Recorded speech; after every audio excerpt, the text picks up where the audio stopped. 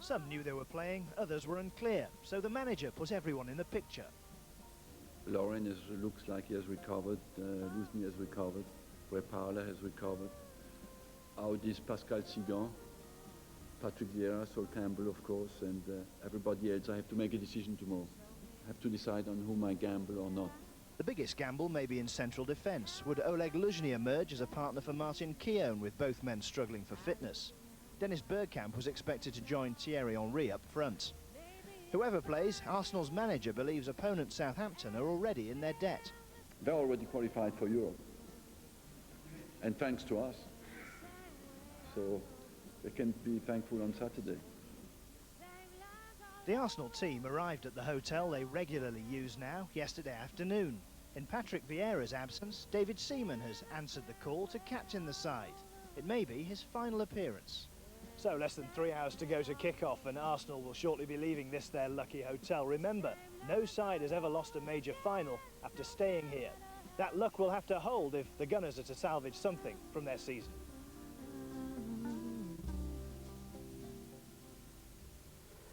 So here we are in Cardiff, nice shot there of the Millennium Stadium, and as you can see, the roof is in the process of being closed. A late decision was made this morning that for the first time in its 122-year history, the FA Cup final will be played indoors. Well, this is where we'll be for the next 2.5 hours or so, and looking out the window, I can tell you that the roof's still got a few yards to go. It apparently takes about an hour. Well, I'll be joined by a number of illustrious names from the football world. Our first two guests are Arsenal's double-double winner, Lee Dixon. He's got his medal there. And Mick Shannon, a key member of Southampton's cup-winning side of '76. Happy memories there. First, let me ask you about the roof being closed. Will that make any difference at all, do you think?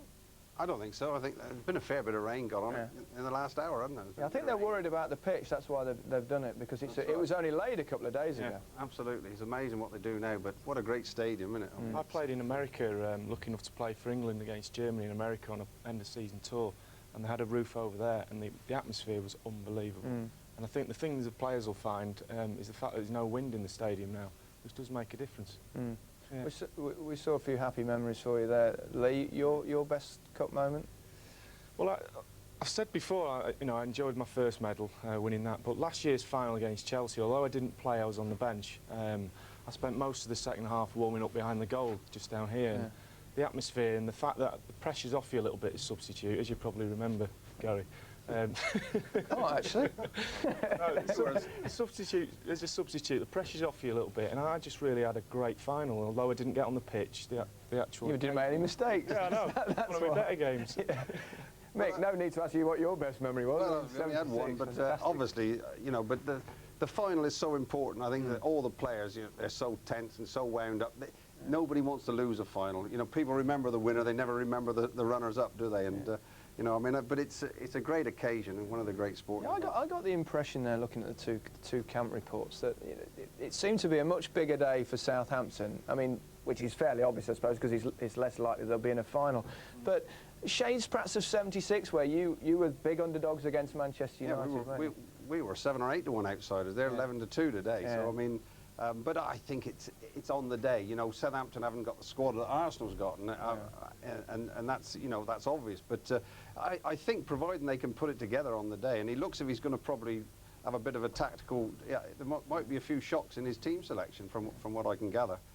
Naomi looks as if he's going to be fit, and there could be a few changes. But as long as they play their game and they've got, doesn't matter from Southampton's point of view. It doesn't matter what the game's like. It's the result that matters. And I think that they look as if they're going to try and keep it tight, make the game into sort of a little bit of a stalemate, and hopefully they can load the gun for BT. Yeah. Who knows? Could be Southampton. What about Arsenal, Lee? Are they up for it? Is this the big one for them? Or? It is a big one. I think there's no difference between the fact of losing the Premiership and then playing in this game. If they'd have won the Premiership, this would have been for the double. Yeah. It's now just to win the FA Cup, as we say. But this is a massive trophy to win. And there'll be no heads dropped, I'm telling you, in that dressing room. Well, we've got a few pictures of them taking a little stroll this morning, and they look quite relaxed. There's a couple of players, well, David Seaman and Martin Keown on the phone. I presume they're not talking to each other, but a bit of speculation about David Seaman. Will this be his last game for Arsenal? No. You're well in the camp, you know what's going on. I don't think so. I think things have got to change, certainly in the goalkeeping position over the next few years. He's 39 now, so somebody's got to come in and replace him. But I still think, personally still think, he's the best, one of the best in the Premiership. And I think he fancies that coaching job as well, 3 days a week, bit of fishing. He'll love that job next year. 76, mate. I mean, it's a few years ago now. You must still remember that. Well, obviously, you know, I mean, and it's sad with little Bobby Stokes, who Yeah. we saw score the winner. You know, he's gone now, and but it was a great occasion for everyone. We got a reunion in a minute, so I'm going to have to shoot off from here. So you can imagine don't worry, we'll let you go. meeting all those lads again. It'd be a nightmare. I don't know whether they get on, what time we get home. We'll see the game, won't we? But it's great for Southampton, and it's what the town needed. They needed to, you know, they needed to get to a final again because it's, Well, we didn't see your customary celebration in that final because you missed that chance with the keeper. But I mean, you led the way with these celebrations, didn't you? That's if I'd copyrighted this, you know, the swinging of the arm, you know, I'd have been a rich lad, you know. there you go. But, yeah, Man So City. where did that start? I don't know. I was usually on my own. So I was up the pitch so far on my own. I had, you know, had a long time to get back to the rest of the lads. You know? We used to play a system 191 in them days. Lee was telling me earlier on that you used to do that, didn't you?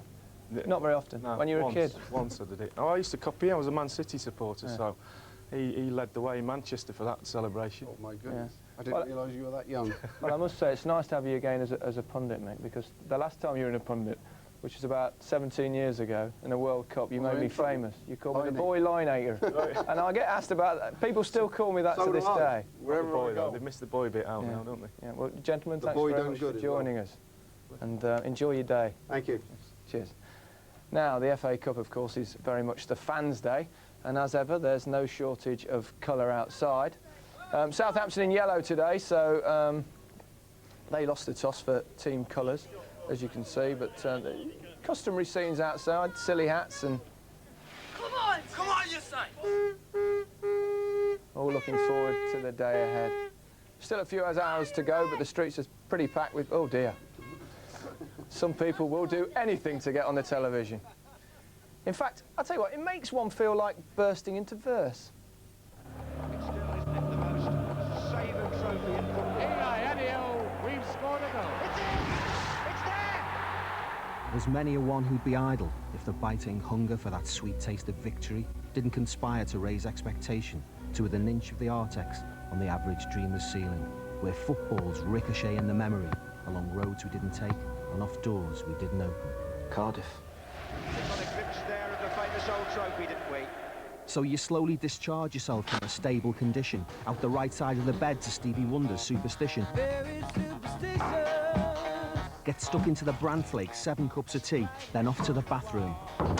Abide with me. With your Brine Island lucky pants steeped in folklore, responsible for every win since 1974, your rabbit's foot inner soles, your sprigs of lucky heather, and a Sainsbury's bag to put on your head in case of inclement weather. Boys, noise and inflatable toys on the road to glory. Yours, Ivan. Anecdotes, footnotes and the elaborate jackanory. Full-on celebration as your colours are flown. Then a politician's U-turn. You've left the tickets at home! What? Wicker! What? Whoa! But straight from the restart, you fall back into the groove with remixed classics from yesteryear like We Shall Not Be Moved, while space hopper bladders require a master tactician as once again you're caught offside in a promising position. To the edge of the killing fields, unable to relax, with tension and bravado, that common double act, then into the auditorium to take up your seat for this, the one-off drama starring victory and defeat. Dressed up, fired up, made up and messed up, all inside the first 60 seconds. Ornamental, ironic, temperamental, harmonic, square up as the finger of fortune beckons. To celebrate or lament, to dance like your dad at a wedding, to bring on the Trojan horse or invest in official club bedding, to hug the big bloke behind you, to become a loudmouth prat, to cry yourself a small river, to wear a court jester's hat. To be or not to be, that is the question. To believe or not to believe in the power of suggestion. What a final! Just look at the people. And those oh-so special occasions, the ones that live forever, the Wembley assemblies and the tales from Wales. With 11 men, we'll forget never. Do we forget to remember, or remember to forget, when the dreams we buy into are broken by 11 blokes we've never met? And he has here made a little piece of FA Cup history.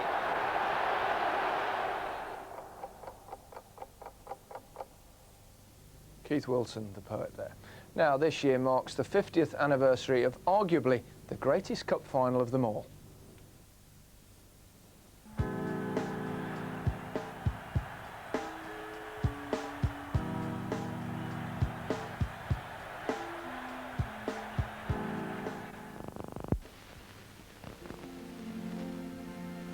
It was more than half a lifetime ago, a year that has never seen its like since. A young queen was crowned.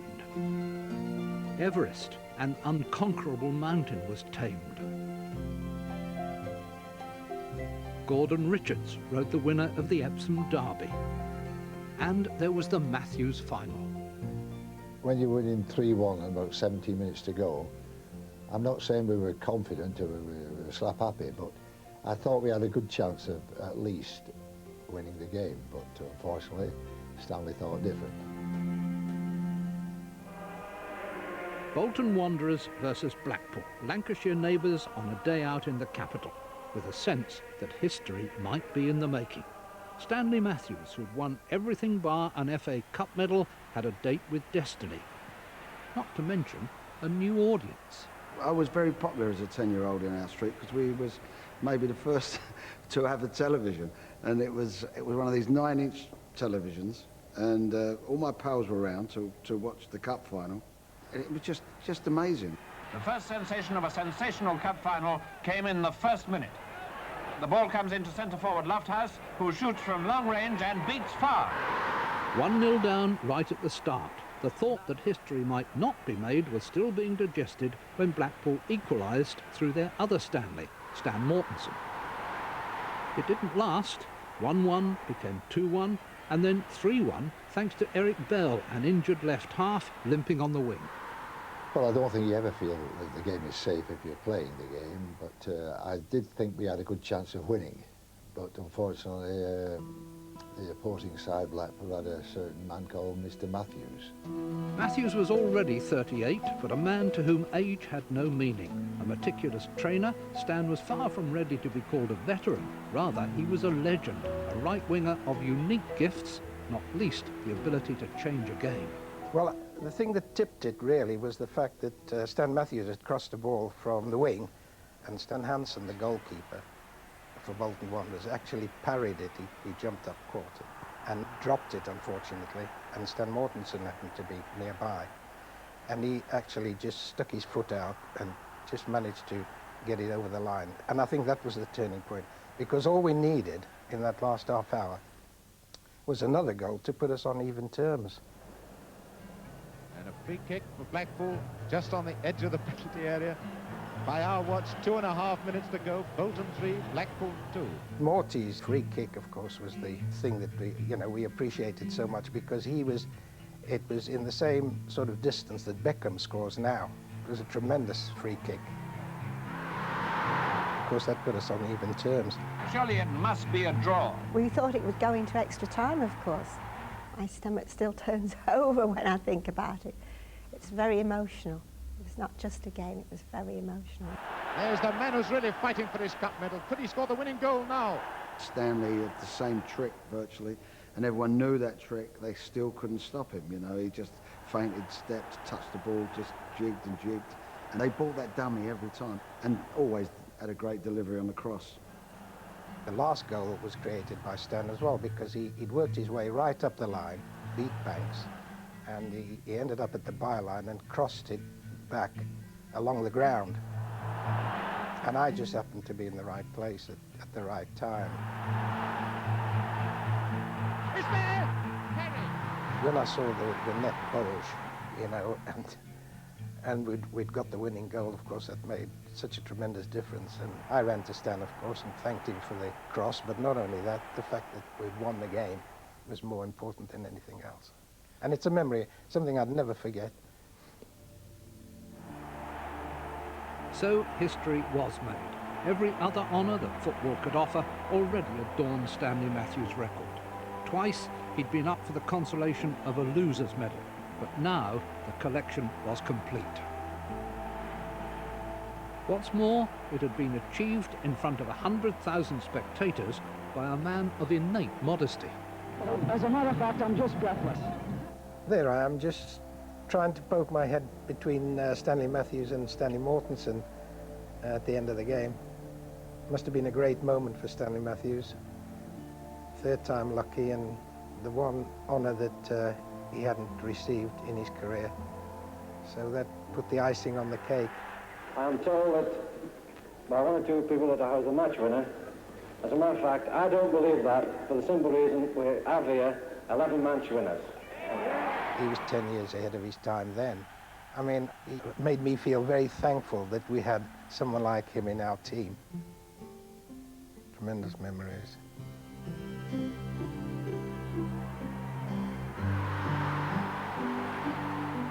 To come back from that situation, I mean, everyone was just bewildered and thought it was just amazing, dramatic television. There was only one man in the world that could have done that, and that was Stan Matthews.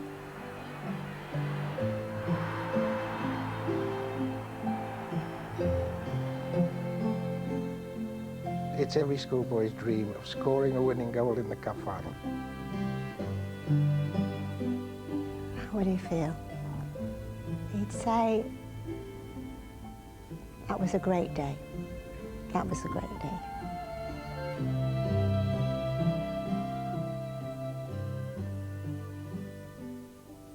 Gerald Sinstadt reporting there, and I know that the 6 surviving members of the Bolton team from that cup final are enjoying a reunion lunch today. Gentlemen, have one for me.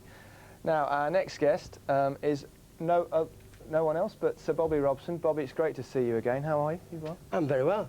I finished third, so we've had a good season. You've had a great season, Champions League again. Is that a cup final you can remember? Yes, I can. It was a comeback day, wasn't it? Matthews was absolutely outstanding, and Mortensen hit a screamer on a free kick. Bolton played very well and got nothing. You're guest of honour today. You're presenting the cup.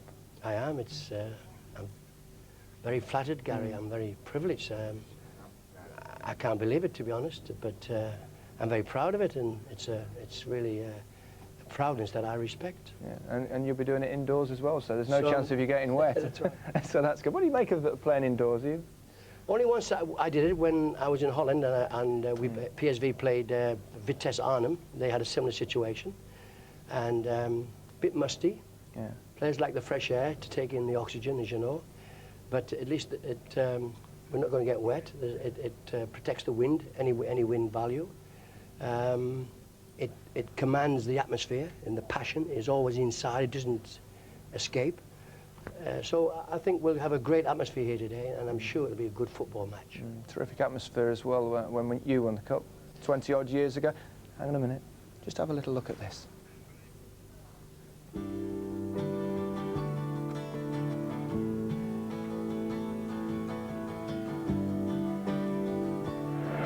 We can command the ball, we dictate the game, we have a chance.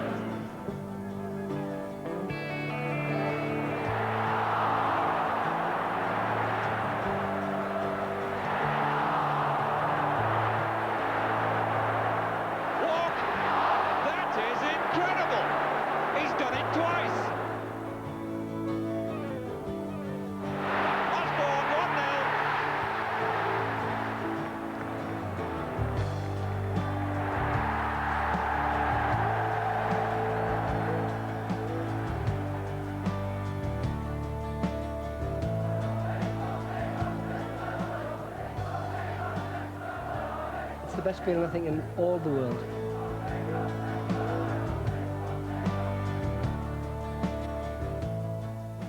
You're quite a mover, Bobby, weren't you, in those days? You still do a bit of that. I could dance. Great memories. Wonderful. It's a great day here, but if you win, it's the greatest day of your life. I've been around, and I think to win the FA Cup is just a supreme moment. It's enjoyed by everyone. And what was the secret that year? We had good team morale. We had a better team than people thought we had. We were underdogs, 5-2 against in the betting field. We really fancied it. because we knew we had a better team than most people thought. We'd had a difficult year in the league. We had a lot of injuries, but when it came to the cup ties, we could always play our best side. And we had some very good players, Mariner and Mills and Talbot, and you know. But an unlikely goal scorer. Yeah, yes, but if anybody in my side wanted anybody to win, to score a goal, to win a match, everybody would have chosen Roger Osborne. Yeah. Local guy, came from Ipswich, local hero. It was all a bit too much for him, wasn't it, I remember, after he scored. Didn't you have to take him off? Yeah, I mean, he wasn't fatigued, he was just emotionally exhausted. Yeah. He didn't know what had happened to him. he just lost all energy, and the whole thing drained him, it sapped his life. He just collapsed. We had to take him off. Similarities, I suppose, with today's cup final. You got an underdog. Do you see Southampton having a chance today? Or? Oh, undoubtedly. Gary, it's one game, and you know anything can happen in one game. It can be a referee's decision. It can be a stunning shot. It can be a mistake. It can be a clever goal. Can you hold your nerve? Can you cope with the situation? Can you settle into your rhythm early on and dictate the game? It's all about all those things. Both sides have those sort of players. Good side, Arsenal, though. Terrific side. I mean, they looked as though they were going to win the league almost right. Well, it was. Until the last few weeks. Almost to the end. Played brilliant football, got some real talent up front, Perez and Honoré, Will Todd, Lundberg can score goals. They'll miss, obviously, the driver Vieira. Don't quite know what their defence will be today, but Southampton have a chance. Well, Bobby, enjoy your day. Don't drop the cup. I'll try not to. I'm sure you will. It's always a pleasure. Thanks very much for joining us. Nice to be here. Thank you. We'll have more cup final nostalgia for you shortly, but for now we're going to look back at more recent FA Cup history and the drama of this season's competition. And where there hasn't been drama, we made it up.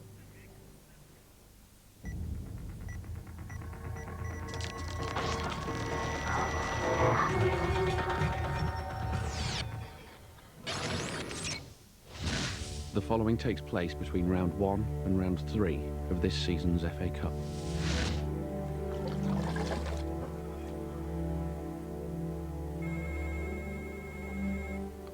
Yep. Hello, Jack. Listen, it's Motty here. We've got a real problem, old son. What kind of problem? Well, someone's stolen the FA Cup, apparently, and if they don't get it back, there's talk of them cancelling the final.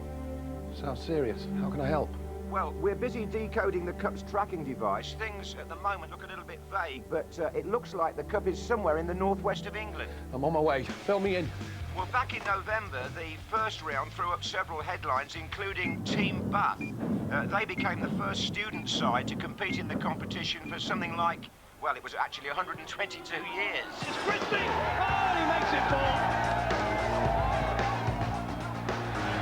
Given away. Heidegger.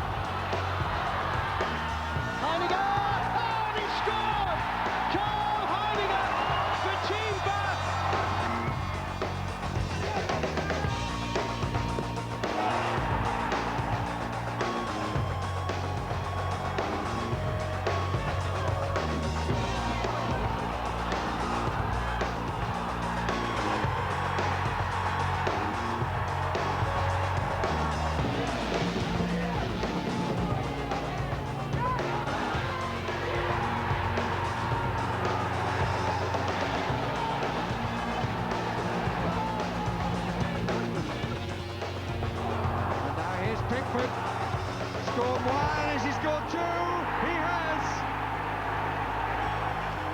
That's a really good ball by Whitehall. Showed really good vision, chance for Chris Lane. It's all over now.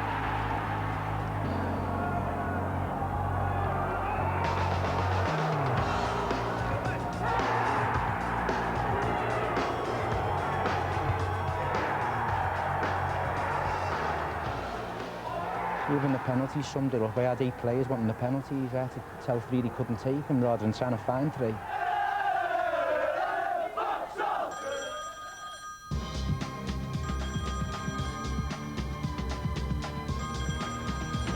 Yeah. Jack, there's a car parked across the street for you to use. It's got everything you need inside, including a phone for you to contact me on. Before I go, what happened to Vauxhall Motors? Did they make it through the second round?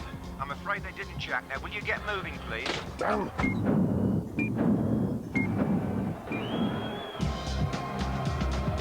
Quickly taken. Here's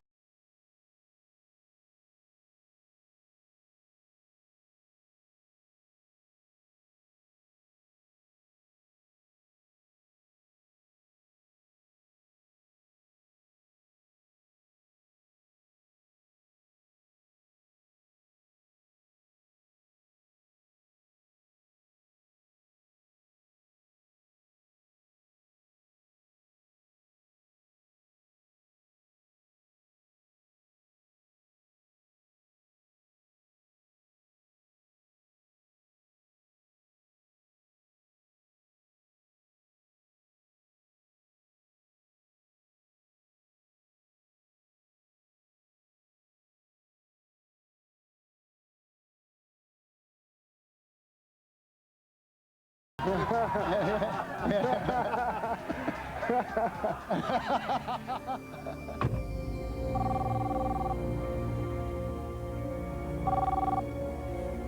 Now listen, I'm sending you an image of one of the key suspects here. His name is Nigel Jemson, and he's this year's top scorer in the FA Cup. Oh yeah, that guy.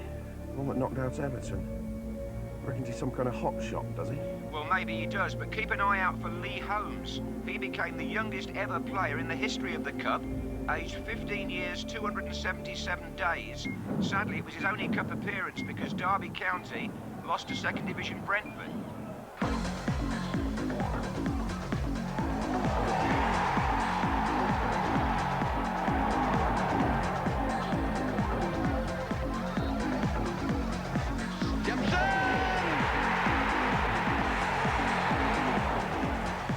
Well played, Alexanderson!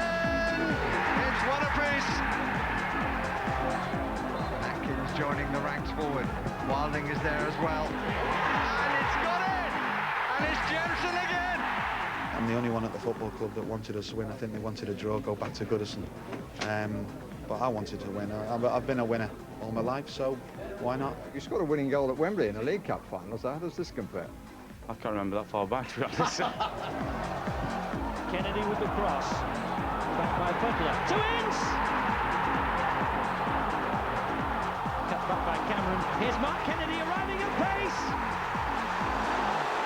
Good run, Bellamy. Shearer, blocked. Guinness!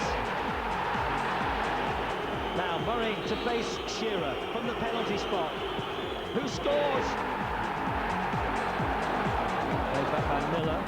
Whipped in by Kennedy. Newton. Under! Yes! I think we completely wasted 45 minutes of football in the first half.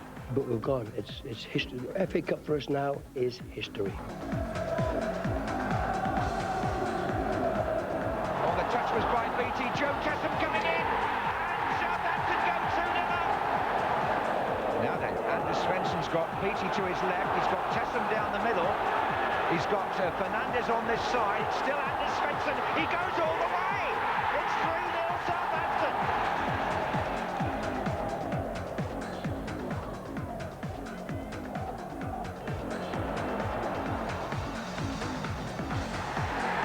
And it's Bergkamp this time.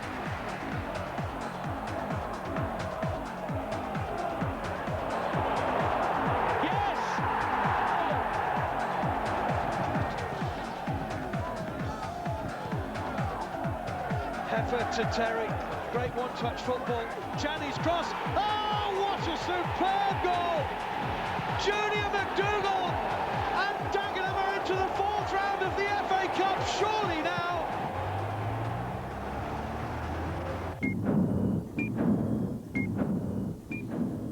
Now, where could this be leading? Well, I can tell you, I don't know what it's like where you are, but here it's pretty miserable in Cardiff. It's been pouring with rain most of the morning. And that is the reason that for the first time ever, the cup final will be played indoors. And you can see that it's taken an hour or so, but it is now very much a closed roof. With just over 2 hours to go to kick-off, the fans are streaming in through the turnstiles. That'll be the Arsenal end. There you go, check the ticket, he's in. Now, as usual, there's no shortage of familiar faces at the cup final. Normally you find them in the bar, so that's where we've sent Dermot O'Leary. Yes, indeed, Gary. Welcome to the Star, but otherwise known as Hospitality, otherwise known as Unashamed Ligging. Hello. Joined first by Roger Black, Pete Devereux from the Artful Dodge, and Neil Morrissey, who weirdly supports Crystal Palace, but we're loving the fact he's here. I'm here largely because of the free lager, yeah, and also, you know, there's plenty of celebs around here to go and schmooze. Lovely. Okay, Roger, thank you very much. Appreciate it. We start with you, Roger. 26 years ago, were you there? 27 years ago, I wasn't there. I was 10 years old, 1976, and one of the greatest days of my life. I was watching it on telly, and I was running in and out of the room, and on the 83rd minute, Bobby Stokes, what a hero. And my life has never been the same since. And here we are again. Can you do like a windmill McShannon for us? Yeah? Wonderful. Now that's talent. Were you ever tempted to, you know, you're obviously very fit, so were you ever tempted to give it? Skill, had the speed, no skill. So I'm just a fan, just watch, and that's it really. Okay. Now James Beattie, you're a big fan of his, and You did, loving that. So you weren't outside when the roof was getting retracted then, obviously. So you know James quite well, don't you? I do. Yeah, everyone's up for it. That's the good thing. I think with Strachan, he's just he hasn't really sort of waved the magic wand. He's just got them fit and got them believing. And they come in here today and they think, well, we can actually win this game. And I think that's what it boils down to. So Beats is up for it. Yeah, I mean, aside from Beattie, who do you think your match winners are today? Well, the great story would be Chris Marsden, wouldn't it? He's been around for so long, a bit of a journeyman, and he's been great for us, hasn't he? Definitely. And I think whoever controls, if we control Henri, we'll win. If they control Beattie, I mean, there's more to it over the pitch, but I think, and Henri's never played well here, and he won't today. Yeah, right. Okay. And I'm being as diplomatic as I possibly can. Neil, he's got an Arsenal tie on. You live up the road from Arsenal, right? So therefore you're supporting Arsenal today? I suppose I'm going to have to give a shout. If I shout for anyone today, it's going to have to be the Gooners, only because you know, I could practically spit on their ground, which I often do. You know, when I'm walking past. That's my phone going. I hope it's not my mother. Yeah, so I suppose I've got to go with them today. But isn't it sweet to hear the boys how they talk about, you know, the possible Southampton victory today, especially after. I mean, this is after the dress rehearsal, after the 6-1 dress rehearsal. Yeah, but surely you're a neutral. All neutrals around the country are supporting the Saints today. I'm being paid. We leave the argument there, and the way it's going to be passed out by 3 o'clock anyway. More from us later on, but right now, back to Gary. Roger Black, quick with no skill. Sounds like me. Now, 30 years ago, those of us who are old enough witnessed possibly the greatest cup final in history.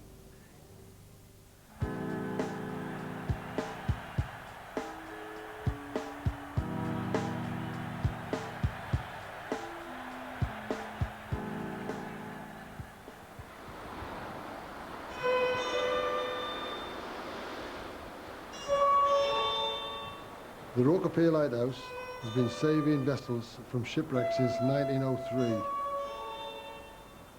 In 1973, I made a crucial double save and helped Sunderland win the FA Cup. I still don't know how I did it. 20 minutes of the second half gone. The second division side lead 1-0, and Hunter now for Leeds. Giles. Jones. Marini. Leeds are really pushing forward. Cherry, brilliant save, and Lorimer makes it 1-each. No. Astonishing. It was instinct, wasn't it? I mean, it was instinct. Because once you hit the deck, if you stay in the deck, then you've got no chance for the second one. So, no. You know, you see going to a white shirt, not knowing who it was. Yeah. And then you just get up and, That's you know, right. then you deal with the next thing. Yeah. Yeah. That was all it was. Yeah. It's just a goalkeeper's instinct, really. In fact, somebody said on the pitch, you know, it's your cup. Yeah. I think Norman Hunter said Norman Hunter said it to somebody, that's right. Yeah, because of that double save. And so they emerge into the daylight of Wembley Stadium. It was a blaze of red and white. We were the team that everyone wanted to win. Yeah. Of course, Leeds had a fantastic team, all internationals. Arguably, at that time, were probably the best team in Europe. I think 3 or 4 days later they went and played in the European Cup, didn't they? That's right, yeah. I think things went for us that day. You know, a number of things, and we came out as winners.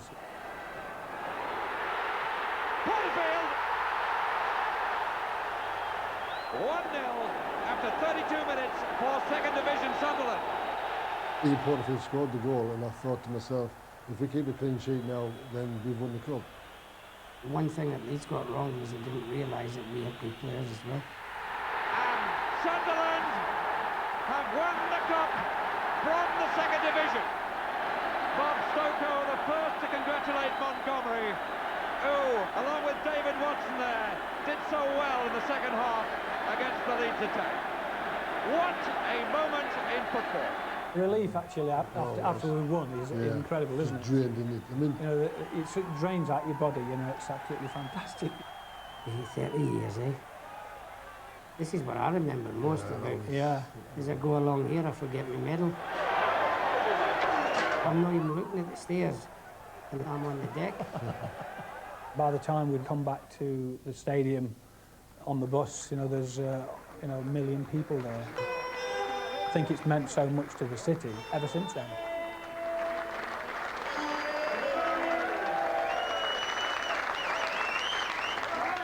It was definitely one of the biggest shocks in cup final history. Right, back to today's cup final and our profile of the Arsenal manager. Damien Johnson has been checking out the colours of Arsene's roots.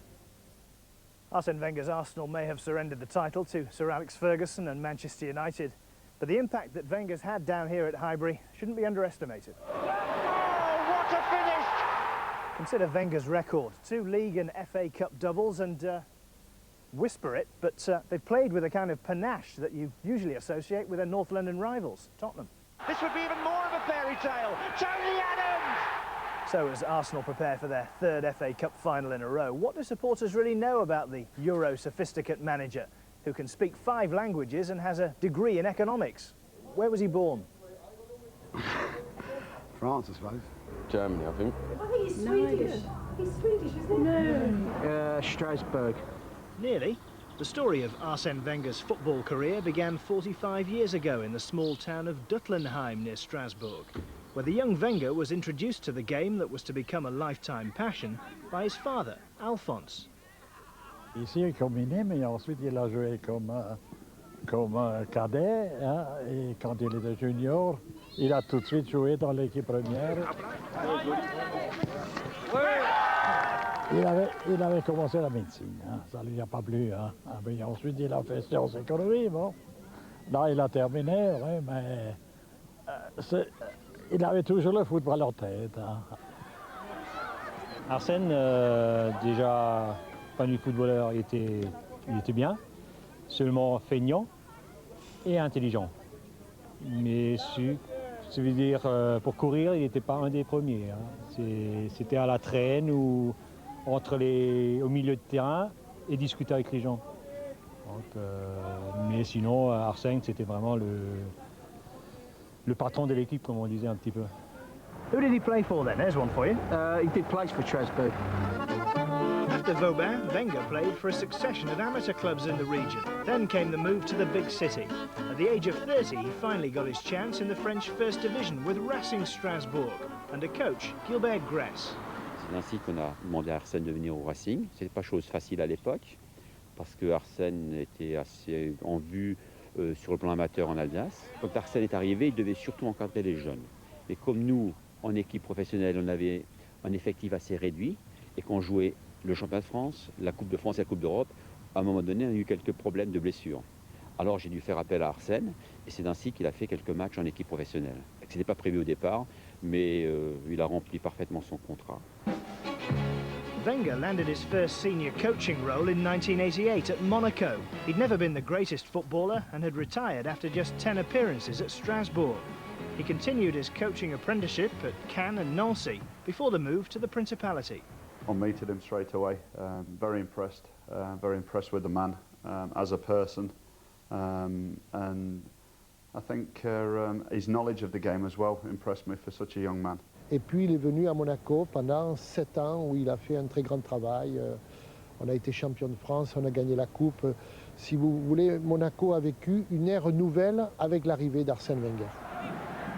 He was prepared to open himself to players, to draw on their knowledge and their information, and I think that's where he's successful. I think a lot of coaches, you know, they have an idea and they go with that idea and they don't draw on the experience of senior pros. And I think he was a master of that. I think he had to be at that age as well, you know, because he hadn't achieved a lot in the game. I mean, the criticism he got when he went away from Monaco down to Japan. Why on earth go down there? He'd been successful at Monaco, but I think he knew his course. From the time he got there, he, in his calm, sort of studious way, managed to turn them around, improved every player. His knowledge from a greater standard of football abroad, but linking that into the Japanese mentality, and I think probably that was his greatest achievement, how he married those two things together. I suddenly saw a shiny light up in the sky. I thought, goodness me, Arsène for Arsenal. When Wenger took in a match at Highbury on a visit to London in the late 1980s, he met Arsenal vice-chairman David Dean. A bond was formed that would one day become a successful football partnership. I actually discussed it with the board, and they thought, well, maybe it was too much of a risk. And in the end, we took on Bruce Rioch for the season. And then when that didn't work out, I thought it was a bit more forceful second time round. I said to the board, you know, this guy is a bit special. I said, I think I would stake my reputation on him. I think we should take him on. Was it a gamble? Because, I mean, people here didn't know him. He was completely unknown. No, absolutely. In fact, the day we actually was unveiled at the press conference, the headlines was Arsène Who. It didn't stay Arsène Who for long. The Frenchman turned the club upside down and won the double in his first full season in charge.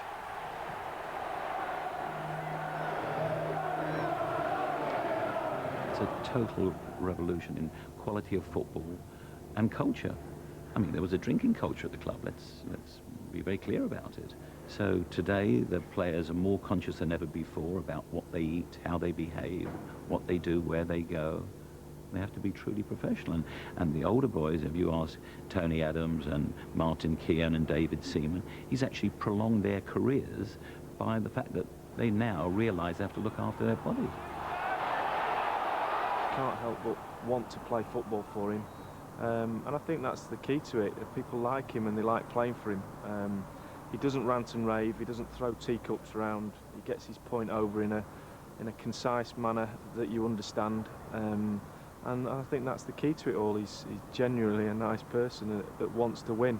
He's also got this eye for spotting a player who's perhaps not fancied elsewhere, but he can bring out the best in them. Yes, absolutely. And, you know, the fact that when you brought in Patrick Vieira, nobody really heard of Patrick Vieira. And the same with, you know, Manu Petit, and he brought in Anelka and others who came in one after the other. When you look at Thierry Henry, he was a out-and-out left winger at Juventus and going out on loan to Brescia or somewhere, and he was actually discarded by Juventus. And now he's made him into what he is, you know, today. And here this season he has won the PFA award, the Sports Writers Award. Just wanted to say something about Arsène Wenger, because without him I wouldn't have been playing for Arsenal or being here, because when I first arrived a lot of people were doubting, you know, my ability, and without Arsène having a lot of confidence in me I wouldn't have been here tonight, so I just owe him a lot. He's got a very good sense of humour. Only the other day he was at a charity, an NSPCC charity with Jacques Houllier, and the first question that was asked, well, Arsène, tell me about your footballing career. And he said, you know, quite modestly, well, I was the best. And there was a pause. He said, in my village. And he said, and it was a pretty small village. Arsenal for the cup! Good luck, son. Like father, like son, neither of them seem to watch the action on the pitch. But our latest guests, Mark Lawrenson and Trevor Brooking, two BBC stalwarts, but now, of course, a manager, Trevor. Only 3 weeks. Manager of the month. I'll come to that in a moment. Quick line on Arsène Wenger. A fantastic job. Needs a trophy, though, this season? Well, they'd expect to have a trophy with the players that they've got, the depth of the squad and the quality. And I think just listening to David Dean there, when you consider that, you know, bought and sold Anelka, Overmars, Petit, got another team, he's done an absolutely magnificent job. But yes, they need to win today, certainly. Will they, Trevor? I think you've got to make them favourite. We all know on one-offs you've got a chance. With BT, he's had a fantastic run, and they're capable of scoring. I think, you know, it was a bit of a shock, even though the dress rehearsal, both sides were weak, and to lose 6-1 psychologically was a bit of a blow. Perez is a worry for them because he got a hat-trick that day. And Henry that night, he didn't score, he was unstoppable. I mean, he can be in the mood where you just can't stop him, and they've rediscovered their form now. You know, the one at Sunderland last weekend. I just think they'll have too much quality, but Southampton on a one-off could do it. Contrasting sort of characters, the two managers today, yeah. Mark. Strachan and... Well, I mean, the thing with Gordon Strachan, what you see is what you get, isn't there? There's no doubt about that. Kicks every ball, goes into every tackle. He seems to be an extremely good motivator along the Trevor Brooking lines, I would have thought, Gary. And with Arsène, instead of sort of taking a step forward, it's a step back. He takes everything in. I think also, and when you speak about Arsenal, and it's a management duo for me, because I think Pat Rice as well plays a big part with the two of them. It's sort of good cop, bad cop, but both outstanding managers.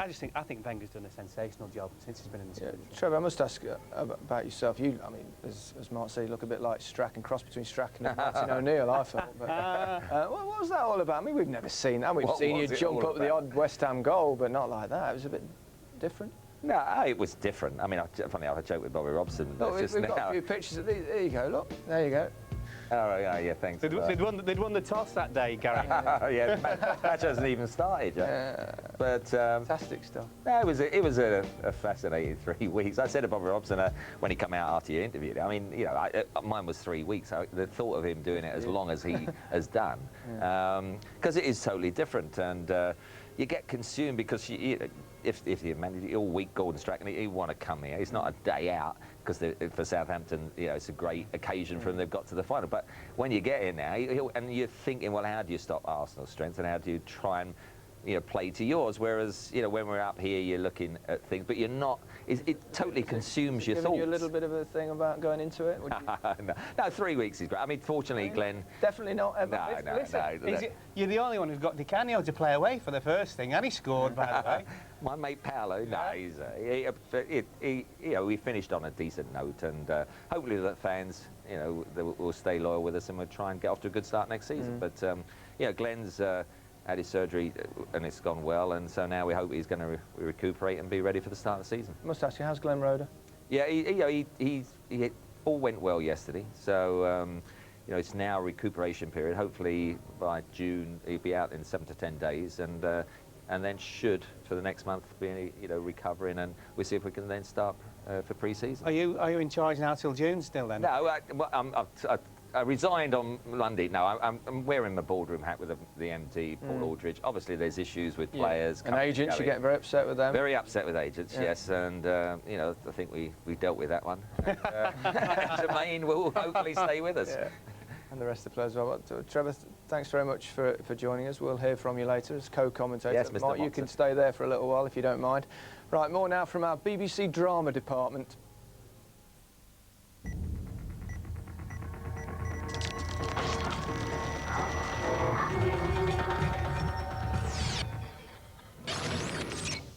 Previously in the FA Cup. Someone's stolen the FA Cup apparently, and if they don't get it back, there's talk of them cancelling the final. Whipped in by Kennedy, Newton, and oh yes! It's Jepson! The following takes place between round 4 and round 5 of this season's FA Cup.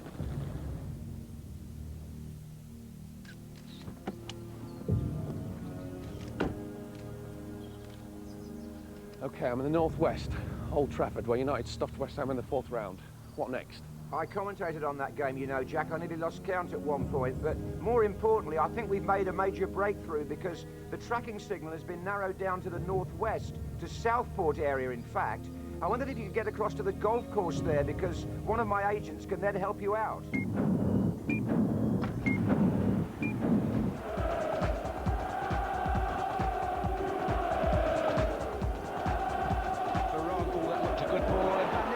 Turned on it. Giggs to his left, Van Nistelrooy! Finishing of the very highest order by Ruud Van Nistelrooy. Ole Gunnar Solskjaer looking to make it 6. Right on cue, thank you. This is Holt. That's nice. Adam Drury inside the penalty area. The shot deflected. Oh, and it's in! And in the 90th minute, Norwich have won the tie, and that is cruel indeed. What can you say? It's an hard blow, I think, the timing of it. I think the deflection was cruel to us, and we've, gone out the cup in the 90th minute. Everyone's tried playing 4-1-4-1. Everyone's tried playing with a sweeper. Everyone's tried everything. But they ain't ever played against the side from the 1930s that plays football the old way. That plays football as it used to be played. They ain't had that problem. So because they haven't had that problem, we're going to give it to them. Oh, and it's Sol Campbell who gives Arsenal the lead. Beautifully done. Lauren. It's 5.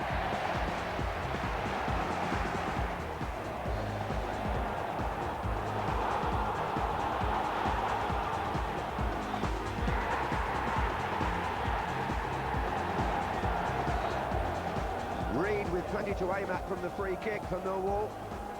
That was Robinson. Oh, there's a chance there for Steve Claridge, and he's got it. Millwall in front.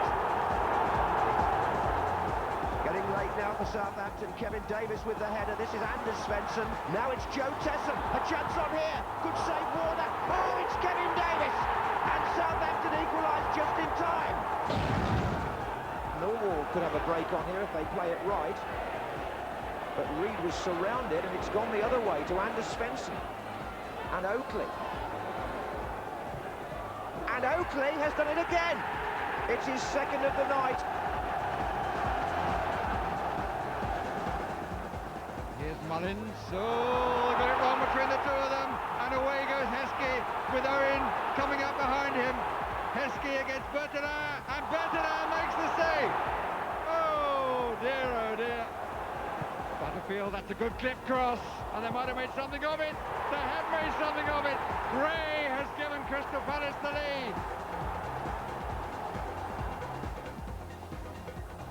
Gray gets past two, there's a chance to kill it, stone dead, and it's an own goal. An own goal by Arshon. You, Jack? Yeah. Motty says you might have some information for me. Everything you need is on this disc. If anybody asks you where it came from, it didn't come from me, all right? Okay, John, I got the disc. I'll send you the files over as soon as I get back to my car.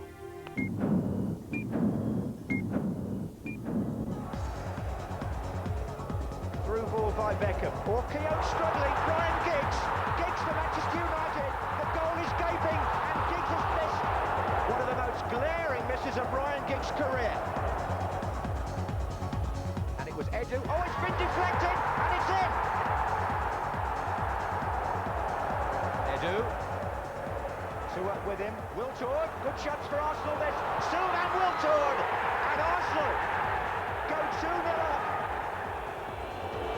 And now Thomas Sorensen faces Tommy Smith from 12 yards. And it's saved by Sorensen. I'm not sure that Mike Dean isn't going to ask for it to be taken again. He is. Now Sorensen against Smith, part two. And this time Smith scores.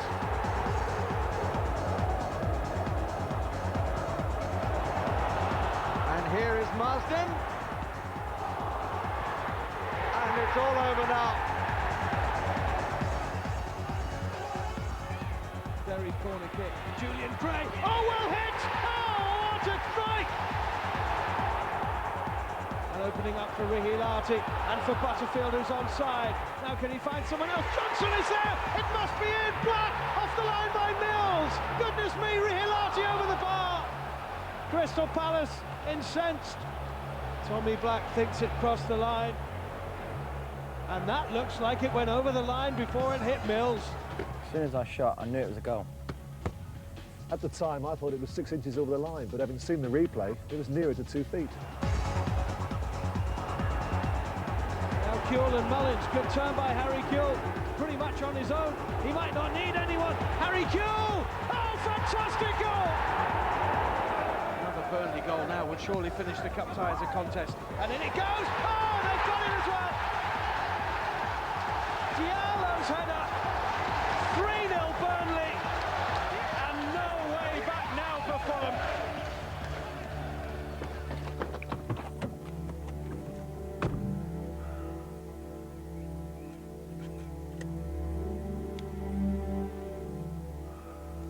Motty, it's Jack. Call off the search.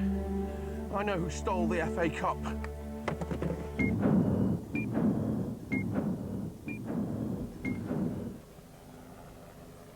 Well, both teams now are just about to get underway to the Millennium Stadium in Cardiff. That's the Arsenal team hotel and the Arsenal bus. The players are just getting on it. There you go. There's Dennis Bergkamp. David Seaman. Will it be his last game for Arsenal? Ashley Cole's got a few more games left in him. Arsene Wenger behind, looks very relaxed. Supporters waving them on their way. The Southampton team bus is also just about leaving their hotel. One man who's already here is the Southampton chairman, Rupert Lowe. He's with Mark Bright. Rupert, the day's finally arrived. How nervous are you? Well, I'm not nervous. I'm just very proud of what we've achieved and looking forward to the game. And I just had a look at the pitch, and it looks wonderful. Well, you mentioned the pitch. What about the roof? First well, the roof's FA Cup shut. final?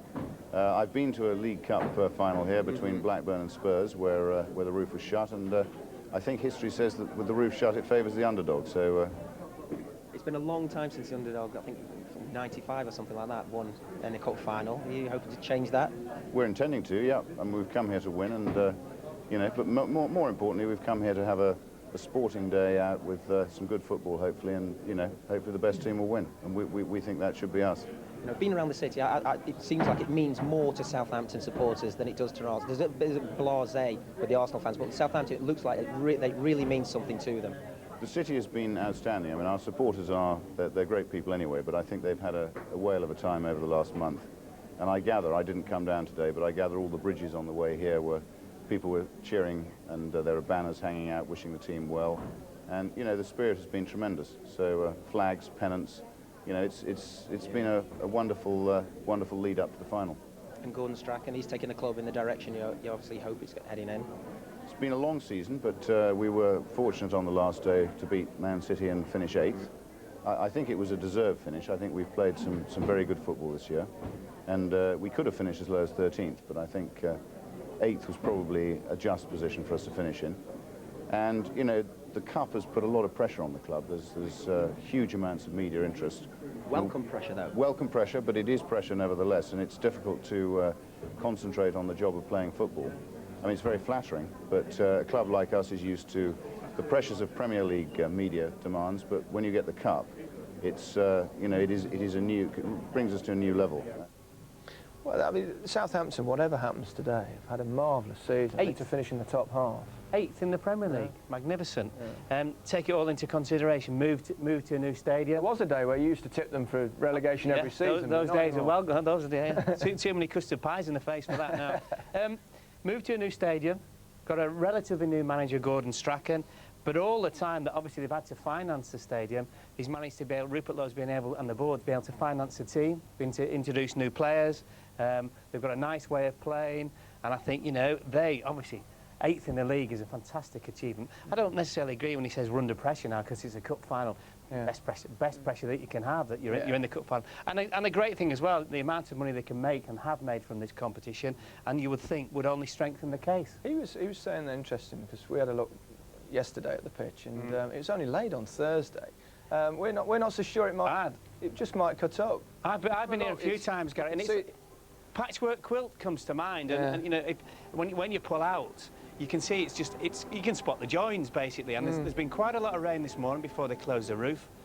It'll be one of those that takes big divots up as well. So I think maybe in terms of the game that might suit Southampton. Yeah, a leveller. No, a leveller, because an unlevel pitch is a leveller. Absolutely, dear boy. Yeah. And you know, because you know the really good teams, you've got to take an extra touch. You take an extra touch, it's a split second longer. And if Southampton are aggressive round about midfield and they get at Arsenal, which I think is a lot will depend on how they handle the occasion, won't it? I mean, they can it'll rise to the occasion, or it might be a bit too much for them. Well, you see, when we've just seen the shots of the Arsenal boys leaving, and you know, you're pensive, you know the team, you're sort of concentrating on the game. And this is a team with players who are used to fantastic occasion, World Cup finals, etc. So I don't think it will affect Arsenal as much as it will affect Southampton. OK, Mark. Now, you might have heard it a few times this week, but it's 27 years now since Southampton won the Cup for the only time in their history.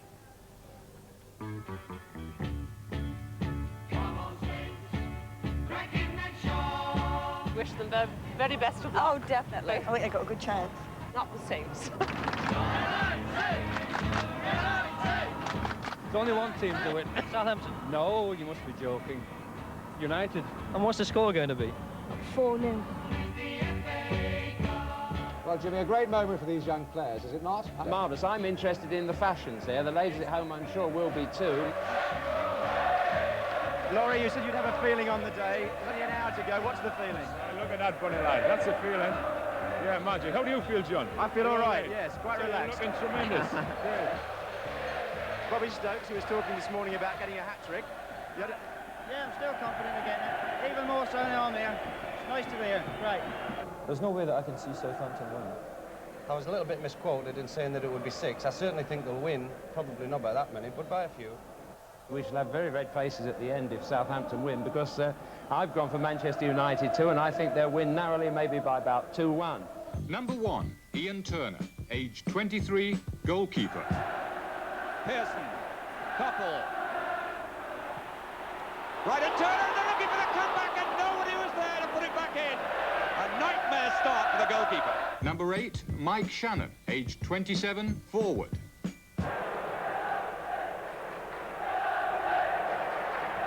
Now McCallion for Shannon, a brilliant ball. And Stepney, the most important cup save he's made. Number 11, Bobby Stokes, age 25, forward. McCallion to Stokes, who's onside. 1-0. Southampton go mad. And Stokes, by scoring the first goal in this final, wins for himself a car. And he said he'd already booked driving lessons.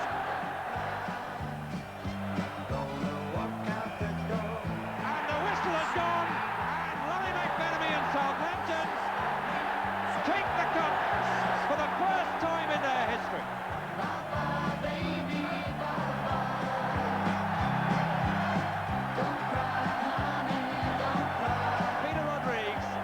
Salutes the Southampton supporters and lives this moment of triumph. What day is it today? What day is it today, then? All Saints Day. I like it. I'm not going to remind anybody who said 6 goals. I shan't do There'll that. be plenty of it. There'll be plenty of it, don't We're all in the same boat. I've missed about 20 in the last 3 games, so it's about time I knock one in for the boys. I deserve the car. Well, not really, boss. I'll just take a 3 grand. Well done, Laurie. Your team and you were marvellous.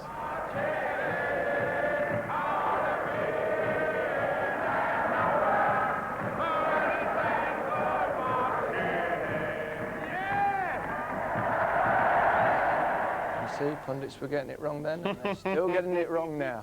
And as Mick Shannon told us earlier, a few of the heroes from '76 are around the corner enjoying a pre-final lunch, and Ivan Gaskell is with them. Well, Gary, the last Southampton captain to lift the FA Cup came from Cardiff. I wonder if there's an omen there. He's here, Peter Rodrigues. The boys of '76 are back together. Yeah. It's nice to see you looking so well. What a big day for Southampton there. It's fabulous. After 27 years, it's long overdue from our point of view, because it's nice to get back together and say hi to each other. And being my hometown, it's absolutely unbelievable. Aussie is at it again. I went down the stadium and it's awesome, and I would love to be out there today. You've got a nice suntan. You didn't get that in South Wales, did you? Certainly not over the last 2 days, no. I live in Spain now since last August, and it's nice down there and relaxing, but so desperate to get back and see the boys, be in your hometown, and hopefully Southampton can do it today. You've already said that the quiet man of the team was Nick Holmes. We're going to force a few words from him now. Nick, Southampton born and bred, this is a lovely day for you and for the city, isn't it? Yeah, smashing. I'm so pleased I'm here. I'm so pleased to be here, and hopefully we'll get the cup at the end of the day. I must say that the Southampton win in '76 was my first memory of the FA Cup final. I'm sorry to throw that on you and make you feel a bit older, but you've shaved since then, I think. Yeah, well, I saw some awful pictures in one of the national newspapers yesterday of all of us. So I thought we'd better have a quick shave today.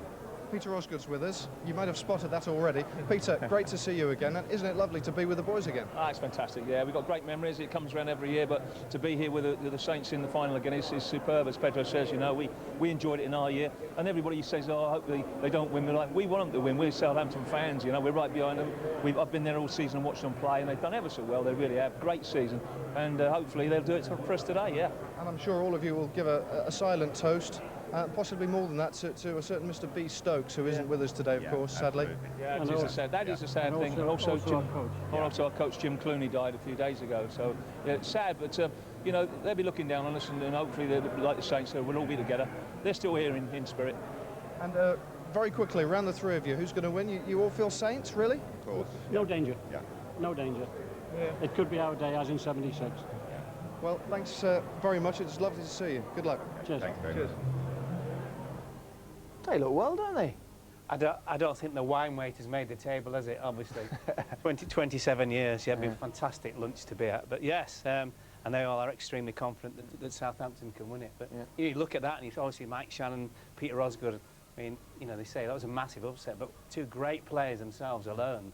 Good side as well they were. Yeah, it's never a cup final unless you see a few buses driving around, is it? No. And keep disappearing, especially when we're showing the shots to the nation. But there you go. Oh, they're in. There you go. Yeah. Sealed roof. Yeah, I mean, I've been here a few times, Gary. I mean, the thing with the roof, it just adds to the atmosphere. I think it's good here anyway. It's fantastic. And, you know, I think the great thing about this place is the people of Cardiff want you to be here, and you can feel it. And that also adds to the mix as well. But there'll be some nerves on that bus at the moment. The driver probably more than anybody. Turning around the corner. Yeah. But I mean, this is always a nervous time, isn't it? Especially for, I mean, these players, none of them have played in a cup final before. No, and I would say probably for virtually every single player, the biggest game of their lives. Some may go on to even bigger and better things, some may not. So I think, you know, you've played in it, I've played in it. You're just very, very conscious that you don't want to make a mistake, you want to play well, you don't want to let anybody down. And obviously, while it's a collective thing as well, you look after yourself first and foremost, and hopefully add to the mix. And you know, I think Dennis Rofe, I'll play with him. Yeah, Dennis. Yeah, he didn't take many prisoners, Dennis Rofe. But I think it needs a big performance from Southampton today to win this game. Yeah, they'll be walking a few nerves at the moment as they march up the steps. Well, I mean, players will turn right. Yeah, I mean, the thing with them as well is, you know, we said they know the team. And really, it's how do you kill the time now before the game actually starts? I always thought that was the worst, but you used to get here so early. You know the team, you know exactly what you're expected of. And big day for him, Niemi. Good goalkeeper as well. Very good goalkeeper, a very shrewd bit of business. I mean, Paul Jones as well, I think just coming up behind him, he's also a very good goalkeeper. So for Southampton, it's a big day for Niemi. And they're always saying now that, I think it's a sort of loose talk, is the fact he could go somewhere else, Niemi, just about to play in the cup final because everybody wants him. John Motson there, a little shot of John. Wouldn't be the cup final without big a shot expectancy for James Beattie there, just walked off. Gary, he'll be looking at it, he'll think, you know, who's going to play at the back for Arsenal? Keown, we know, maybe everyone's saying that Loosney might play. He'll fancy his chances against Loosney, James Beattie. He's had a great season. Great season. I'll tell you something, they've got a big squad. There's about 60 players just walked off that bus. Have we not seen them twice? Yeah. We've got a few players, a few supporters actually next door as well, with O'Leary. All right, back here in the Star Bar. Hi guys, how are we doing? Very well. Jonathan and Alan, how are things? I'm fine. How excited are we today? How nervous are you today? My heart's pounding. I've never been to a match indoors. It's really echoey. What do you reckon? I'm not a big fan of the air horn. No, and it's breaking off these walls like there's no tomorrow. That's not a look-alike. Are you a bit nervous about our back four today, or not? Yeah, because the two of them that are playing are injured, or three of them I think are injured, and Sol Campbell obviously not there. So we expect Southampton to score 2, in which case we'll have to get 3, won't we? Or 4. You'll have to. I know you're nodding, but you're actually a Manchester United fan. So is this just like your second home? Well, you know, it's... Our second home, they've only ever played here once. I know. But, yeah, we just make the most of it now. You know, Wembley isn't ready, so any big home games, we come along and watch it. So we've gone for the underdog today. Sure. We've gone for Southampton, so, you know. But they're very tense, the Arsenal fans, I can notice. They've got everything to lose, haven't they? Everything to lose, these boys. Expected to win. So Southampton are really looking forward to it. Boys, have a great day today. Yes. Two Davises there, and we've got shots now of the Arsenal coach. There they go. Oh, well, he was there just for a brief second. They're on the motorway. He's just carving that car up there. But wouldn't you just know it, though? I mean, you wait for hours for a bus and then 2. How many times you rehearse that? I mean, the expectancy's on Arsenal, isn't it? And they are under far more pressure for today's game than certainly Southampton are. And we've talked about no Vieira, no Campbell, 1 or 2 others, but you still look along the team that they can put out today. Outstanding players, world-class players, and I think everybody expects them to win. Oh, there's not much traffic on the roads here. They look quite good there, didn't it, for the fans getting to the ground? Because they're already in here, most of them, aren't they? Certainly the time that we got here. But I just hope it's a good game insofar as that, you know, for the neutral. And it's a long, long time, you know, since we've had a shock in the FA Cup final. We'll probably go back to what, 1988, Wimbledon, Liverpool. Have you been doing some acting lessons, by the way? I need some. Because we're about to to find out in the final Wait till you episode of our see this. 3-part series.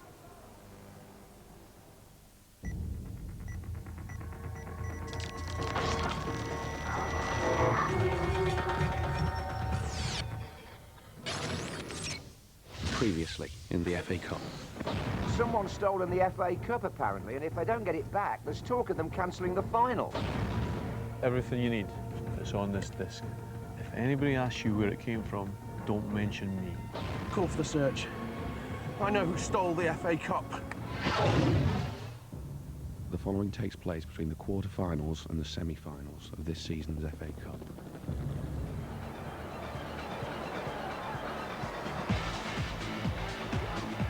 Murphy gets the header. Might fall for Tong here. Tong shot. Blocked by Mills. Oh, and in! Cabba scores! And Sheffield United are 13 minutes away from the FA Cup semi-final.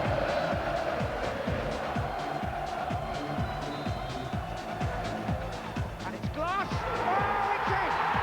Oh, that must be one of the semi-final of the FA Cup. It's Stephen Glass.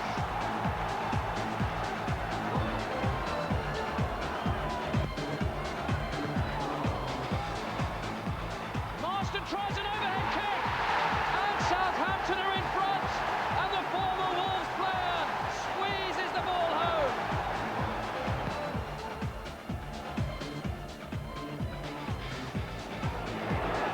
Flag stays down again, and Henry's going to score.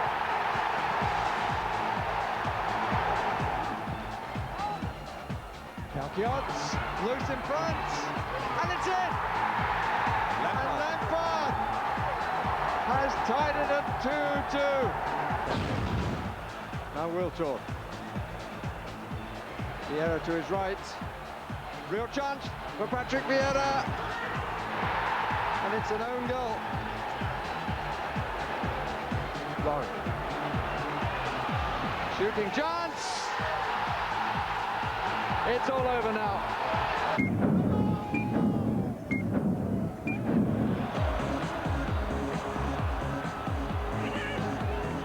Svensson, here's Marsden for Southampton. They're queuing up at the back post.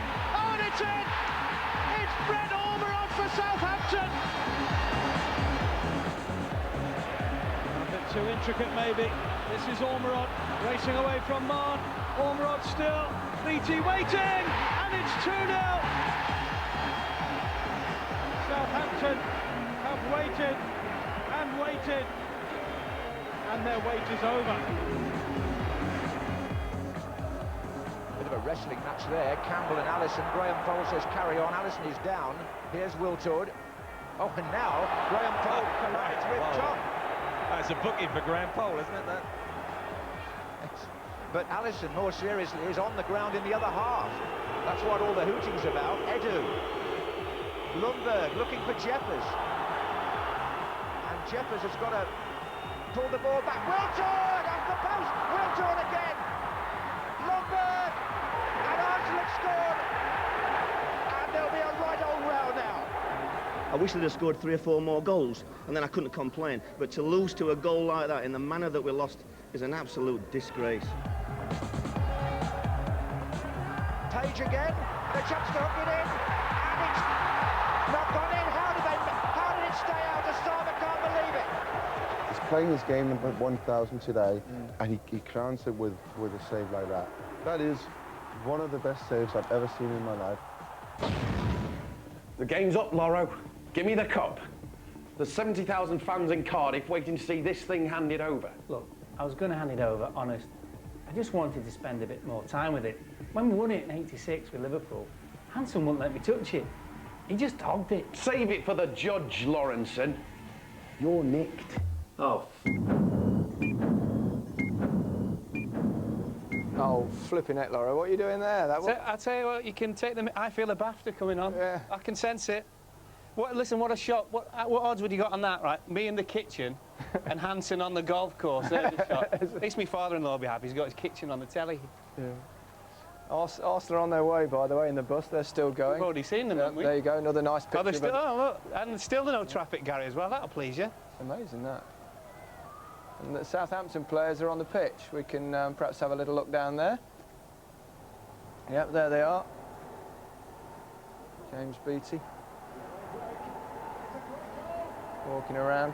Great moments here. He's looking up, trying to find perhaps the odd member of family, but they're never there because they're always in the bar. Yeah, exactly. And I think just trying to gauge the atmosphere, certainly, and say first trip for most of these lads. And you notice there's never much conversation. They're all having a little look round, all having a little bit of a think, and yeah, he's had a wave of the great supporters. season. What did we do before mobile phones, you know, at the cup final? There's a few managers wouldn't allow those, aren't they? Yeah, well, I think they're all sort of banned on the coach, aren't they? But it'll be... Let's hear from one of the players. He was an injury out, but he's made it. Chris Marsden's with Garth Crooks. Well, Chris, here you are at the Millennium Stadium. You've waited a long time for this in your career, haven't you? Yeah, it's a tremendous occasion. I mean, what is it, hour and a half to kick off, and the fans are making some noise already. It's going to be brilliant. How do you feel? Is there a hint of nerves? I think it's more nervous, excitement more than anything. I'm just glad the game's here. It's been a long week. Obviously, it's a first for most of us, but now we're here, sampling the atmosphere. It's going to be a great day. No Vieira, no Campbell for Arsenal. You must stand a fantastic chance of lifting this trophy. Well, you keep saying that, and they are great players that are missing, but the replacements aren't too bad, are they? The likes of Parler, Gilberto, established internationals. So we know it's going to be a hell of a game, a tough game. I mean, they've got some fantastic players, but we've worked on a few things, and you never know. They say strange things happen in football. You're out for a while, problem with the knee. Presumably, you're all safe and sound now. Yeah, I'm fit, hopefully playing. He's not named the team yet, and this is one game I was determined to be here for, and hopefully I think I've got a chance, yeah. Good luck. Thanks, guys. Appreciate it. Thank you. Well, Garth's done a quick sprint, apparently. Ran across, found the Southampton manager, Gordon Strachan. Well, Gordon, I caught you looking around a moment ago. The roof's closed, the first time for an FA Cup final. What do you make of it? Was it going to be relevant? I would have preferred the open, right, you know? But it's not when you're a kid, FA Cup final, you don't imagine playing if you ever get a FA Cup final to play indoors. But the stadium's fantastic, you know, and the players are right up for it. It's going to be good. It's going to be good. You've played in these cup finals before yourself, Gordon. The players, your players, look remarkably relaxed. Any surprises? I mean, you've not picked the side yet, I presume. Well, you picked the side, you've not been told the players. Oh no, the players got told yesterday. Oh yeah. Because we have to do more preparation in Arsenal. They have super wonderful world-class players. We need to make sure we're ready for set plays, and there's no way I could just turn up the day and say, this is the team. We did a lot of hard work. We spent actually 2 hours in the pouring rain in the mountains somewhere near Cardiff yesterday to try and get it right. We hear all sorts of rumours about this young lad Chris Baird playing. Can you shed any light on this? Is this true? Oh, there is a boy called Chris Baird, yeah. And does he play? Oh, I hope so. They're in right in trouble. Well, to be fair, his first full game last week was at Main Road, on a historic occasion. It's the last game at Main Road, and his second game's in the cup final, so he's done very, very well. You couldn't actually tell me what your thinking is behind that, because it is a massive game, as you well know. I have got thinking. I'm thinking, and I'll tell you after the game what my thinking is behind that. Well, it promises to be a fantastic occasion. Wish you all the very best. Thanks, Gav. Entertaining as ever. Interesting that Chris Marsden said he hadn't picked the team, then Gordon Strachan said he told them yesterday. I think it was obviously a moody. And I think the question about Chris Marsden as well is how fit is he? Yeah. And if we think there's going to be a problem with the pitch, that certainly won't help him. But we heard the Chris Baird news. Certainly, apparently, going to play him at right back, Telfer down the right hand side. Why would that be? Stop Perez and threat down the left? Yeah, I think stop Perez, stop Ashley Cole down the left hand side, and I haven't seen Baird play, but I think he must have pace. Telfer's certainly got pace. Huge occasion for him, man. Big ask, isn't it? Yeah, I mean, he may be one of those young players that you can. Well, obviously they think they can throw him in. They think he's going to be able to cope with it, but I think don't underestimate Telfer's role in front of him. Certainly, he'll be the sort of buffer in front of Chris Baird. Arsenal have arrived. There you go. You sort of knew that Southampton would get here before Arsenal, didn't you? Well, you know, I mean, the experience, and you sort of take your time. They've been here before Arsenal many occasions, and And I think the thing with the cup final, Gary, is from the coaching staff point of view, you've got to try and relax the players as much as you possibly can. Yeah.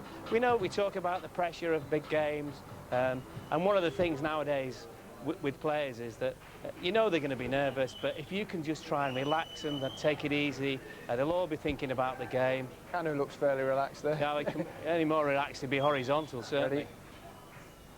Okay, that's it. Well, we'll hear from one or two of the Arsenal players, hopefully, in a moment. But now it's another anniversary cup final. It's 83, seagulls, helicopters and near misses.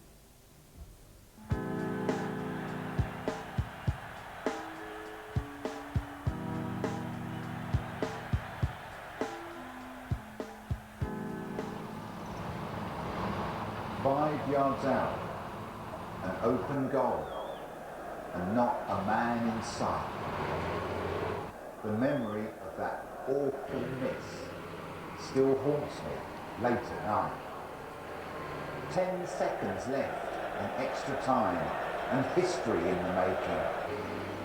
But Smith's shot hit the goalie's legs, and now our hearts are breaking. And Smith must score! Score! Score! It's very hard to imagine as I stand here that I'm in the exact spot that 20 years ago, when Mike Robinson passed that ball to me, I could have won the FA Cup for Brighton. And Case through the middle for Michael Robinson. Can he beat Moran? He can. Can he beat McQueen? He can. There's somebody to his right. It's Smith.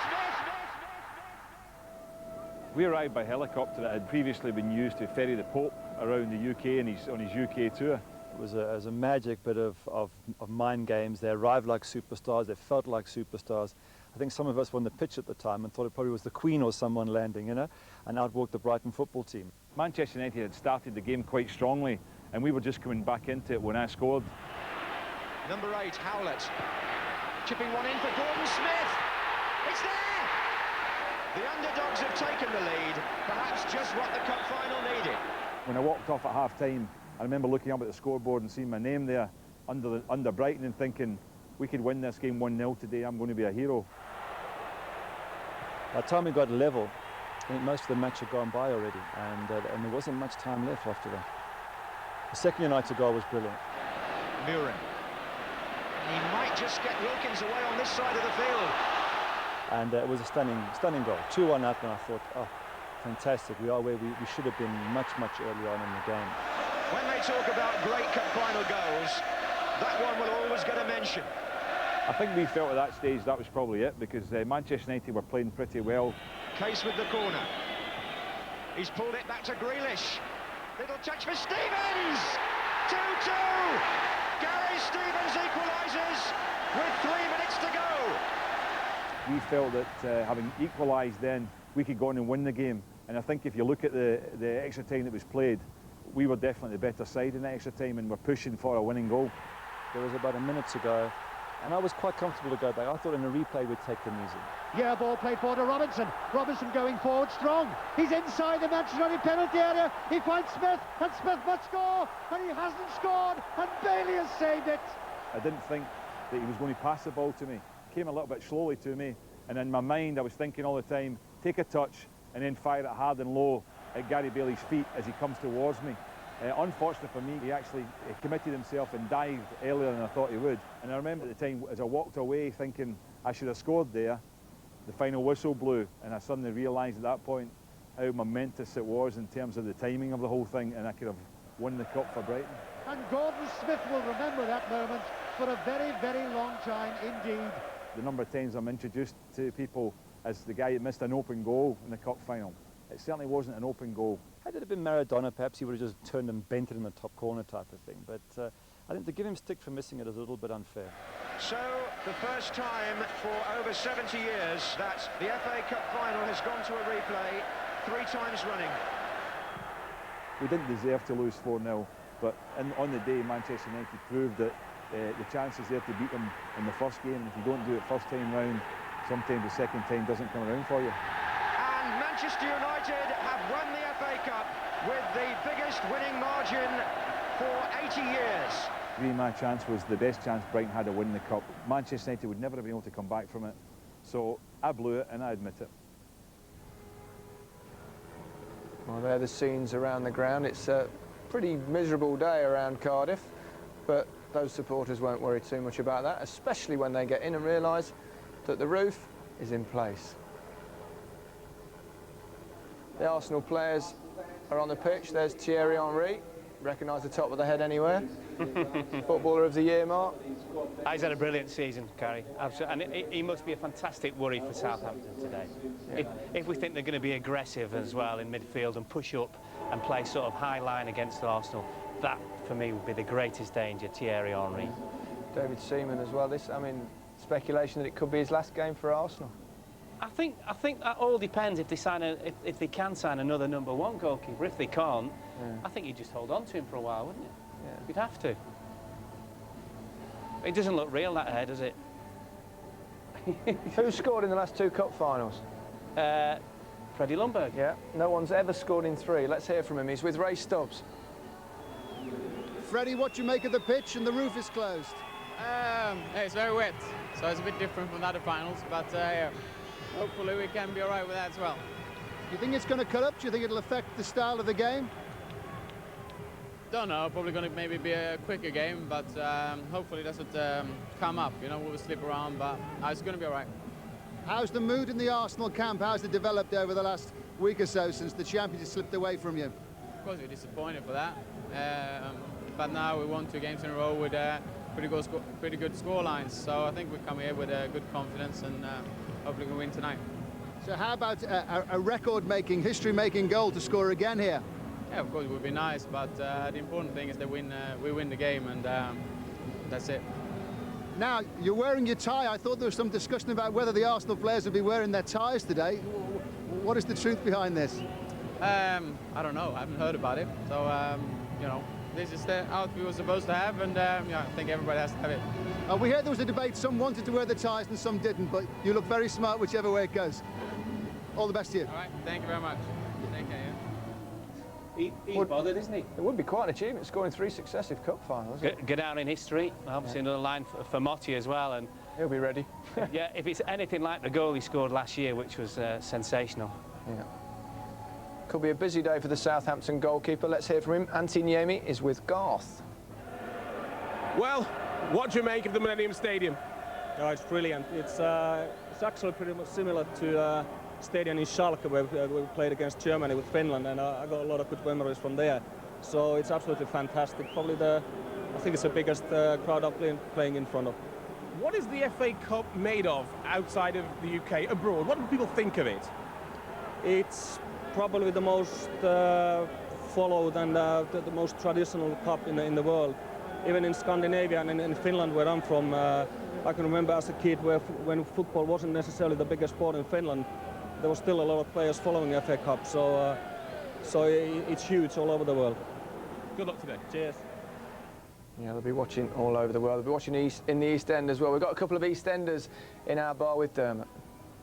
Yes, indeed. A long way from Walford, but are we all happy? Yeah, mate, I'm very happy to be here. It's an honour to be here at the Millennium Stadium. Big up everybody in Wales. We've got a lovely stadium here, and hopefully we should do the job. 3-0, hopefully. OK, Mohammed, Natalie, and indeed Hayden. Hayden, you're no stranger in playing in front of big crowds. This is a big one, though. This is a big one. This is a big one. First time in Cardiff, just the first time seeing the stadium. Amazing. I mean, can't wait for the game. It's just everything. The capacity, everyone. It's just wild. Obviously, you're over in America doing Reborn in the USA. So did you keep track of Arsenal while you were over there? Almost definitely. Tony Hadley. He's a gooner, so, and Michelle Gale, so we was rooting the Arsenal boys on, so, you know. What about you, Natalie? Have you always been a supporter? I've always been a supporter since I was very small. I come from Islington, and the whole of my family, uncles, aunties, brothers, you know, mum and dad, from very, very small, and it's just a pleasure to be here. Yeah. What was like your earliest Arsenal memory? Earliest Arsenal memory would have been when we won the double. I can't remember how old, 89 I think, I'm not too sure. Yeah.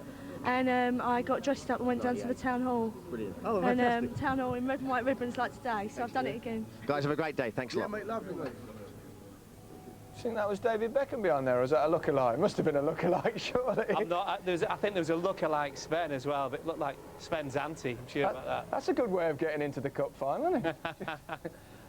That's definitely Arsene Wenger, though. That's not a look-alike. Yeah, as you'd expect him, extremely relaxed and I think the most animated I've seen him this season is when they surrendered that lead at Bolton. Yeah, how do you think he's reacted to their defeat?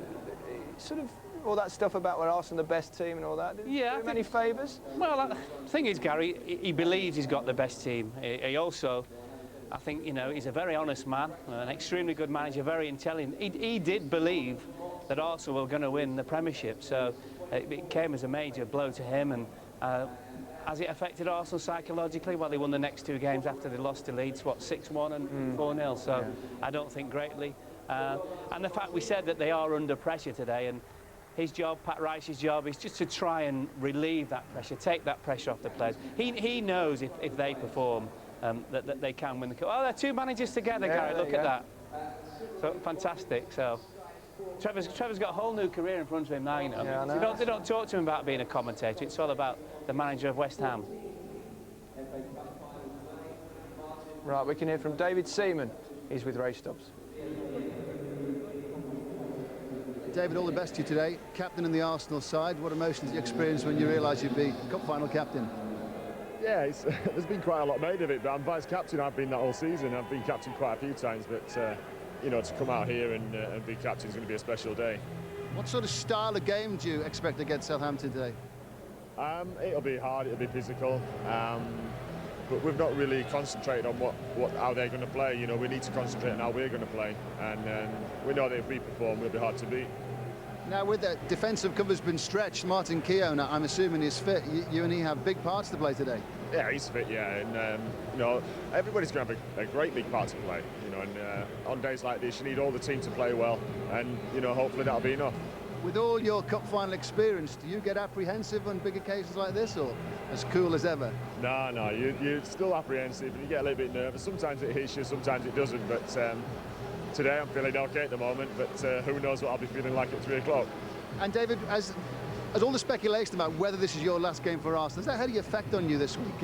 And of course, are you going to tell me whether it is or not? No, because the whole truth is I don't know whether it is or not, you know, and that's as simple as that. I can accept that and I'll just get on with today. If it was, to pick up the cup as your final act would be rather special, if it was. It won't be too bad, would it? Listen, we hope you enjoy yourself. All the best to you today. Thank you. Thank you. Thanks. Cheers. What do you think? What, if it's his final game? Yeah. They need a replacement. I think, don't you think that Wenger would have said by now that if he wanted him for next season? No, because he did. I think the last 3 years, I think he's just signed a 1-year contract every time and basically just come back at pre-season and they've agreed the contract and they've got it on. I mean, if you also look back to the FA Cup, that save he made against Sheffield United was absolutely... He's been a great servant to club and country. Oh, he's just been an outstanding goalkeeper, and I would argue still now he's the best English goalkeeper at this present moment. Yeah. Definitely, you know, as well as David James played against Turkey, James has his moments, lacks of concentration. That fella doesn't. His problem is David Seaman approaching 40. Yeah. It's the agility, it's the movement of the feet more than anything, but he's still an outstanding goalkeeper. And he's still smiling. Now, we don't get the chance nowadays to do the old Goal of the Month competition, so how about a Goal of the Cup competition? Obviously, we'd have to do it a bit differently, and these boys are different.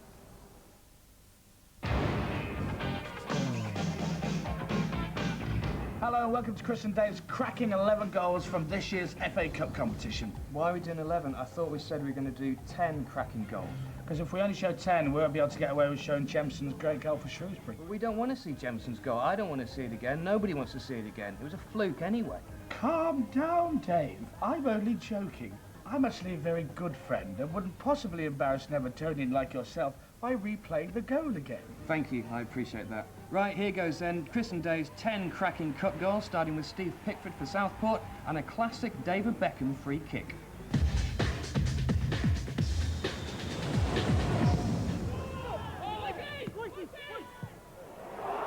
now here's Pickford, scored one, has he scored two? He has!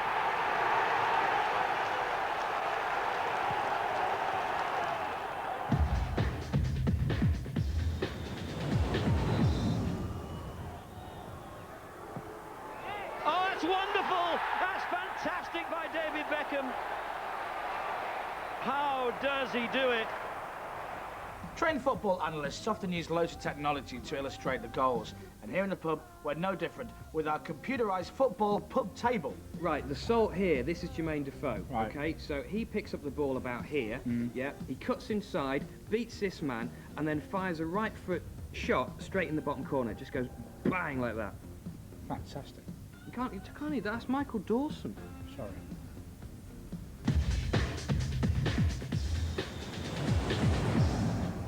Carrick did well there picking out Cole.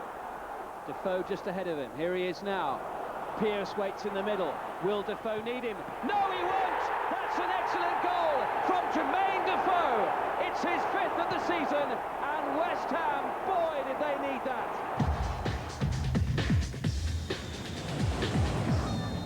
Free kick then for Sheffield United. Plenty in the area. Away by Holland. And here's Brown with the volley. What a magnificent goal by Michael Brown. It was them that knocked you out, wasn't it? Sheffield United.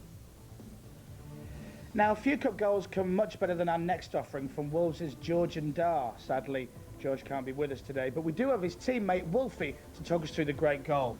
Wolfie, fantastic performance from George.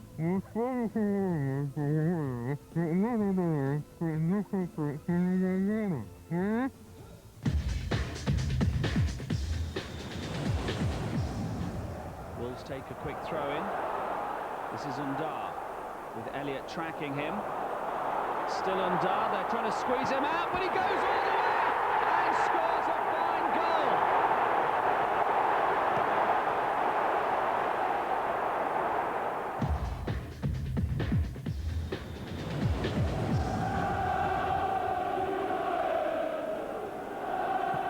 Baron, oh, that looked a good ball, and Van Nistelrooy's turned on it.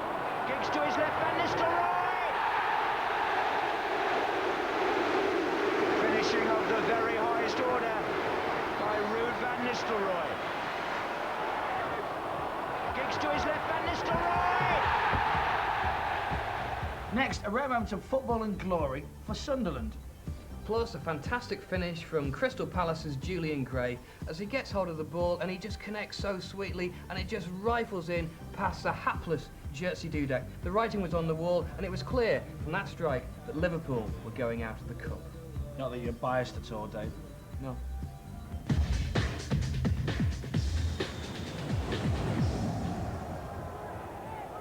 It's Kilban trying to get the flick on. McCann on the volley! Oh, yes!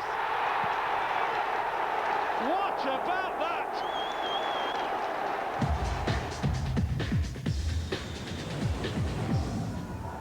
Friedman. Butterfield, that's a good clip cross, and they might have made something of it. They have made something of it. Gray has given Crystal Palace the lead. The best cross of the night, and the First Division side take the lead. At last, a moment of magic from the super Leeds United. Harry Kewell scores an exquisite goal against Crystal Palace in a strange game where we drew but went through. It's a fantastic goal with 3 things you've got to look out for. Number 1, a brilliant run from virtually the halfway line on his own. Number 2, the worst goal celebration ever. And number 3, look for the guy behind Palace's goal who gets a little bit upset and throws his bag down in disgust. Pure magic.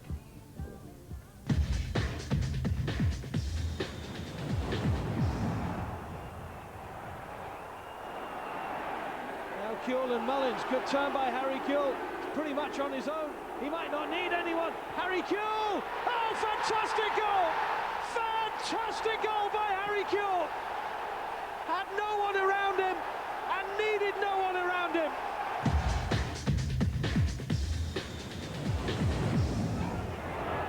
Flag slays down again.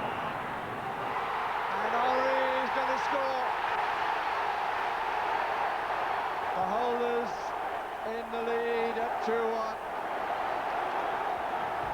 Now that you've seen all the top 10 cracking goals, just pick your favourite 1, 2, 3. Call us and you could be winning an equally cracking prize. If you're 1, 2, 3 matches out of our expert panel, you could be winning a trip for 2 people to beautiful, bustling, bonkers Barcelona. The prize includes 2 nights accommodation plus tickets to the Barcelona versus Real Madrid clash at the Nou Camp. Here are the top 10 goals again. Goal number 1, Steve Pickford. Goal number 2, David Beckham. Goal number 3, Jermaine Defoe. Goal number 4, Michael Brown. Goal number 5, George Endar. Goal number 6, Ruud van Nistelrooy. Goal 7 is Gavin McCann. Goal 8, Julian Gray. Goal 9, the great Harry Kewell. And goal number 10, Thierry Henry. Just call 09011 110 880 with your 1, 2 and 3 and you could be on a plane to sunny Spain in the very near future. Calls cost 25p per minute and please get permission from whoever pays the bill. Now, thanks to Radio 1's Chris Mills and Comedy Dave. And if you'd like to study those goals a bit before making your mind up, just press your red button. It's there with lots of other goodies, amongst them our Mini Motti competition winners, David Windsor and Douglas Hobson. There they are. They'll be offering an alternative commentary. They're rehearsing at the moment. Good luck, boys. Now, we've got some goodies in the studio as well, and certainly a few Cup winners' medals. Leading the way with for our special guest, Welsh manager Mark Hughes. Trailing ever so slightly with 3, Peter Schmeichel, and with a fairly paltry 2, Alan Hansen. I think you'll find it's 4, 3, 2, 1, and in my way of thinking, 2 beats 1. I'll set them up for you. Right, all right, yeah. You knock them in. Yeah, okay, that's no I problem. thought you would, but Wonderful. I mean, there's a few winners' medals in it, and it's a fantastic competition to win and remain so. It's just an unbelievable day.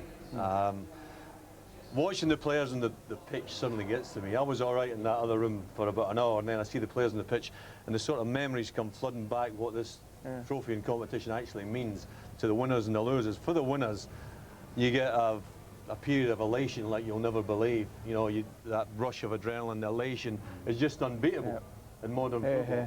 For the losers, it's like you're the loneliest man in the world if you get beaten, and that's why, you know, 25, 30 minutes before the kick-off, the nerves, and you just cannot wait to get on the pitch and You've play. played in a record amount of finals. You don't know too much about losing it. You've experienced it once, but I mean, your record though could be equaled today.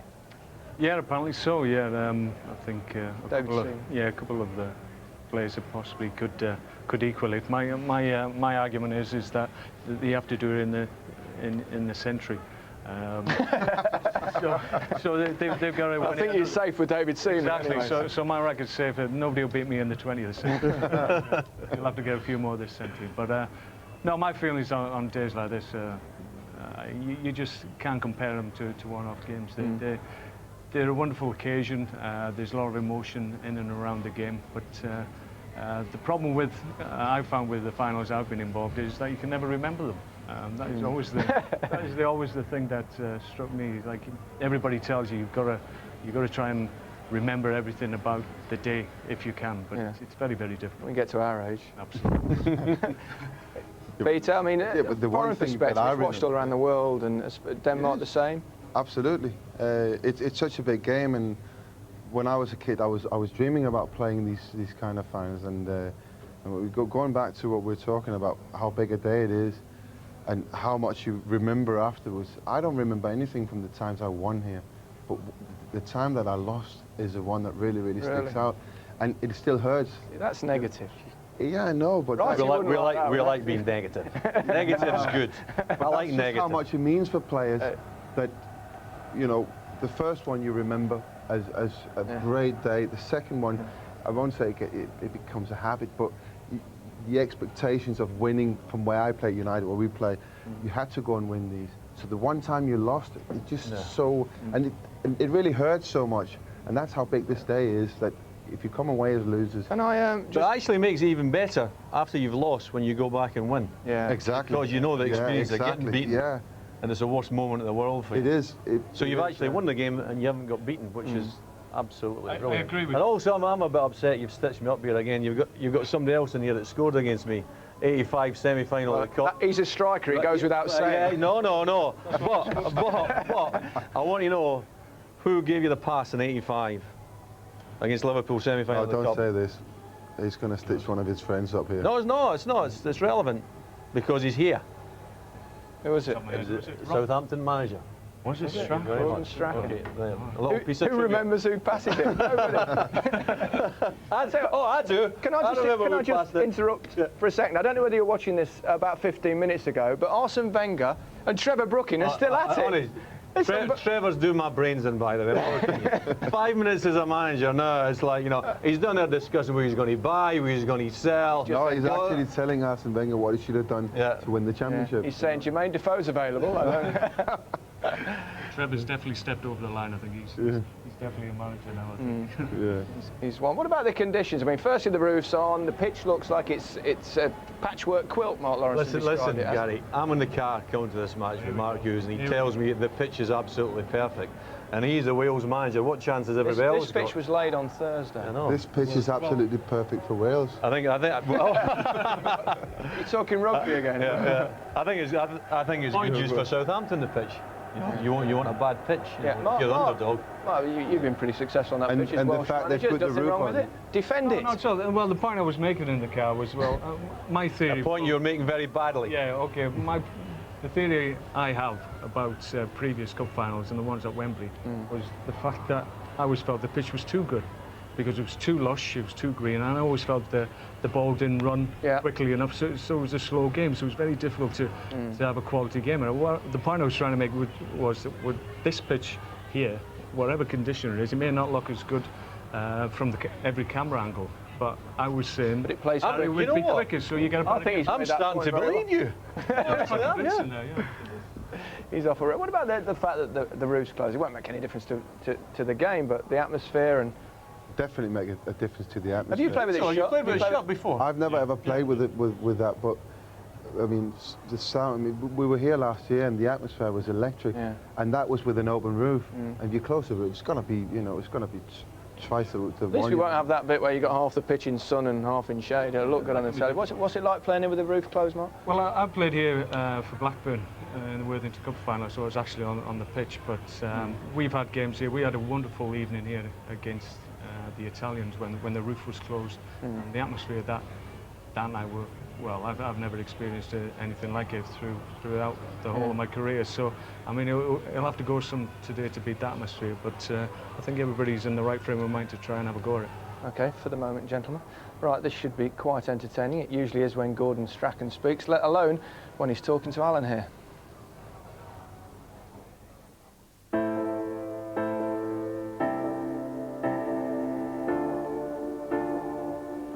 So, 8th in the Premiership, the Cup final. Can it get much better? Yeah, if my golf's good this year, I'll be more than delighted what year that's got to be. But no, it's good, because I asked the players at the beginning of the season, look, every season you have to try and achieve more. And I've told them this week they have achieved. They're achievers this year. They got more points than last year. They got higher in the league. They got into Europe. They got to the cup final. And a couple of individuals have achieved by getting the England team. So it's been a good year for them. And what about the town, Southampton, at the minute? Is it absolutely buzzing? It's brilliant. It's really designed for people like ourselves who are not going to be in the Champions League and are not going to be into you win European Cups, no regularly involved in internationals. It's for this club and for players like Marsden, Ormonrod. I think they can feel for the one day that they're like champions, because they're very unlikely being a championship winning side, but there's a great chance they might be an FA Cup winning side, so they've become legends for the day and champions for the day. And what is Gordon Strachan going to be like in the day? I mean, you're renowned for having the passion and enthusiasm in the line. What are we going to see on Saturday from you? Well, I've been testing the suit out all today. I had it on the bedroom and leaping about in it, and it seems to be quite comfortable. It looks like it could handle a loony for the one day. And what is Leslie saying about the suit? Is she quite happy with it? She's not seen it yet. She's not seen the suit yet. But I'm glad I've got a new suit, because that 1985 suit is now wearing a bit thin. Do you enjoy management? No. Not the slightest. Honestly. Why? Wrong. Well, the only reason I'm a manager is because if you're a manager, you have full control of the coaching. That's what I like doing, is coaching. I like to see people getting better. And that's the only reason I'm the manager, because if you're not the manager, you're at the beck and call of the manager to say, well, we want to coach this way today, and you might not believe. Now, if you don't believe, it's very, very hard to put over a point that you don't believe in. But you live and breathe football, don't you? No, I don't. You've always have done. No. I like competing, and there's a difference between parts. I love the game. There's difference between obsessed with the game. Now, obsessive people I don't like, no matter what they're obsessed about, or ambitious people, because they want to go somewhere, ambitious people, and on their way there they want to knock people out the way so they can get there. I'm not like that. I love what I'm doing. You're ambitious. Don't tell me you're not ambitious. No. I am. When I played at Dundee, I just wanted to play football and see how good I could get. I ended up at Aberdeen. I tried to do my best there. I ended up at Manchester United. I tried my best there, but I was out, and I went to Leeds. Try my best. I just seem to, I'll try my best and then end up wherever I end up. It's fine. But you've had your ups and you've had your downs, haven't you? Yeah, but it's not fair football, because when it's like when you're up, you just kind of that's a level. You get a wee flicker of kind of glowy satisfaction. When you're down, you go away down here. It's not fair. It's really not fair. But the down part for you must have been Coventry, because initially you started off, it was great, you had a great time, but people will remember the bad times. Of course they will. It's like anything in life. People remember negative things. I think I was there for nearly 7 years as a coach, an assistant manager and a manager. And on the 5th year as a manager, it went badly wrong. So the moral behind that is sack me after 4 years, you'll be okay. And how long have you been here for? How long have you got left? I've got another 2.5, yeah, before you get rid of me. So we go to the big game, the cup final. How are you going to approach it? I watched Manchester United playing Arsenal at Highbury. And Man United definitely adjusted their game to make sure they weren't going to get beat with Arsenal that night, and they weren't going to let Arsenal get early goals against them. And if Man United have to adjust their game to play against Arsenal, then we have to do something. You know, we have to. We have a plan. What we can, our plan cannot be is that, look, it's one of these days, lads, go out and enjoy ourselves. A cup final. No. We'll play them like that. They attack us, they'll beat us, no problem. Because they had 13 shots at goals last week against us and scored 6. We had 12 and scored 1. But they're a team that will always give you a chance. They will give you a chance. We have scored in the last 3 games against them. That says that there's a possibility of us getting another chance in the cup final. So we feel there's something will come along somewhere along the line. The 6-1 game goes for nothing. I mean, if you no, look, that was a nightmare. That obviously your players were hurt by that. Yeah, but I'm shocked by it at one point. When you've never been there. When you're 3-0 down, you think, what's going on here after 20 minutes? And you know, it was a shame because I asked the pair sub to get warmed up. It was his debut, you should get yourself warmed up, son. You're going on at 3-0, and the time he'd done his warm up and got his gear off, it was 5. Fella's like, it's 5 now, son. On you go. You need to be playing even better than I asked you to do just a couple of minutes ago. Go and change the game. See that Perez guy? Could you try and stop him run about like a maniac there? Yeah. So, is that the philosophy? Stop them from playing? Well, I think you've got to stop everybody from playing, no matter who you're playing against. But I do believe it's crazy that I do believe we can win it. So it's no good you going there, enjoying the day and getting beat. Oh, it's a nonsense. It's a complete waste of time. Nonsense. You can't enjoy anything if you've not competed to it. And the game's not been a competition.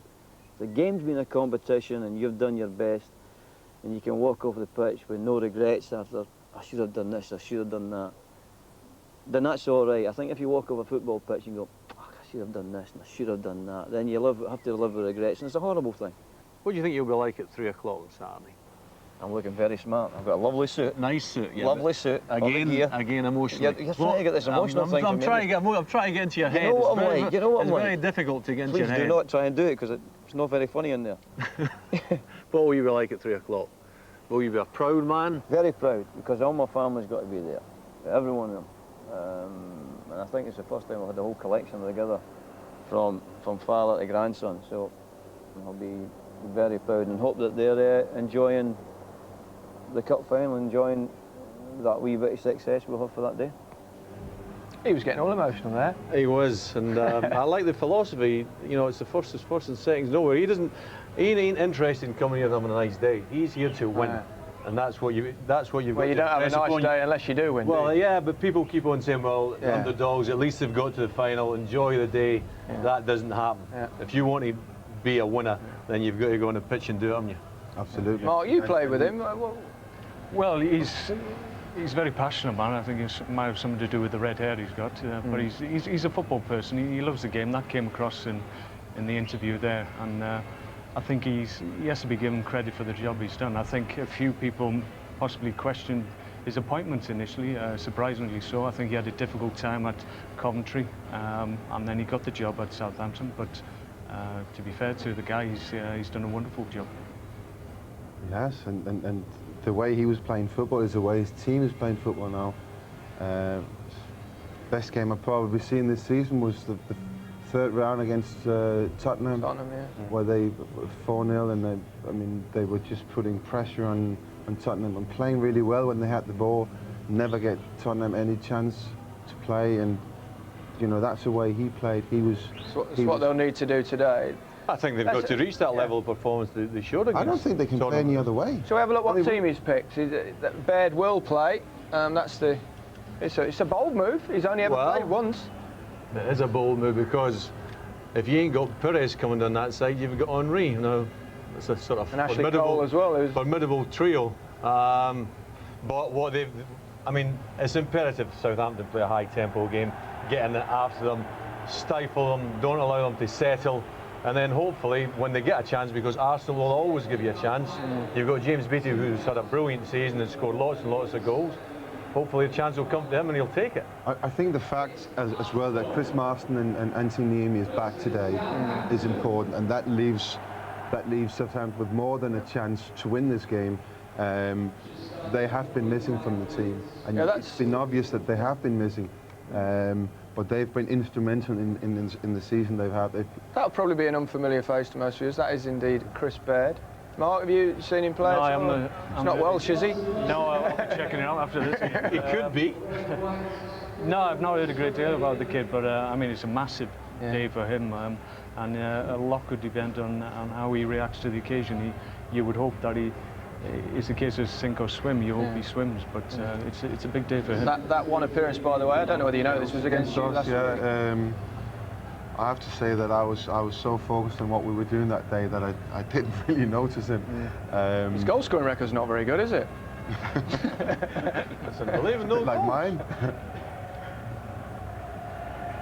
I suppose the other slight gamble is Chris Marsden. Well, I think he's so important to the side and such a major influence in the middle of the park. And I don't think it's a gamble.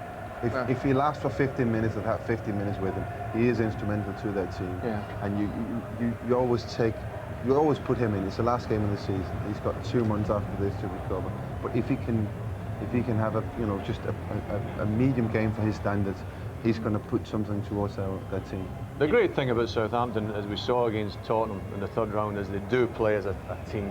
Very much for each other. A great team spirit, which you'd expect from a striking side. They've got a great goalkeeper. I think Niemi has been a fantastic goalkeeper this season. I think he's had an outstanding season. I think he's surprised a lot of people. I don't think a lot of people thought that he was going to come to the Premiership and make such an impact, but he has. But you have to say they've got 2 good goalkeepers, because Paul Jones has come in and played really well. But Paul's been really unlucky. He's played absolutely superb for me at international. It's not great for you that he's not in the side, is it? No, certainly not. But he's the kind of goalkeeper he's very good at not playing for a long time and then playing, and he puts up a top-class performance. To be fair, you can't really argue with the decision, but the lad Niemi in, because he's been absolutely superb this year. But if he's fit, he's a first-choice goalkeeper. I think so. And he should be playing if he's fit. Yeah, if there's any doubt.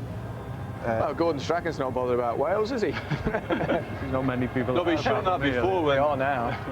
The other goalkeeper and played magnificently, and Niemi was fit. He brought him straight back in.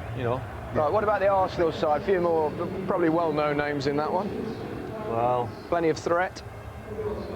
Absolutely fantastic quality. Right throughout the side. You look at the front two, Bergkamp and Henry, as good as it gets anyway. Perez on the left-hand side, Lundberg on the right. The one big doubt is defensively. People have always said you're better having a great defence and a moderate attack rather than the other way about. If there is a criticism of Arsenal, it is they always give the opposition a chance. And I think when you're talking about the great sides of the last 30 years, and we've played in a lot of them.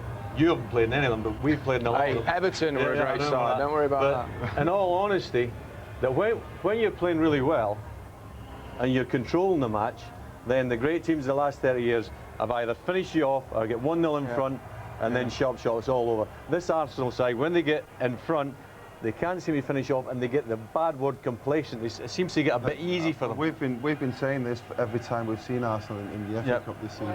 That it's like it becomes nearly too easy for them, and then they stop playing the game they should play and start to maybe showboat a little bit, and then they let the other team in. And once the other team gets a sniff, you know, they come back in the games. I think it'd be interesting to see how they react to the fact that they did lose the championship. I know that myself and Peter were in a similar situation in '95, where in the space of a week we lost the double. And I know from my own point of view, having lost the league championship, it was very, very difficult to focus for the FA Cup final. Added pressure and... Yeah, it was just maybe one game too many at the end of the season. I think if you focus so much on the league and then you don't actually get what you want from the season, then it's very difficult to raise If you get into the last part of the season and as Arsenal they feel they've lost the league, but they've lost a little bit of momentum, that's probably the reason, then it's very difficult to pick that momentum up again and get it going for one more game. You have the disappointment. Obviously, they lost it 3 games, but in that case, 3 games before. Big It job. can be a game. It can be a game too far sometimes, but Big job then for the manager. We've already heard about him. Now let's hear from him. The Arsenal manager, Arsene Wenger, has been talking to Ian Payne.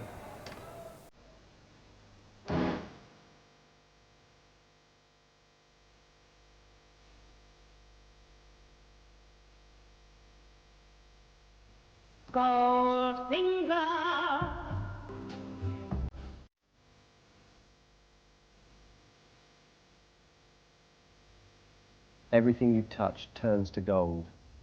Do you feel that way in the Cup? Well, I played a few Cup finals, yes, in my career, so maybe because I love the competition, so because I get the teams concentrated on the right occasion, I don't know. And as well because I have good teams and good players and who want to be successful, so they focus every time on doing well.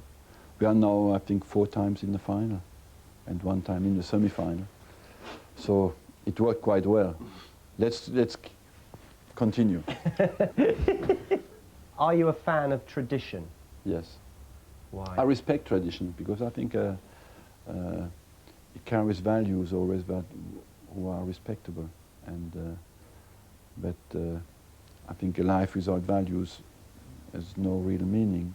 And as well, I feel I got a lot of fun for football, and so I always have a great respect for people who have created this game. And part of creation of this game is, of course, the FA Cup final. So the Cup for you is sacrosanct. Don't change it. Leave it. Leave it. Leave it like it is, because on the day of a Cup final you have a stadium split in 2 with 2 teams, and it is just such a special atmosphere. And but the time that people think, okay, let's take time to enjoy that special occasion is great. At the end of last season, when you won the title, you said you felt there'd been a shift in the balance of power. How do you feel about that now? I still think like that, because I felt that the 2 seasons before we finished runners-up, but there was no real competition. They were in front, and the championship was won in January or February. We won it in the end last season, and we lost it in the end this season, but there was a real fight for it. And we are in the Cup final. We knocked Man United out, so I feel we are there to compete with them, and we are as good as Man United. And that's why I felt that there was a shift of power, and that Man United was not dominant anymore in English football like they were for 2 or 3 years before. And I still feel like that today. If you don't win the Cup, has the season been a major disappointment to you or not? Well, I would say not winning a trophy would be a major disappointment, yes. But the season has not been a disappointment, because I feel that there are 2 things really different. Is that the way you live on a daily basis and what you get at the end of the season. And I must say I was lucky to experience a season like that with my team, because on a daily basis we had good spirit, good work ethic. We shared the game we want to play on a daily basis on the training ground, of course. We did all that to get something at the end of it. And but it's very difficult to say you had a very bad year if on daily basis you were happy and in the end you're unhappy. But overall it would be a disappointment, yes. Finally, how long would you like to stay at Arsenal for? Any idea? I don't know. I don't know. You know, in this job you want to be successful, and as long as you're successful, you want to do it. Once you're not successful anymore, you think that somebody else can do it. Do you think you'll be a manager as long as Bobby Robson? I don't know. First, you need to be lucky enough to have the health, and secondly, for a while, I imagined that it was completely crazy. But the older I get, the less I think it is crazy.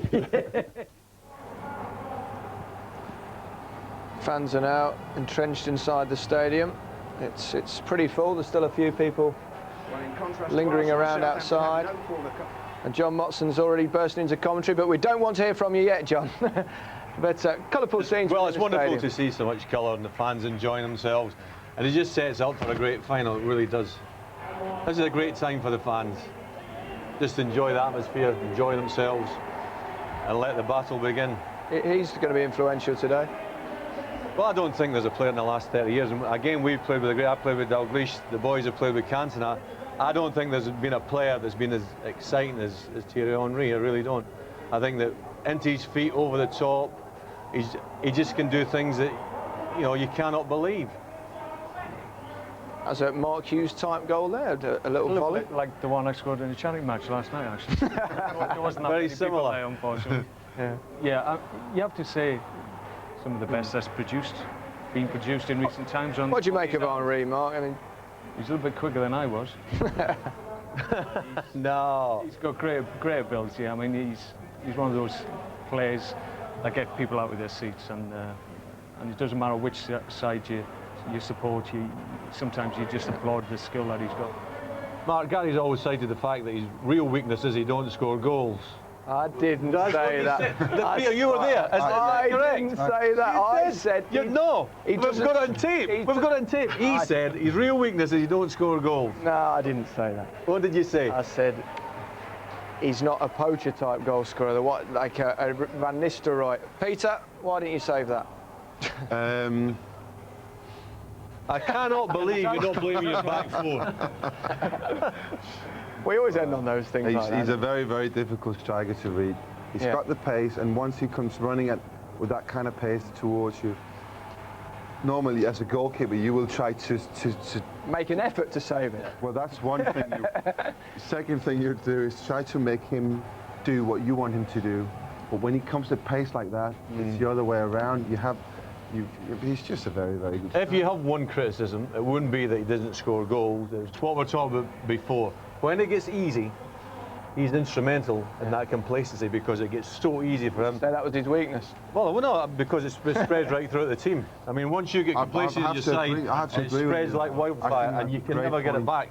I think it's a very, very good point, that. And actually, Strachan said that to me in the game the other week there, that, when he gets the ball at his feet and his right hand comes out or his left hand comes out like that, and he's sort of Strachan. How did he do that? Right hand, left hand. Strachan said, right, you'll see if he does that today, I'll bet you they go right through the back of him. Yeah, okay.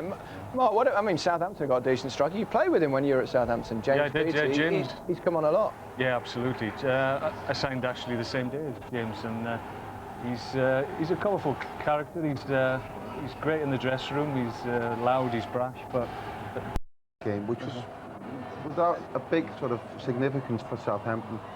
But I tell you what, he's a threat. And he stands comparison with the best. I mean, this is this season. He's only You've got to guy, remember he's playing on a side that won't create as many chances as Arsenal. But then Henry ain't a poacher, is he? As you've. The thing about Beattie as well, he scored all kinds of goals. Oh, he's brilliant, yeah. He scored from 30 yards. He scored them from inside the 6-yard box. He scored on headers. So he scored goals on a broad range, whereas some of other strikers who score a lot of goals this season score a certain type of goals from certain type of chances. I mean, he's got a lot. I tell you what, let's hear from Southampton strike force. They've had a visit from Mark Bright.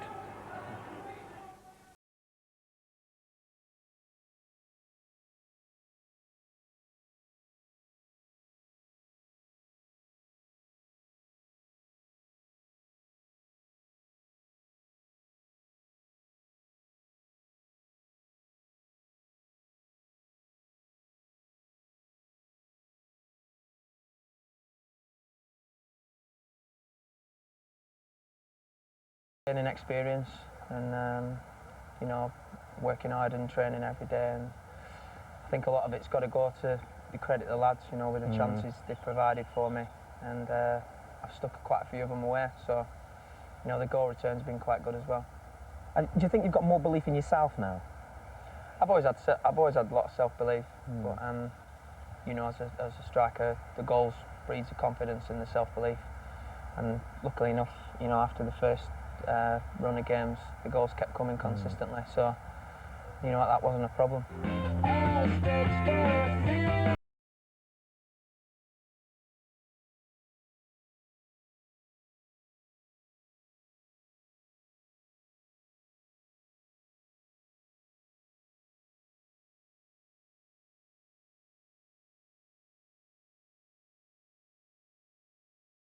Having done what they've done this year? I think by some people they are, yeah. I know we've proved a lot of people wrong, and that's due to the dressing room and the coaching staff and everybody. You know, as a team, I think we are better than Arsenal. Maybe we've got a better team spirit than them. Do you? Yeah.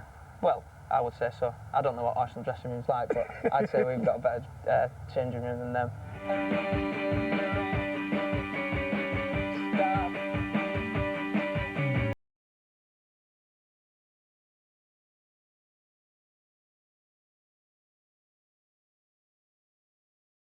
The last couple of games we've done really well together, and you know, he's been on fire as beats. Brett's been magnificent all season.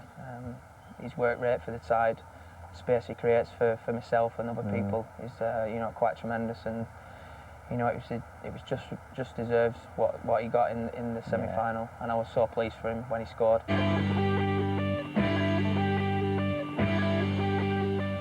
think it's every boy's dream. They grow up. To score a win in the final and things like that, and I've been no different. Yours is a fairy tale, really, isn't it? Accrington Stanley to the Millennium Stadium in 6 years. Yeah, I mean, it's not something, to be honest, I look back on at the moment. I think you're always learning in football, and definitely I am. You know, every game it's a new experience, and you go to the big grounds now, and sometimes I think, you know, what am I doing here, like Old Trafford, at 67,000, and I think, what am I doing here, like? But yeah, I mean, it is a big step up, and it is, but I'm enjoying it, and you know, it's the reason I came here.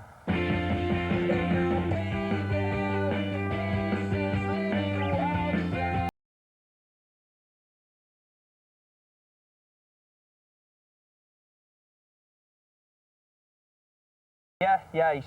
When I had my off-season problems at the start of the season, you know, he was 100% behind me, and you know, he backed me and took me to one side and said, you know, I want the proper James Beattie to come back into my side, and you know, hopefully since he said them words to me, you know, I've been there, and you know, it helped me a tremendous amount. You know, he's when the work needs to be done, you're serious because you've got that, you know, that respect for him.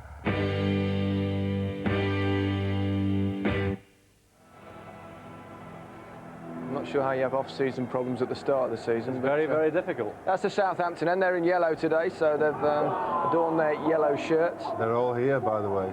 That just shows you how much it means to the Southampton. This is the first time. Was it in 20? In a long time. Their end has been full for some Arsenal time. supporters, they're used to it. They're still not in their seats. Yeah. Funny to see this. They want to soak up the atmosphere. Mark, that was a good combination of Southampton strikers, wasn't it? One that believes and one that wants to believe. Yeah. You know, so.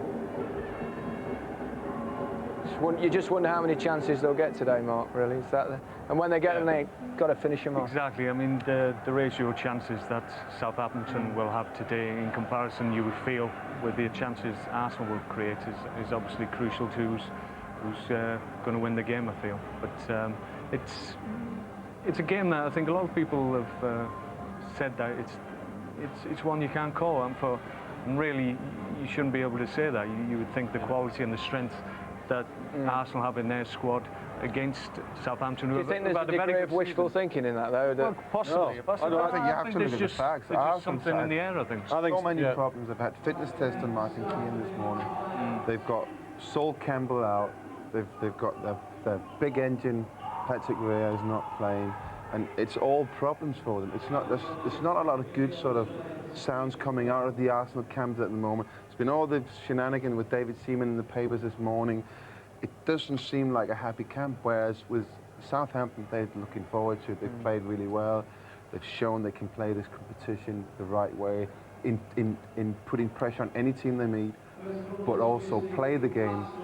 So I think, I mean, a lot of people say Arsenal, it looks like it favours Arsenal. Well, I think if the game was 6 months ago, Southampton would have no chance. If it was 3 months ago, they have very little chance. Now, I think they've got a realistic chance. If you look at the game where Southampton beat Arsenal at St Mary's, what Strachan did was he identified a weakness, and it was Segan on the day, and he just bombarded that position. And I think what you'll find, Segan's obviously not playing today, I think that you'll find that Beattie will go right on Luzhny, and I think they'll just pummel up to him and say, right, feed off the scraps and go from there. Well, any team will miss Campbell and Vieira, won't they? I mean, defensively as well. Well, obviously well. Campbell. I think they've had a problem all season recovering from Tony Adams retiring, and I think that's part of the reason for them not winning the championship.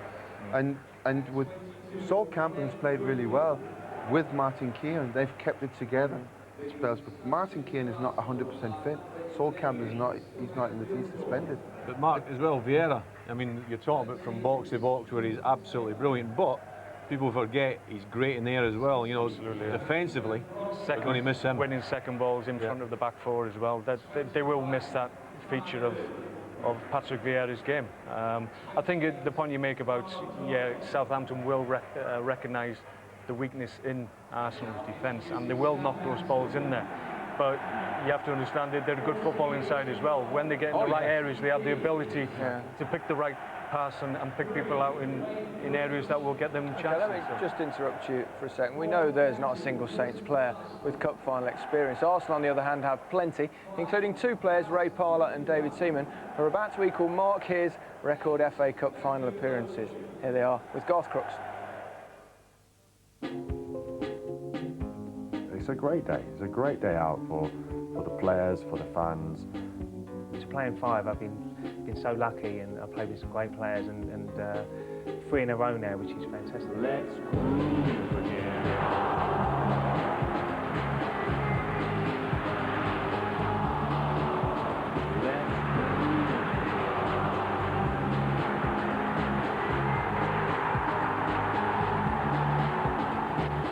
What do you remember of '93?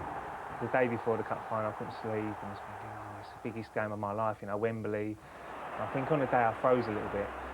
I got dropped for the replay. It was good, but it was very nerve-wracking.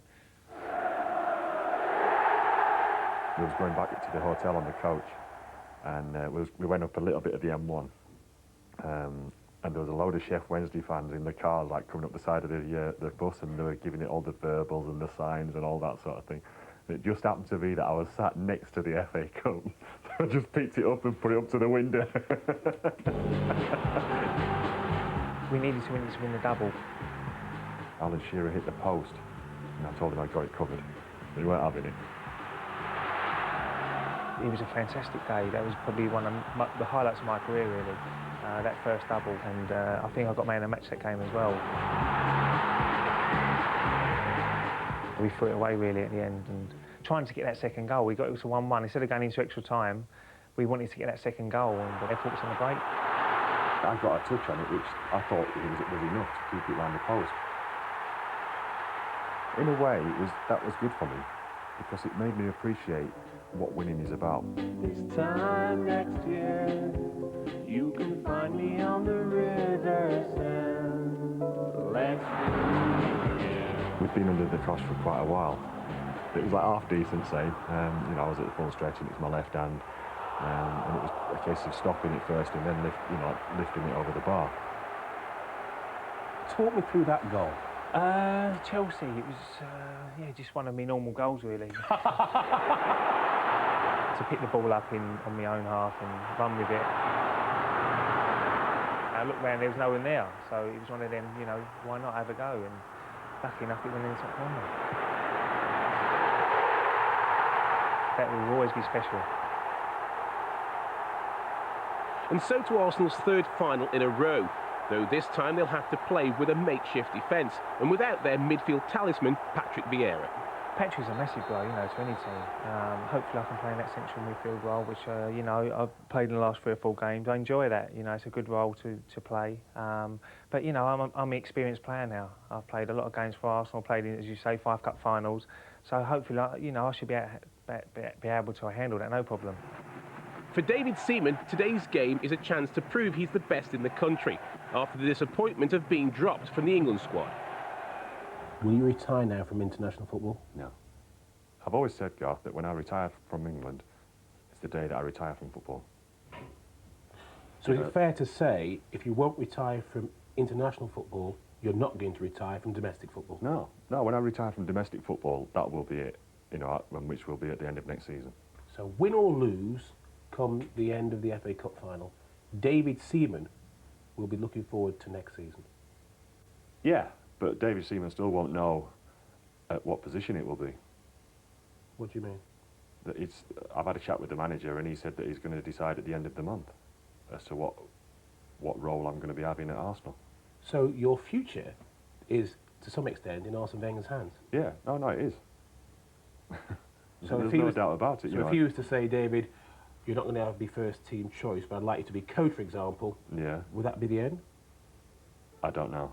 That's the decision that I would have to make in the summer, because there is other clubs. Interesting stuff there. You can quite clearly see he doesn't know whether he's going to be playing for Arsenal next I season. personally think he will be playing for Arsenal. You don't discard somebody unless you've got somebody to bring Well, in. in that case, why hasn't Wenger said, I still want him next season? I don't know. I don't know. There's all sorts of speculation why.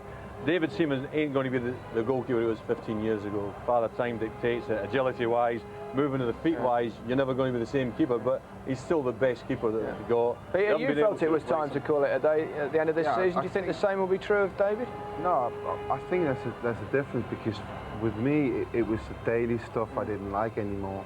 And it sounds like he's got the hunger for that. He still likes to train, still likes to come in every day. But you see, same age as you, look, 39. Yeah, but he's 3 stone thinner. Thanks for that. I've only been retired for a week. You've already noticed. A magnificent career, it really is. He's made a few great saves in his time, and probably none better than the one in the semi-final, which you raved about. This is why they're here now, because that is a magnificent save, but the importance of saving that is the difference between Arsenal being on holiday now and in the FA Cup final. Mark, you wouldn't be happy as a striker if he'd pulled that one out of the bag, would you? No, he's frustrated me over the years, but I think it comes down to whether or not they get a replacement in the summer. I think it's common knowledge that Arsenal have been looking for a keeper to replace David for a number of seasons now, and they haven't managed it up to this point, so who's to say they will be able to do that in the summer? Parlour's you were going to jump in as well. Yeah. Well, he's taking Vieira's place. Well, it's difficult. Plus, he's the most competitive player. You watch the game. We watched the game against Leeds where they lost the championship. He's the only one that's putting his foot in. And if we get Southampton's tactics right, they're going to be out. There's going to be into them quick. You've got to compete. If you don't start quickly and compete, then you're history. Yeah. I think he's going to be very important for Arsenal today. As I said before, not Martin Keown, Patrick Vieira is the engine in the Arsenal. Has been the engine. And I think when he's not playing, Palace is as close as they can get to him in terms of getting the drive in the team. And with Southampton, the way they play, it will be a physical battle as far as that. They will try to make it a physical battle. Now, it seems like I've referred to this a number of times today, but just in case you've just tuned in, this will be the first cup final ever to be played indoors. A rainy day in Cardiff has meant that they have closed the roof, but the spectators inside the stadium will remain dry. And what a colourful scene it is, and the Southampton fans are really getting up for it now in particular. Well, I mean, it's 15 minutes to kick off, the atmosphere is great, but it's going to be absolutely fantastic when the teams come out. And as a player, I've said time and time again, it's the highlight coming down that tunnel. You hear a crescendo, a noise like you'll never believe. You wait 27 years for a cup final and you put that on your head. You turn up like that. That's disgraceful. What about Southampton fans are going to really enjoy the day. I mean, they waited so long for this. For a lot of seasons, they've had to worry about relegation, and this time of the year, to have an occasion like this. Mark, your final thoughts? Do you think Southampton can do it? And I think they can. I think we. But will they? I'm put you on the spot now, all of you. Different question. I think if they score first, I think they'll go very close to winning. Does that mean you're going for Southampton or Arsenal? I'm not too sure, actually. Crikey, Trevor Brooking. As an ex-player, I would like to see them win. Peter? I've got a feeling about Southampton today, that they will win. Yeah. And Alan, I know you're Well, I've been sitting here for an hour talking about the flaws of the Arsenal side and where they've gone wrong and how bad they are and complacency, whatever. And it therefore follows that I'm going for an Arsenal victory. Well, I can't believe that, because I was going to go for Southampton. Oh, you're going for Southampton? Yeah, only because you convinced me, and now you've gone for Arsenal. Yeah, but it's nice for me to go for Arsenal and you go for the opposition. All right, well, I'll go for Southampton then. Right. And then, of course, Mark's gone for nobody, which is great. It's normal. Guaranteed. Might even go to penalties, who knows. Right, the 122nd FA Cup final. Arsenal versus Southampton. Your commentators, Trevor Brooking, and for a record-breaking 24th Cup final, John Motson. Jacket and a raincoat, and Trevor's in his shirt sleeves may be confusing you, but he's so used to being a manager down on the bench now that he discarded the jacket about 3 weeks ago, and he hasn't put it back on anyway. Welcome again, Trevor, to the Cup final. Gary, it's a far more important record that we're witnessing today in FA Cup history. It's Arsenal's 16th appearance in the final, surpassing Manchester United's 15th as they attempt to retain the trophy, something only Newcastle and Tottenham have done in modern times. The Gunners' supporters, young and old, have relished their club's affection for the famous trophy, although not many were around for Arsenal's first final. That was in 1927, and it's worth a mention, if only because the team they beat in the semi-final was Southampton. One of only 2 previous meetings in the Cup between the clubs, and the side that beat Arsenal in the final that year was Cardiff City. And for years they used to say that was the only time the Cup went out of England. Now it comes out every year to this fabulous stadium, and it will do so again until we get the new Wembley, maybe in 3 years' time. And I'll tell you one thing, Trevor, that roof, it doesn't half keep the sound in. Can you hear what I'm saying? Just about, I think, John. No, it is a terrific venue, and certainly the Southampton fans, the lads said, look at that there. I think they are absolutely, enjoying every second of this afternoon. I think it's important for their side to get off to a good start, but they've come for a good day out. Gordon Strachan wants to give them something to shout about, and let's hope they do themselves proud. Yes, if Arsenal are the season cup campaigners, Southampton too have their history. They were actually in the final back in 1900, lost to Bury, and their climactic moment in 1976 is part of FA Cup folklore. It's sad that earlier this week, Laurie McMenemy, who isn't here today, was one of the mourners at the funeral of Jim Clooney, his assistant on that memorable afternoon. But maybe appropriately at this moment, the time has come for the Cup final hymn, Abide With Me. Ladies and gentlemen, Abide With Me.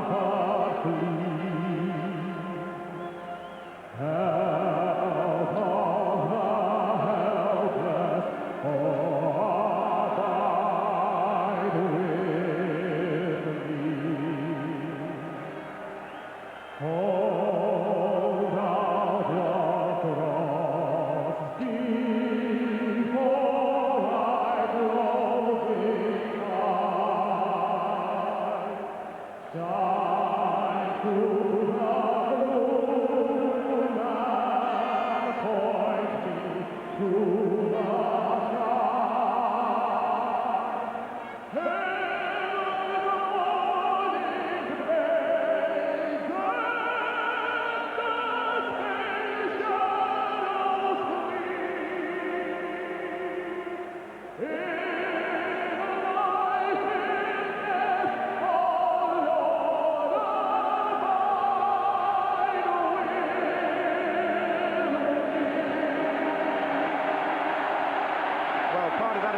will be for the powerful singer Tony Henry, who 18 months ago was literally singing for his supper in a London restaurant. He was spotted by record producers. He now has, looks pretty pleased about it too, a £3 million 5-album contract, and he was accompanied there by the band of the Prince of Wales division. Tony will also be singing the national anthem in a few minutes' time, but I think he's enjoying the atmosphere as much as any of us.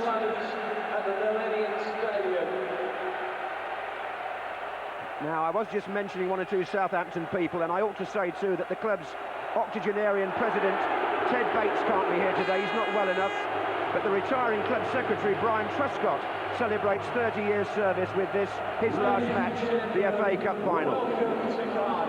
So, the scene moves to the tunnel. Arsene Wenger. You had a long chat with Arsene before the game, Trevor, down by the dressing room there? Yeah, he was asking me how I found the other side, and he is a very charming man. I had a long chat with him a couple of weeks ago.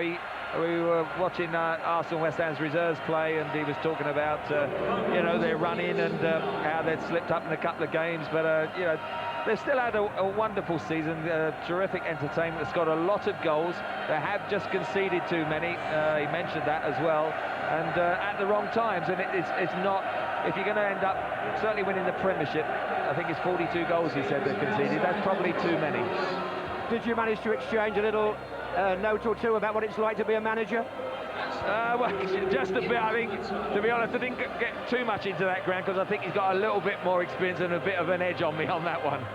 You've both got different things on your mind today. Let's enjoy the atmosphere in the Millennium Stadium as the teams enter the field for the first FA Cup final to be played under a roof, the final of 2003.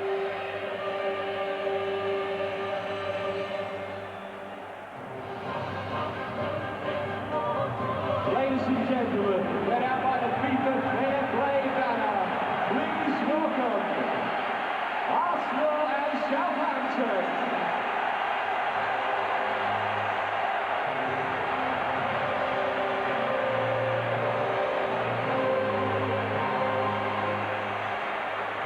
Well, you can say what you like about other competitions, other occasions, other big football tournaments, but the FA Cup still retains a special flavour of its own.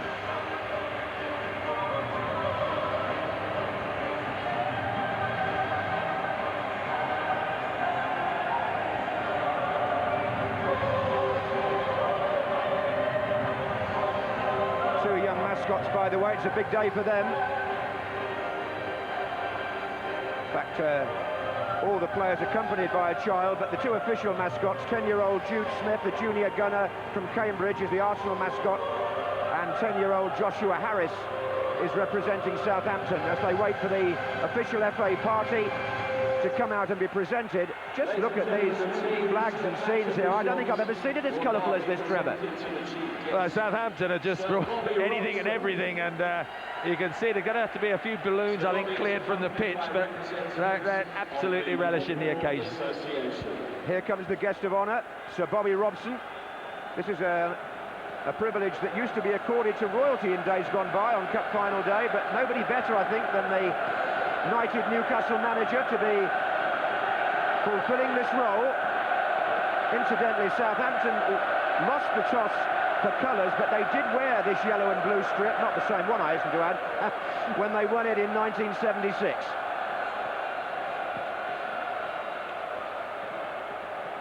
And Gordon Strachan, who's had so much influence on Southampton since he took over in October 2001. Referee, we'll mention him again later, is Graham Barber, and his two officials, his two assistants, I should say. It's a big moment for them too.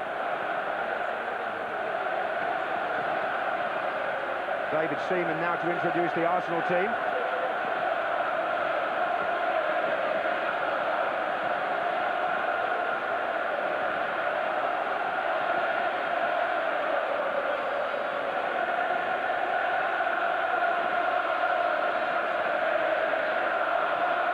face is pretty familiar, although Freddie Ljungberg's had his head shaved since he scored those goals in cup finals gone by. And the experienced Martin Keown gets a pat on the shoulder. It's Jeff Thompson, the FA chairman, accompanying Bobby Robson.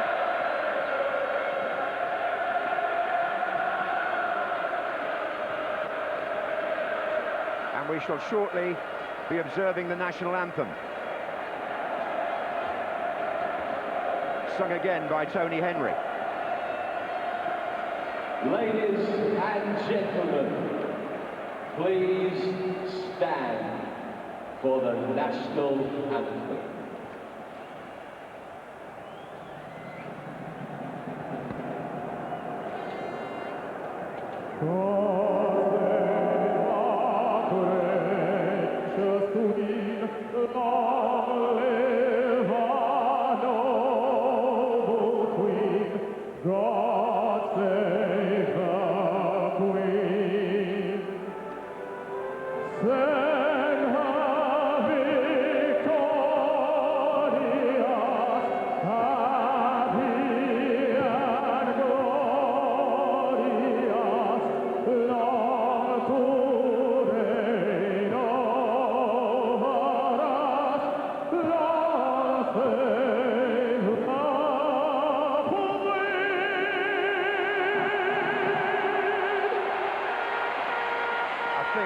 Robert Perez was expecting La Marseillaise there, but anyway, it was well received, the national anthem, and the French winger who could do a lot of damage. Be interesting to see which side of the pitch he starts, in fact, Perez. But in a moment we'll give you a final check on the two teams. But I think you may have already got a good idea by now who's playing. And they're going to do it over the loudspeaker again, as the players shake hands in the familiar fashion now. 5, Martin Keown. 7, Robert Perez. So David Seaman captains an Arsenal side in which Oleg Luzhny will play in place of the suspended Sol Campbell. In midfield, Ray Parlour required to compensate for the injured Vieira. Parlour, like Seaman, chasing his 4th winners' medal. Ljungberg chasing his 3rd consecutive cup final goal. And up front, Dennis Bergkamp, preferred to Wiltord. 9 of the 11 have played in the final before, Trevor. Well, there's still a lot of quality. Down that left-hand side, Cole, Perez and Henry, it's going to be tough to keep them quiet, and that's a difficult area, I think, for Southampton. Luzhny has to be pinpointed as a possible weakness at the back, so I think Beattie will play up against him. And Parlour, I think, has been excellent in recent games and compensated for the absence of Vieira. 8, Matthew Oakley. Well, in contrast, Southampton have no former cup finalists, but what a day it's going to be for 21-year-old Chris Baird at right back. Only made his starting debut 6 days ago. Paul Telfer pushes up into midfield, and Fabrice Fernandes is left out after playing in all but 2 of Southampton's games this season. Up front, just a little twist for Beattie. He may just remember that his Premiership debut for Blackburn in October 1996 was against Arsenal in Arsene Wenger's first match as Arsenal manager. The Gunners won 2-0, and if you fancy that score today, the price is 6-1, Trevor. No, I don't actually. But down the right-hand side, I mean, young Baird and Telfer had to quell that trio that we mentioned earlier. I think so. On the left-hand side, Bridge and Marsden, a lot will depend on them getting some good service in from that side to Beattie. Certainly Anders Svensson can be a very creative player in the midfield. Oakley will work very hard alongside him. And I think Michael Svensson, one of the central defenders, has been outstanding from all year. And if they are going to win, that man in goal, Niemi, can conjure up the sort of display that wins games. Well, there are the officials. Graham Barber, whose wife Wendy gave birth to a daughter, Martha, 3 weeks early. Otherwise, the baby was due yesterday. His 2 assistants there, Nigel Miller, the taller of the 2, who's in his last match as an assistant referee. He's going to be a nationwide ref next season. And Keith Stroud from Dorset. Mike Dean is the 4th official. And the substitutes, well, Arsenal have got Wiltord and Carnot, who could come on and do a bit of damage. Toure, who's versatile. Van Bronckhorst, the Dutch international.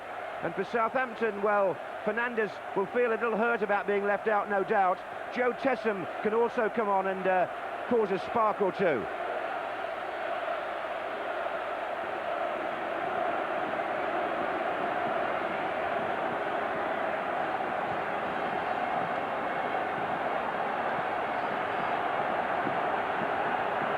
Well, somewhere in that crowd is Chris Baird, 21 years old from Ballymena United, just named in the Northern Ireland squad. I think the only player I can think of who rivals this for coming into a cup final with so little experience was the late Alan Davis. Played for Manchester United against Brighton in 1983 after only 2 first-team starts. Baird's had just 1.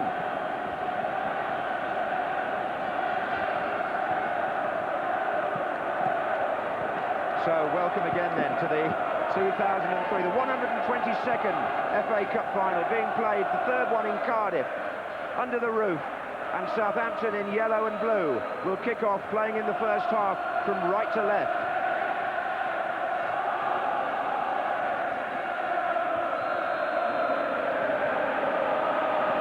And the ball straight away back to Wayne Bridge in the left-back position. Good comparison between him and Ashley Cole for Sven-Göran Eriksson this afternoon. Up it goes towards Beattie. Now Lundberg, who starts on the right for Arsenal. Thierry Henry's made the first run. Oh, and he's got the other side of Lunderkam. Is the striker in the first minute? No, it's not. Goodness, that would have been the fastest goal ever in a cup final. It would have beaten Di Matteo. Look at this, he pulled his shirt back, Trevor Lunderkam, as Henry tries to shoot. Well, I mean, the referee has played the advantage. You've got to give credit to Henry for staying on his feet because he thought he was going to score. The key fact is, if he'd have gone down, he could have got a penalty and Lunderkam would have been sent off. Incredible start, 28 seconds when that happened. Lunderkam very lucky in my view. In fact, he is prone to the odd error despite the fact that he plays so well at times at the heart of the Southampton defence, and he was struggling there against 32-goal Footballer of the Year Thierry Henry. What a start that could have been. Now then, the long throw for Southampton, aimed towards Michael Svensson. Missed by Lundberg, and Lauren covers. And now James Beattie swings his foot at that. Well, that was an incident to get the crowd buzzing right from the kickoff. But the thing you got to remember, 10 days ago, they conceded 5 in the first 25 minutes. This would just have been terrible. And look, he loses his foot in is the wrong side. And Henry just keeps it on his right foot. I think having got past him and stayed on his feet, whether he could have just come inside to open up the goal and use it with his left foot, by keeping it on his right, you've got to say in the aim, he does terrific, but it is a tight angle. Once you spread yourself, the luck went with him. Well, the luck, yes it did. And with Lunderkam too, I think. Anyway, here's Brett Ormeron. Oakley. Well, we could have some fun this afternoon. That's any indication of what's ahead. Here's Marsden. Wayne Bridge coming down this side also. And this time Marsden's found Anders Svensson. Marsden again. Beattie's made the run across the box. Here comes Anders Svensson. Well, Southampton showing no signs of being rattled by that first attack at the other end. No, it's good that they can work hard. Oakley's a key to that, closing Arsenal down. And they just, as we've mentioned before, got down the left-hand side. Marsden got the crossing. Lusney dealt with it, but not convincingly. This is Dennis Bergkamp. Now Gilberto Silva, the Brazilian, in the middle of the field. And Cole will find Perez. And this is where Telfer has to double up in front of Baird and try and stop Perez getting down the left-hand side, or Cole for that matter. That's the main reason why Gordon Strachan has dropped Fernandes. Yeah, they played Telfer at right-back and Fernandes, right side of midfield in that game. And they were 5-0 down. That day, John, they went to 3 at the back and pushed Telfer and Wayne Bridge in as wing-backs. But it worked okay, but today they wanted to play the 4-4-2, so Baird comes in as a right-back, and as you say, Telfer's sort of going to double up down that side just to block Cole and Perez off. Just a little footnote on that historical thing about goals. Di Matteo's goal was the fastest at Wembley. There was a goal scored allegedly in the 1890s in 30 seconds in the cup final. Henry would have beaten that there. There would have been nobody around to be upset about it anyway. Quite right. Anyway, it's a little bit of history in itself now, that incident, and we've got Wayne Bridge about to take a throw for Southampton. To Oakley. Telfer gets a foot in, but so did Cole. This is Gilberto.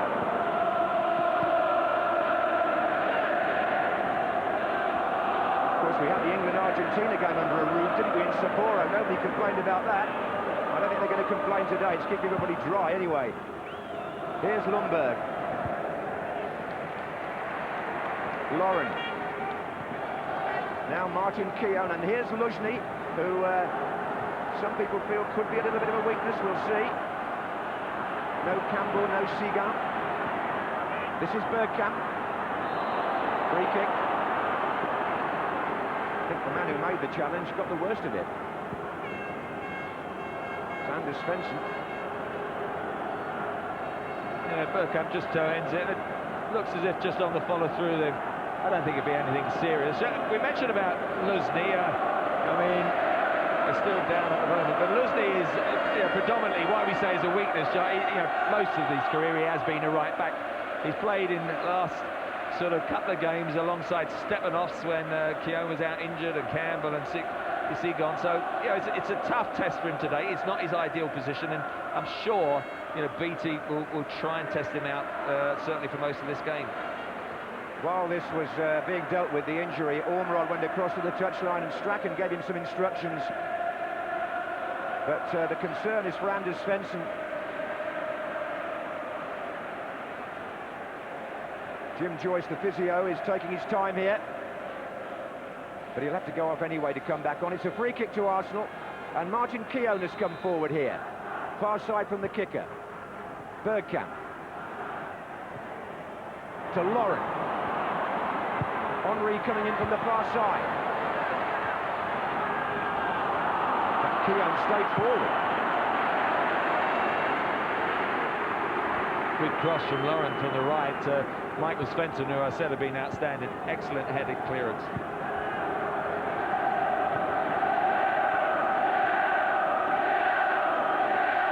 We reckon that if you stop the clock on that Henry chance, it was actually 20 seconds when he struck the ball. And, well, that would have given the referee a very difficult decision regarding Lundekvam if it had been a penalty. Would he send a player off in the opening 30 seconds of the cup final? We would have had no choice. If Henry had gone down in the penalty area, he'd have given the penalty, and unfortunately Southampton would have been down 10-1. Yeah, only happened once before. Kevin Moran, Manchester United in 1985. But Lundekvam escaped.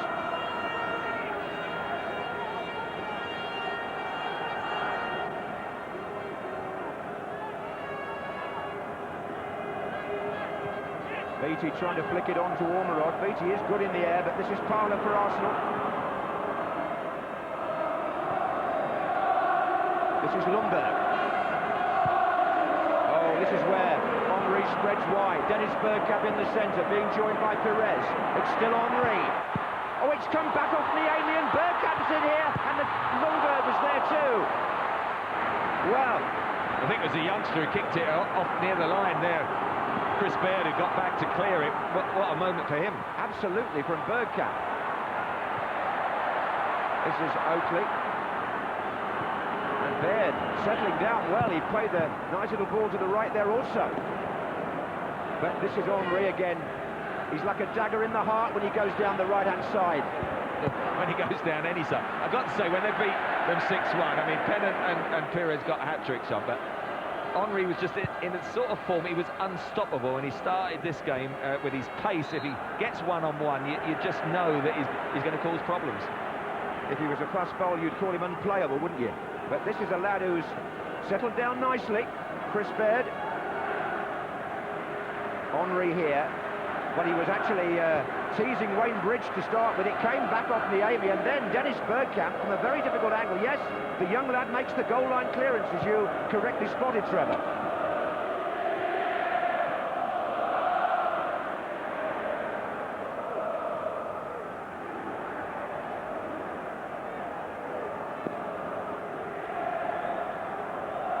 Dennis Bergkamp then, whose future is going to be decided as a meeting between him and the club next week, he told me before the kick-off. This is an opportunity now, John, the set pieces. The long throw by Oakley. Oh, and David Seaman stretching. Michael Svensson, the centre-back, is a real threat on those. Well, you've got Beattie, Svensson comes up, sometimes Lundekvam. And if you look at Arsenal, without Campbell, you know, Keown, Luzny, they've not got anyone else in the side who are any good in the air. So, for me, set piece is absolutely crucial for Southampton to try and make the most of them. Keown looking across to try and keep the Arsenal line, as Adams used to do. But Ormerod's got his arm up, he wants it played long by Niemi.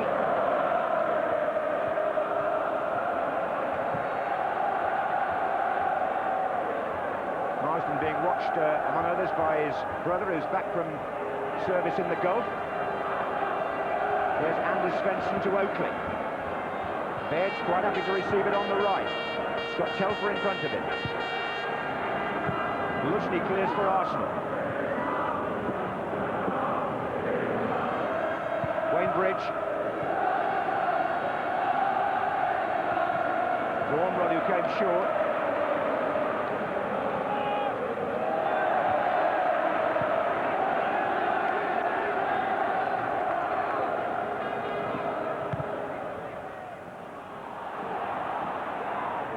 Now then, Bergkamp, and can he pick out Henry? That's a sensational pass to Thierry Henry.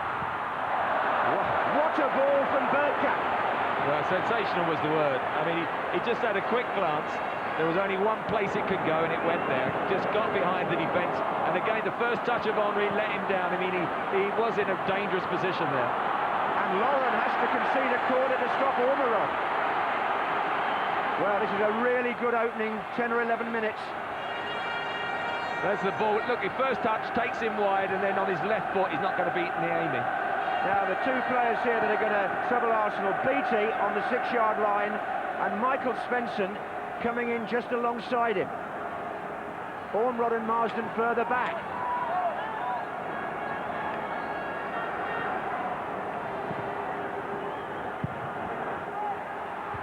That was Ormerod. Just a bit unfortunate, backpedaled a bit. He was jumping though unmarked. I do think if they get a delivery or two right, they're going to get some clear heading opportunities, and that's when they've got to put the ball in the back of the net.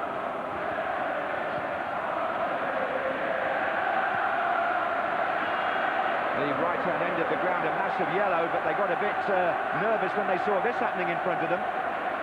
In the end, it was a comfortable save for Niemi. See, if it had taken in his stride with the pace he's got, and the defender would never have got near him. He just took it wide. The first touch let him down, but he's looked dangerous every time it's gone to Henry. There's Ormerod, and Beattie was just trying to stay onside there. And Lauren. There's a bit of a doubt about Lauren's fitness, incidentally. I fancy Arsenal have taken a slight gamble with the Cameroon right back.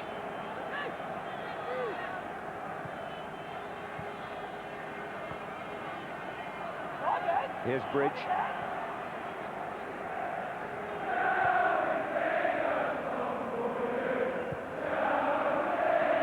Marsden. Ormerod. Beattie spinning away to the far post. Ormerod's cross. Oh! Well, that was an important interception. Gilberto, he covers back well. He's not bad in the air either. He had to cut that out of the near post. Here he is again. Has played centre-back, of course, the Brazilian. Now then, Paul Telfer with the drive. Hasn't scored since the end of last season, but that's partly because he's been playing most of the well, until today, at right back. To be honest, that was a good opportunity to get an early cross in. Arsene Wenger just a bit pensive there. He knows they've had a couple of chances, but Southampton, I think, have come back quite well. And you know, they had 4 people in the penalty area when Telfer decided to go for the speculative shot.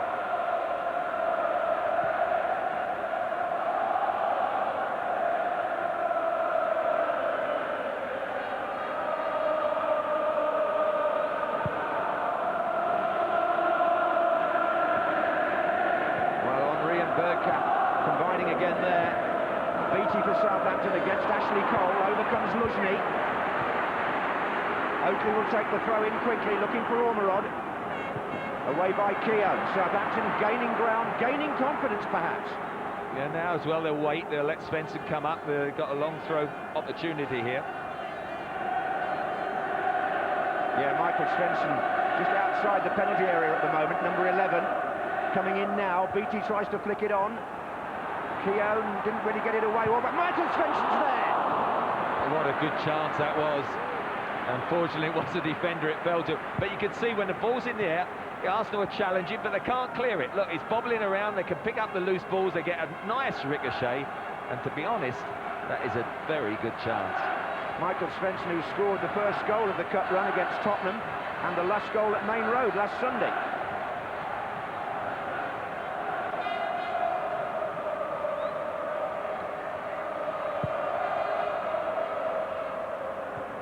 Well, here's Henry. Arsenal haven't really got Perez into the game yet. Gilberto. Parler. To his right, Lauren, but he picks out Lundberg. Tackled by Michael Svensson. They're not related, by the way, Michael and Anders, the two Swedish players for Southampton. Here comes Ormerod with Luzhny. Oh, they've got a player over on the far side. He's a long way away till that's Bridges' cross. Cole heads out. Baird does well. Anders Svensson will find Telfer. And here's Beattie offside. It was offside, but there were good early crosses in there. You could see Southampton, if you get the opportunity, just put the cross in there. Let's turn Keown and Luzhny round. This was the second one which knocked in, and unfortunately James Beattie coming out. But I think Southampton have done well. So do I. Gilberto pulled down there in the centre circle by Beattie, tackling back.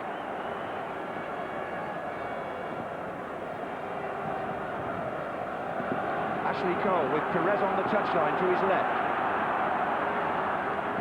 Comes inside now.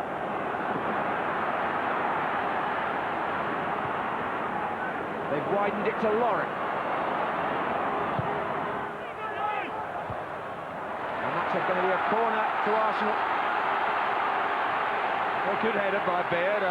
Again at the far post, he didn't know where anyone was. He's done very well, exactly done his job. Perez has been quiet. He and Telfer have ganged up. He's had a goal line clearance. He'd be delighted with the opening quarter now. So a very solid start by the 21-year-old, but now he and Southampton must defend the corner.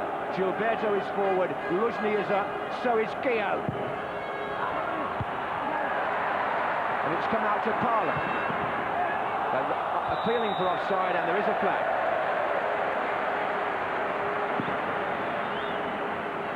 Ray Parler, who scored that fine goal in the final here last season, hasn't scored since for Arsenal. That is amazing. To be fair, he hasn't played as a regular, and it's been a bit unlucky actually, because people like Edu has got in ahead of him.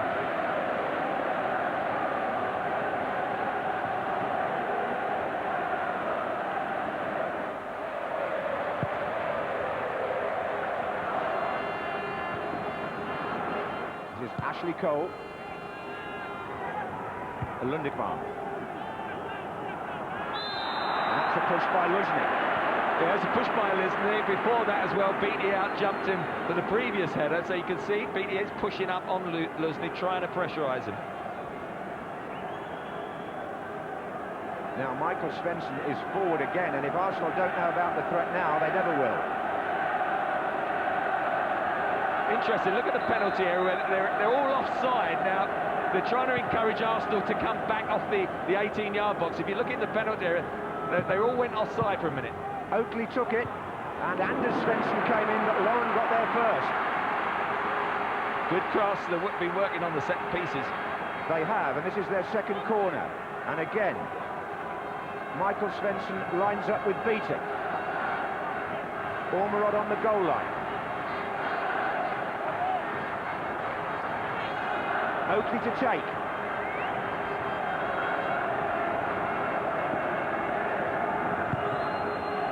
Played short here to Anders Svensson.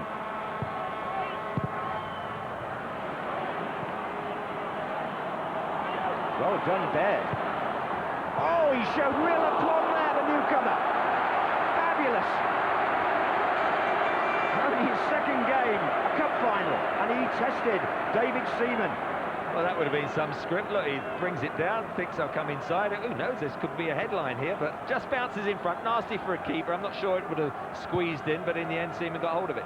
Extraordinary thing about Chris Baird is that he wasn't even in the listed in the club's pre-season handbook. There was some suggestion he might not make it at Southampton at one point when he came through the academy and became a first-year pro, but goodness me, he's making a name for himself today. I think in the pen pictures in the programme, I don't think he quite has made the Southampton one, so he can't even keep that for the future.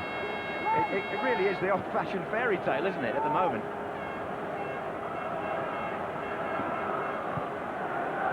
Now, Gilberto for Arsenal. Parler finds Lundberg. Parler dispossessed initially by Anders Svensson. Now Gilberto. Henry starts a run. Bergkamp's to his right. Here's Perez. Trying to play the 1-2, but Henry loses out to Akeley. Ormerod. Beattie spins away to this side of the pitch.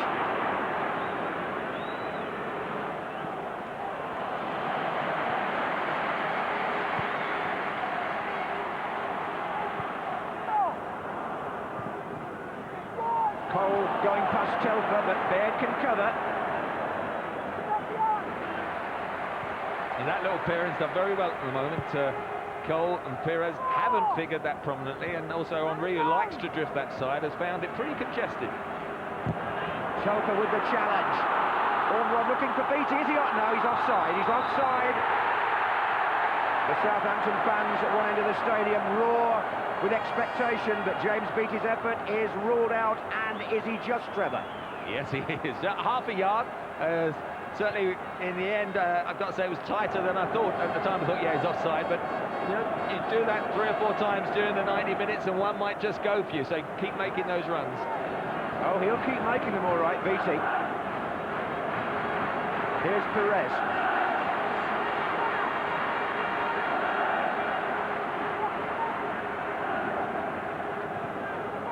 Arsenal so keen not to end the season empty-handed. Gilberto to Lundberg. Southampton already through to Europe, of course. Whatever happens today, they'll be in the UEFA Cup. Arsenal in the Champions League. In it goes from Parler. Bergkamp tries to shake off the attention of Michael Svensson. Now Oakley. And Luzhny came through there ahead of Beattie. And found Henry.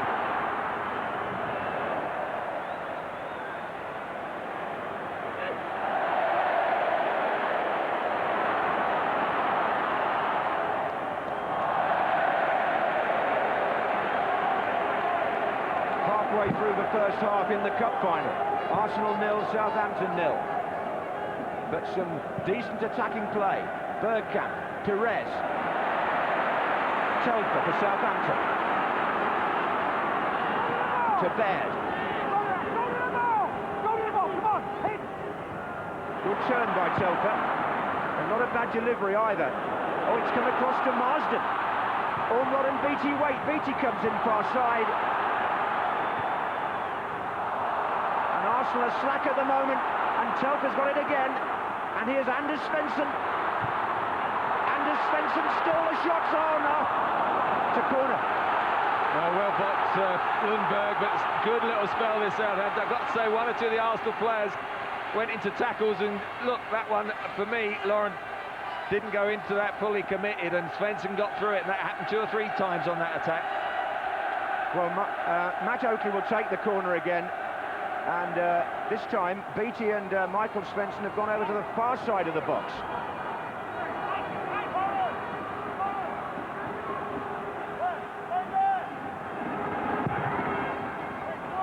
Michael Svensson hanging back. And good firm tackle by young Baird on Perez. So far, the Strachan strategy on that side of the pitch is working for Southampton. But will the wily Wenger find a way round it?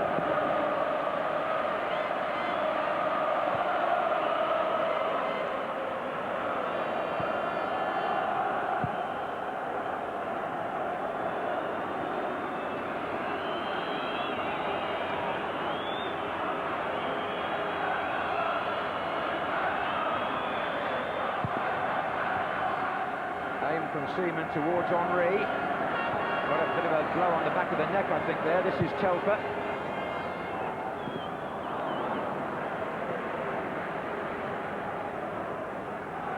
Martin Keown, 36 years old now. That's his pass.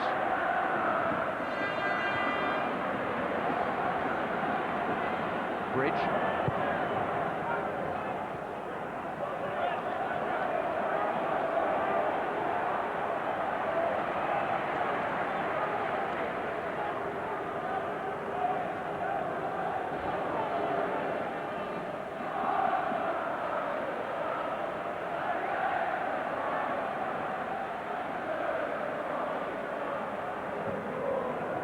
Now Ray Parlour. Good ball. Perez.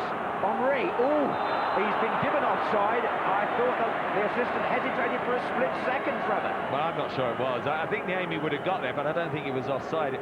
They held the line. Great ball from Perez when it's gone. Or possibly, I don't know, just half a yard. But in the end, it was going to skid through. That's where flag goes up. It's very, very late. When the actual Perez drifts into that centre, that's when you get a problem, because he's been out wide on the left, he hasn't got into it, so he just picks up that area behind the front two, and that's where when he's dangerous. But here comes Southampton again. Beattie trying to do some damage in the air. Parlour. Bergkamp. Who's he got with him? Nobody at the minute, but he'll get a free kick against Baird. He just clipped his heels. He let the advantage go Grant Bob just for a minute, but he then lost it, so that's when he pulled him back. Look, the shirt tug there, nearly got hold of his shorts as well. Little clip of the heels, had to then be pulled back. There always feels a bit more invention about Arsenal when Bergkamp's on the field. He's been a great servant since 1995 at Highbury. This is Lauren now. Gilberto. Perez. Ashley Cole's made a run on the far side, but on this side it's Lundberg.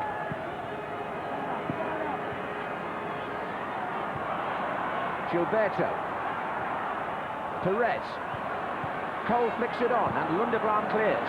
Henry was trying to find Cole there with the final ball, and it did look for a minute as if they would penetrate the Southampton back line. I think it was a shame Henry got in the way there, because Perez passed it and he was looking for Cole, but Henry interrupted it, otherwise it would have got through to Cole. So a few might-be's and what-ifs in the first 27 minutes here, but as yet, no breakthrough.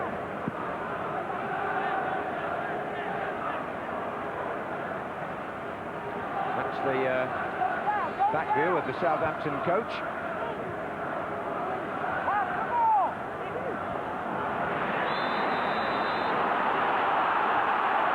Well, it's Gilberto who's down. The Arsenal players seem to think the referee should take some action there. It's Paul Telfer.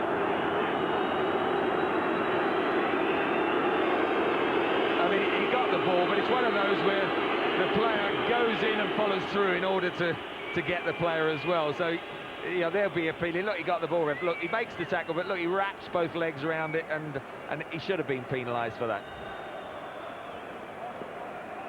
In his early days, Paul Telfer played in a semi-final for Luton Town. Don't think any other Southampton player has got that far in the cup at the moment. The referee's talking to Marsden and Beattie as Gary Lewin attends to Gilberto.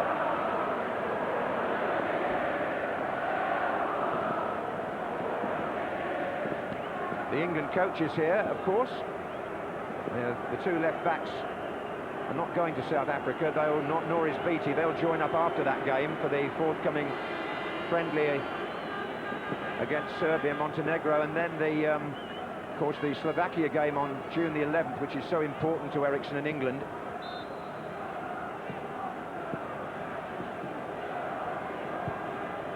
Now Thierry Henry on the left.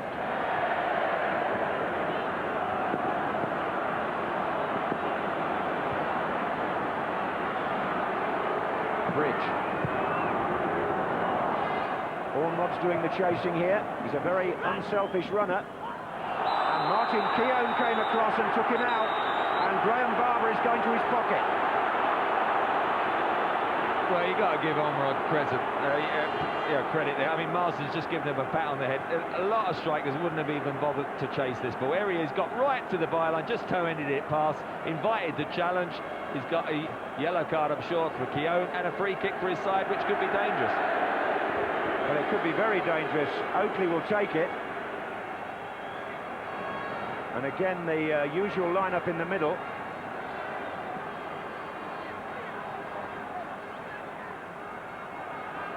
Michael Svensson at the moment is just jostling for position on the 6-yard line.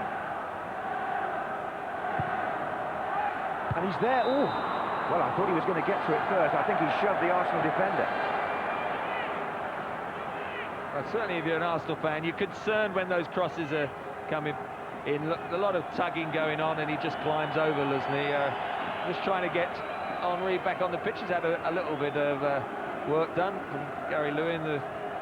Not sure what the injury was, but that'd be a bit of concern whether it's his groin. I think a few minutes ago he did get a bit of a bang on the back of the neck, Trevor. I'm not sure whether that's a recurrence of that. He has been treated, as you say, by the physio. No, he was getting rubbed somewhere lower down than that, I think.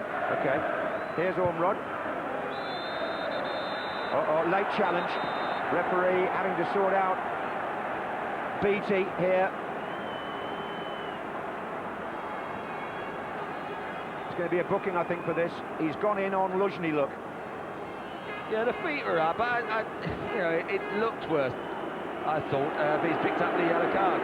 So referee Barber has admonished 2 players with a card in the course of a couple of minutes. Keown and Beattie now tread the narrow line.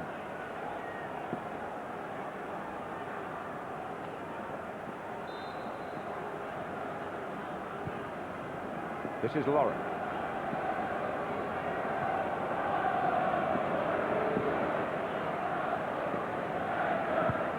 Bergkamp making a run.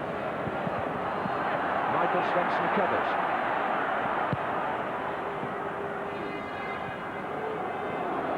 Keown knocks it back. Black stayed down, but they're all coming back. Yeah, they pushed up, played the offside, so might as well let the game flow. Certainly the opening half an hour, I think Southampton, you can see why they've done so well this year. They worked hard, they've got their game plan, everyone's chasing, harassing, working, making it difficult for us. Now, Arsenal got the individual quality, they've broken down with the pace of Henry, and they're also going to do that. I'm sure that offside track will break down 2 or 3 occasions, but they haven't taken those chances, so it's very compelling. That's a good word for it. Blumberg. Oh, and Niemi is coming out here in front of Baird. Niemi, who's the Finland #1 goalkeeper, missed the semi-final injured. It's pretty hard lines on Paul Jones, but here comes Beattie, taking on Luzhny. Crossed by Marsden. It'll come back to Baird. Now Oakley.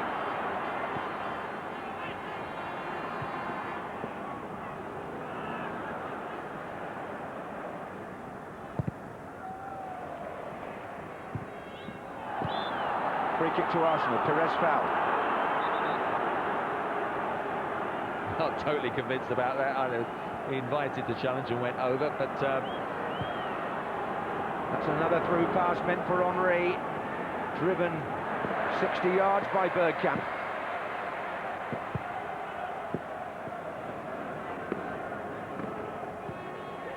Arsenal, the FA Cup holders, bidding to become the first team for 21 years to keep the cup. Lundberg. And that's a foul by Marsden. It was a foul. British again, Marsden doubling up this side. Look, Lundberg, you think, have I got one against one? No, you haven't. And he just nudges his arm off balance. But again, the work rate of Southampton and the spirit epitomised. Well, Gilberto has gone forward for Arsenal here. And any minute now, Luzhny will join him.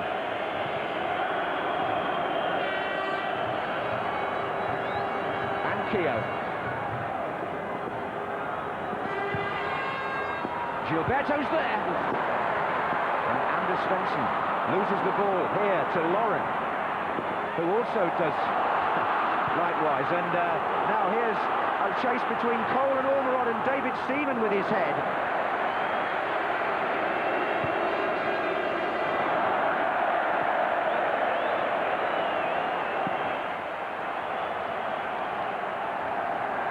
What's your assessment after 35 minutes here? Well, David Seaman using all that experience to come out and clear with his head. I think Southampton, after that unbelievable scare after 20 seconds when they could have been behind, settled down. You've seen the whole game plan. They're trying to work hard. I think they've blocked the left side of Arsenal extremely well. So Baird and Telfer done an excellent job. Beattie and Ormerod are the key for everything to work. They just run and work and give out options, and even if it's a lost cause, they'll keep running, and that helps, I think, the two units of four behind them. Memory serves me right. I think all the goals in the previous two FA Cup finals at Cardiff have been in the second half. So 0-0 here at the moment. This is Marsden. Bridge tucks it inside to Anders Svensson. Marsden again.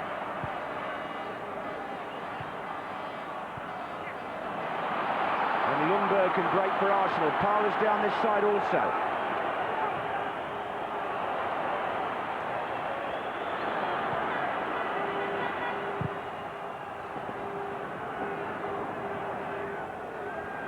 Keown. Oh, a save.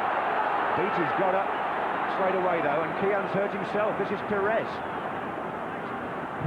Cole forward again, but he's got to come back now. There's an opportunity maybe for Bergkamp. Just hooked away by Chris Berry.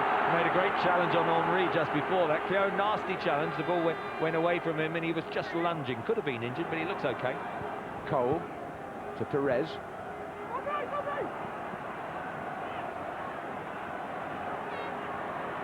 And still looking for Lundberg. Perez is there again. So it's the Southampton defence that side. Telfer and Baird, if they can keep it up for the whole game, have done exceptionally well, and their manager will be absolutely delighted. You wouldn't think so at the moment, but he is delighted that his team's started so well. Gordon Strachan, the cup winner himself as a player with Manchester United. The side of Mark Hughes. 1985 under Ron Atkinson.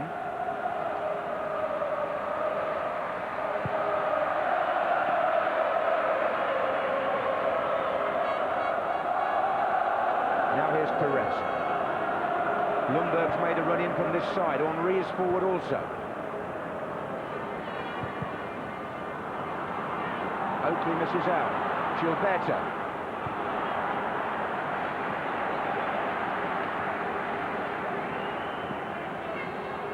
Tackles are flying in fast at the moment. Nobody really getting away from their marker much.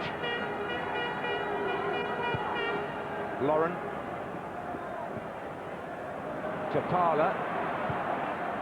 This is Henry. Bergkamp's gone to the right, and there's Lundberg with a chance for Arsenal. Oh, and Perez surely goal.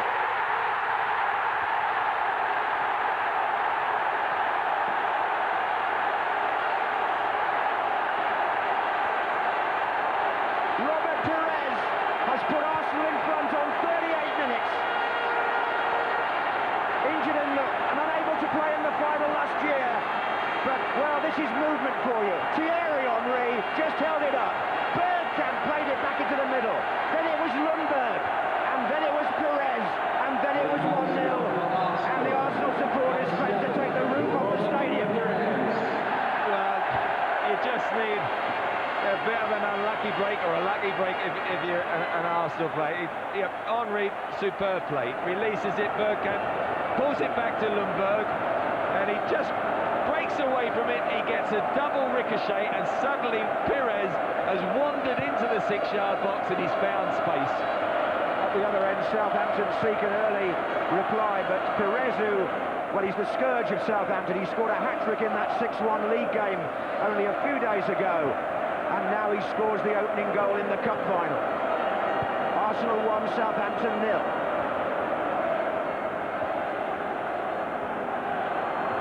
I thought for a moment Freddie Lundberg was going to get it and make a little bit of history with his third goal, but it ran on to Perez, who made no mistake. This is Lundberg. And there goes Henry. Lundekram has to come across. Henry's gone wide, pulled it back. Oh, it should have been 2. And Perez was coming in again. Well, I'm not sure if he did get a little nudge. I mean, Telfer and Baird have got to keep their discipline. Henry, in this situation, is not... It's a defender's nightmare. He just comes outside, knocks it back across unselfishly, and you've got to say Perez was a yard ahead of Telfer. Now, Telfer and Baird have done really, really well with him. They're desperately unlucky with the ricochet, but they've got to keep their discipline. The game could go away from Southampton between now and half-time. They've just got to keep it 1-0. Yeah, re-establish what had been happening before, but Arsenal now 1-0 up, they could be rampant in crucial 6 minutes now. Well, that was a superb pullback by Henry, wasn't it? He was on his own when he took the ball down the right.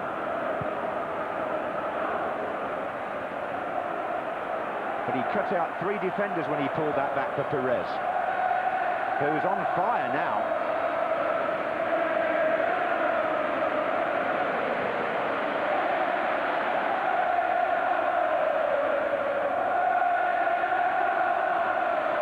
Jubilation at the Arsenal end. Here's Perez again.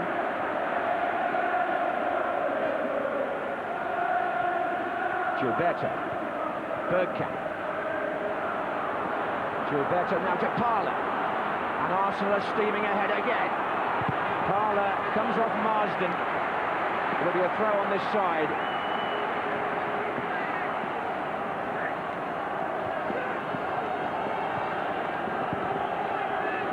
Southampton have really got to keep their wagons in a circle now, because Arsenal are going through one of those spells where they can hurt anybody. Lauren will take the throw.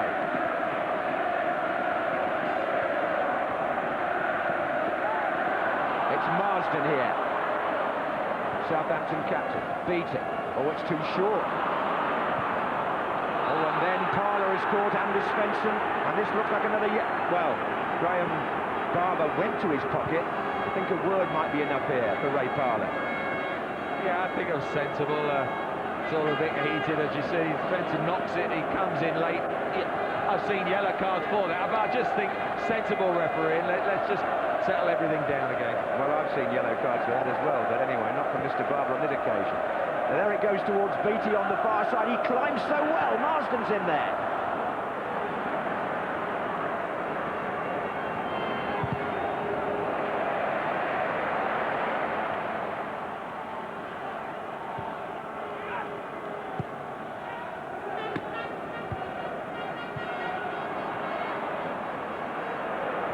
Well, Perez on the ball again. Ashley Cole going up on the far side for Arsenal. Henry drifting on that towards that side of the pitch as well.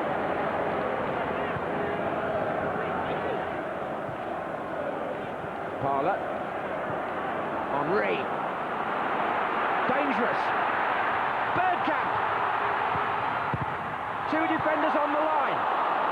Came out to Parler and missed his kick, didn't the second time. Henry. And the Amy, in the end, will collect. Oh. Well, this is a spell, John, where you've just got to cling on to it. You've got to hang in there, try and stay 1-0. This could go anywhere. They've got the ricochet, and it's Baird again. He's been involved a lot, hasn't he, in the first half. And Lundekbarn, who eventually get it away, and then Henry tries to get the shot in, and it's blocked by Oakley. Good defending. They hung in there. Crucial. That's twice Baird's been in the right place at the right time behind his goalkeeper.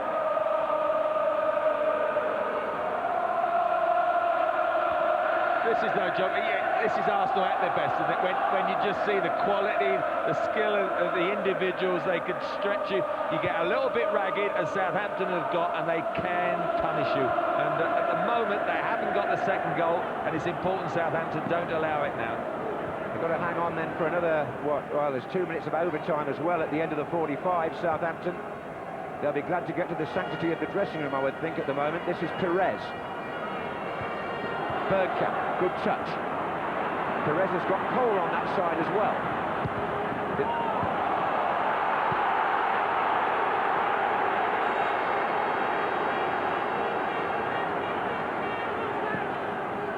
Well, Southampton weren't picking up from the throw.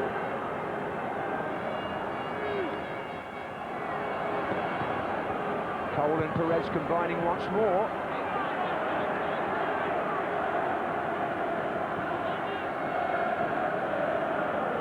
players on deck for the side whose new stadium is down by the docks. Good touch by Bergkamp. Flags up here for offside. Well, he's had a good little 10-minute spell, hasn't he? This is the double ricochet. Look, it comes back, and suddenly Perez had wandered in. Telfer hadn't for once gone with him. Verdi's on the goal line, and neither of them can get to him, and Perez makes them pay. Yes, and that was the reaction of Arsene Wenger. Perez has scored 16 times for him this season now. It's a phenomenal record for an attacking midfield player. Out wide, you know, that number of goals is priceless. Missed the semi-final too, of course, with injury this year, but he's made his mark today, Robert Perez. And he may well have given Arsenal a half-time lead. This is Gilberto.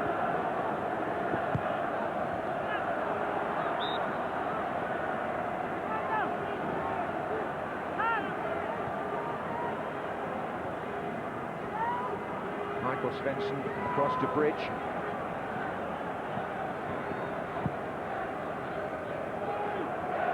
It's Lauren.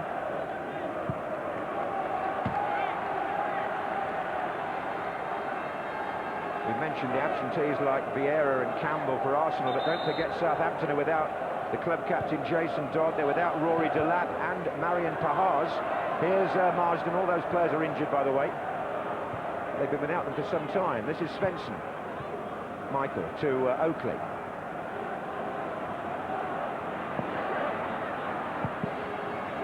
Bridge has made a forward run. Hasn't had too much time to get into the attack, Wayne Bridge, so far. I don't think too many of the Southampton players here from midfield and at the back have been able to do that, other than the set pieces, really. Olmerod and Beattie have worked extremely hard, as they always do, but the supply hasn't been ideal. And of course, that's something Gordon Strachan will have to think about later on in the second half. Tessem and Fernandez will be the two attacking options, but he won't do it too early. They don't want to chase the game against Arsenal too early, as I say. Here comes Luzhny. Did that nicely, found Lauren. And at that moment, the referee blows the half-time whistle. Well, we nearly had a goal faster than ever before in the cup final. In 20 seconds, Thierry Henry had a shot saved, but this was the man who on 38 minutes did score. Robert Perez, who gives Arsenal what I think must be considered a deserved lead, but how well 21-year-old Chris Baird did, having been thrust into this match, only his second start. But at half-time, the score in the 2003 Cup Final in Cardiff is Arsenal 1, Southampton 0. Well, for half an hour, Southampton certainly gave as good as they got, but Arsenal pressed home their advantage in the closing stages of the half. I thought it was an excellent first half. I mean, in the first 20 seconds, we might have had a penalty, a sending off, and Henry could have scored. Then for half an hour, as you say, Southampton did really well, but if you're being brutally honest, there's only one team in it. You know, Arsenal have had the better of the chances. When they pass and move and they do it at pace, they're absolutely blistering. They're fantastic to watch. The bad news for Southampton is they've got Arsenal playing really well. The good news is, we said before the match, that Arsenal, the big flaw they have, when they get in front, when they're in the ascendancy, they struggle to finish teams off. Evidence of that towards the end of the half. There were 1 or 2 chances after the goal, 2-0 at half-time, all over. And I expect we'll see more of that in the second half. We've said it so many times, we've seen it so many times. Arsenal's gone in front, they've looked the better team, they've played really well. The other teams tried to put pressure on them, they just passed their way through it, and then suddenly they stopped playing. And I think that's going to happen again in the second half. Southampton's tried to put pressure on Arsenal. It's very difficult when their passing is that good. And it's difficult if all 11 players are not up for it. And we saw very early, after 20 seconds, we saw an example of one player not pressing the ball where all the others were, and it resulted in a big chance for Arsenal. Well, I think Southampton have got to continue to be brave. They've been brave in the way they've pressed the ball, and it's a big old pitch out there, and they've made the distances up. But as soon as they don't go all the way, then that's going to be a problem for them, because of the quality of players that they're up against. Good players like Arsenal have got will turn get the ball, pick it up and run at you with And it's going to get harder for them now. They'll go down, they've got to chase it. They've expanded so much energy, nervous energy as well with the occasion and everything. So it's going to be difficult. The fact that they play very much, every time they get the ball, they will look for Beattie and they play a high ball up that he's going to head down to whoever's coming up there. You look at the last 15 minutes of that first half. Variation into that game. You wonder where Southampton can get back into this match, and you wonder if they try to press it and they bring on an attacking option. Half-time often changes. Well, it might change it, and it would be interesting to hear what Strachan's saying at this minute in time. I think he'll still be very positive, because for 30 minutes they were doing well. They had one realistic chance, but they haven't created a lot. Whereas Arsenal, as I say, when they play up to Henry... Well, it didn't take them long to create a chance, did it? An astonishing start to the game. Well, we were looking for an easy 5 minutes. The first 5 minutes, like, they'll look at each other and test each other out. And then... I was just thinking I got time for a cup of tea for 3 hours. It was an unbelievable start to the match. And Henry, if Henry goes down... right. Changed. But let's have a look at the goal, though, when it came. 38 minutes, Robert Perez. Well, it actually came at a time when Arsenal weren't doing that badly. There was a lot of long balls up to Henry, but this is into his feet. He just waits, plays it to Bergkamp. Good ball back, comes to Lundberg. Good defending, good block. Perez unmarked. Difficult to save that. This is a great example of the class that the players that Arsenal has. Running off the ball, the pass there is fantastic. You see Lundberg straight away, he's in there. He's a midfield player. He's playing wide right, by the way. And here's a wide left player in the box picking up the pieces. And that's class. Just the commentary says it all there, doesn't it? Henry to Bergkamp to Ljungberg to Perez. So you've got 4 decent players there. And many people say, well, it's typical lucky Arsenal because he gets a double break on this ball and it falls for Perez, but they look for that. But Mark, when you were great when it's played into your feet, but this guy is exceptional when it's played into this guy's feet, Henry. Yeah, I mean, he's got.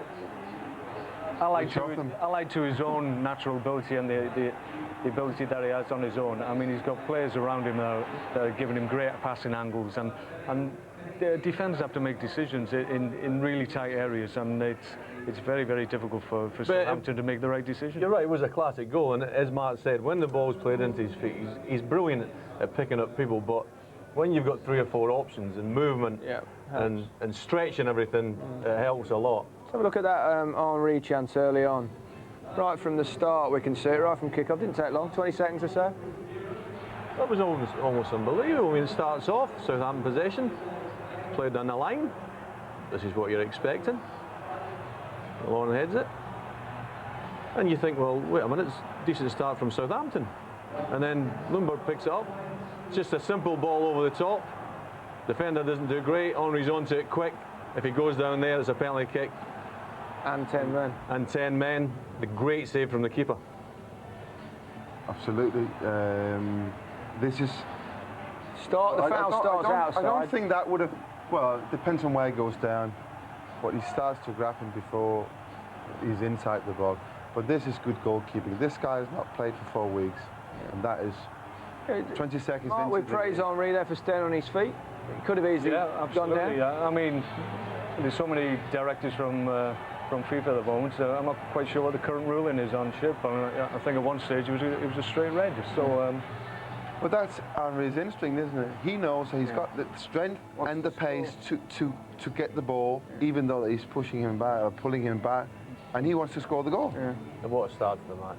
An unbelievable start. It's a good start. Now another chance fell to Arsenal and Bergkamp shot. I think Chris Baird, making only his second ever start, cleared off the line. He's done really well. He's a young boy, huge game for him. Not a great deal of experience, but this is how Southampton played. If you watch Wayne Bridge here, instead of going to the ball, where does he go? He's compounded the ball. He's gone straight back, defending numbers. Yeah, instead of getting out to the ball and pressing, getting in Lundberg's face, he hasn't done anything there, and now he's chasing back to his own goal. Spilled that one. The goalkeeper spills it, Spilled it. Got away with it. But then, unfortunately, he's got a young fella on the line there to play. Yeah, he's been really positive in everything he's done, the young kid. He's got out to people. Under the circumstances, I would imagine Gordon's been really, really pleased with his performance. He's not lucky to be in the line there, you know. I mean, he's taking up a great position. He just flicks away. That's good. We keep emphasising that he's 21 years of age, and 21 years of age is not very young in today's football. It is if you only ever have one start. You know, it's his second game. Yeah. This is what really impresses me, because he plays like he's got you know, so much experience. I think he showed so much composure on the ball when he's tackling. It's as though you're saying he's played it only once before. It's as though he's been playing for about 3 or 4 seasons. If he can keep it going in the Football second is very much about decision making. His decisions, every time he's been asked to make a decision, he's made the right one. And you have to say the decision that Gordon Strachan's made to put him in the first place is justified so far. Yeah, what the best pass of the first half? Dennis Bergkamp to Thierry Henry. Tasty? Better than tasty. I mean, when you look at it, you know, when you talk about vision, awareness, and just the ability to play that pass in, that is unbelievably good. It is inch perfect, and you're expecting Henry to go hit with his left foot or come back inside, but you'd expect him to do better in that position, that's for sure. But this is where Dennis is world class. He just sees that, and not a lot of players can actually see that pass. I've got the imagination to play that pass, but he does that, and this is why he's still playing. Yeah. Just after Perez scored, he had another chance, Mark. Yeah, he's came obviously. See, that area was they had a lot of joy in that left back area. I think Wayne Bridge just needed really to get his decision right. Sometimes he was coming, sometimes he wasn't. And that was leaving space for Henry to go in there. But that's all the pace as well, isn't it? Yeah, absolutely. I mean, he's come out of nothing there, Henry. Once again, they get bodies in the box. And when he's running you with a ball in the box, you've got to back off, you're in trouble.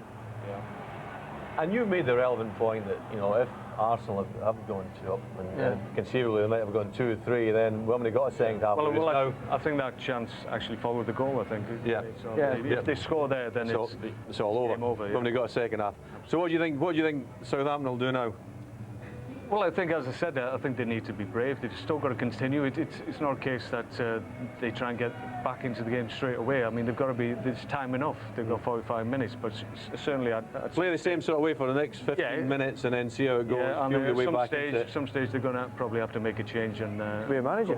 Well, you are. I keep thinking of you as a player. Well, Chris Burr, we've highlighted him once. So he cleared another one off the line, didn't he? Just for half time. And this is what I was saying about the decision making. He takes up good positions, and you see where he is now. He's on his way towards a goal now. He smelled the danger. That ball was probably going wide, but he smelled the danger, and he was there to clear it up.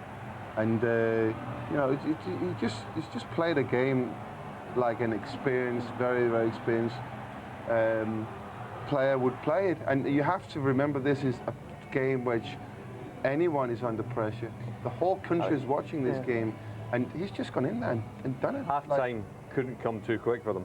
The end. Arsenal were flying. For the first half an hour, I mean, they did all right with creating a lot. Well. They had one realistic. Half-time couldn't come too quick for them. The end. Arsenal were flying. For the first half an hour, I mean, they did all right with creating a lot. They had one realistic chance. So to Svensson. Yeah, and it was a good chance. It just fall for the wrong person, to be fair. This is Michael Svensson getting the ball now, and you know, had that fallen for James Beattie, that would probably have been a goal. You know, this is if Southampton's going to get a goal, this is where I think it'll come from: a throw-in, a free kick, or a corner, set play in it, because they're very strong. They've got tall players, and you can see by the way they set up that they practice these things.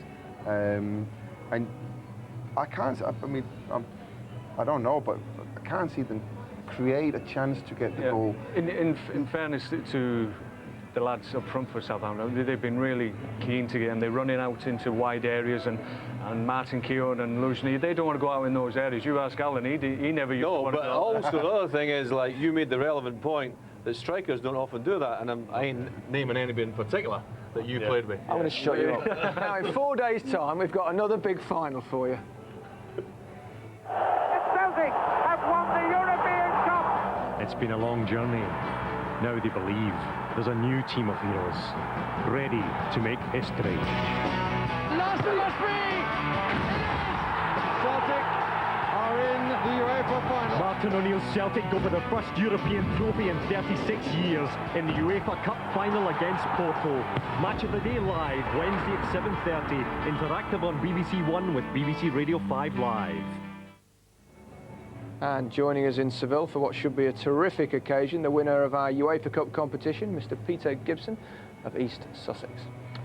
Then on Thursday, we've got highlights of England's friendly international in South Africa, BBC One at 11:35. And on the subject of international football, Mark Hughes doing very well as Welsh manager, and he's still turning out occasionally, we see. This is last night, you talked about this goal. What a finish. You never lose it. It's always better to be a has-been than a never-been, you see. 97% of your goals are volleys, I understand. Yeah. Yeah, I've got a 5-hour video I can show you if you want. Yeah. Pace, movement, a lot. And there wasn't Not anymore, unfortunately, but I can still hit the back of the net now and again. Right, well, the two managers, contrasting team talks in the dressing room. From Wenger, more of the same? Exactly it. Just keep playing the way you're playing and probe and stretch them. And Southampton made the point they worked very, very hard. Can they keep working that hard for 90 minutes? I think the most important aspect for Arsenal is that when they're on top, and they've shown frailties before when they're on top, they've got to finish the opposition off. And the big question is, can they do it? I mean, as I said, the last 15 minutes of the first half, you look at that performance from Arsenal and say, there's nothing here for Southampton, but we know that Southampton at some stage will get a chance. The importance of taking that chance can't be overstated. It's basically down to who scores next. Really, if Arsenal score, then the game is over. But if Southampton get back into the game, then we're going to have a good second half. But Gordon Strachan will be telling his players, you've got 45 minutes of this season left. Go out there, put pressure on them, play like we did against Tottenham, for instance. Give it everything. If you're tired, you can come off. Because if you put pressure on these, they will stop playing. We've seen it in every game we've covered so far. Yeah. They will stop playing, and you'll get the chance in. You get a bit of joy. As long as it stays 1-0, it will be very, very interesting. Yeah. Well, you said time and time again that the weakness of this side, the Arsenal side, is that they do switch off. So. Especially when they're playing as well as they did in the last 10 minutes. Saw it against Chelsea. Exactly. I mean, for 60 minutes against Chelsea, they played football like as well. as good as I've ever seen this country. And then conceivably, in the end, Chelsea could have won the match. So, I mean, Southampton have got massive hope here. What they've got to do, they've got to go and show the same sort of commitment. As I say, at times try and put Arsenal back four under pressure. But personally, it's hard to envisage Arsenal not scoring again, isn't it? With their pace, their Henry up front. Yeah. Well, how many times have we said that? Well, a few. No, we've said this. Oh, there's going to be loads of goals here, and then suddenly they switch off and let the other team back into the game. But in a game of this magnitude, you know, you would have to be like that. You'd have to think that Arsenal are going to come out, and if they play anything like they've played in the last 15 minutes of the match, they will win the game. Well, there's no doubt about that. Right. Absolutely. Okay, that's it. Enough from us. Let's rejoin Trevor Brooking and John Motson. Thank you very much. Arsenal on the pitch, no sign of any substitutes, and the goal scorer wearing a contented expression. There's the silver ball being used for the first time in the FA Cup final today, and that might prove to be a golden goal, we'll see. Reminder of the teams: Arsenal, as I said at the start, really without Vieira, without Sol Campbell, without one or two others as well. Segan, Jeffers wasn't fit either. But bags of experience, bags of international quality in that team.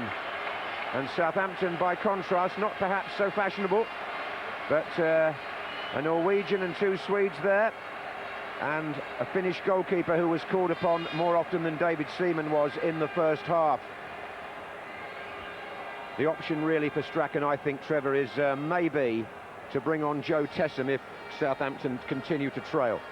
Well, Tessem is the obvious one. I think Fernandes is always, you know, he was taken out because of the concern of Perez and so forth, but he has been a crucial supply line for Beattie. I mean, he's a terrific crosser of the ball, and I certainly do feel, whilst Tessem up front, I think Fernandes out wide, getting some good crosses and delivery, and will have to be an option at least for 20 minutes if they're behind. Arsenal were a player short there. That was the reason the referee was delaying the kickoff. Thierry Henry just explaining, I think, that Lauren hadn't returned to the pitch. Anyway, there's a full complement on there now.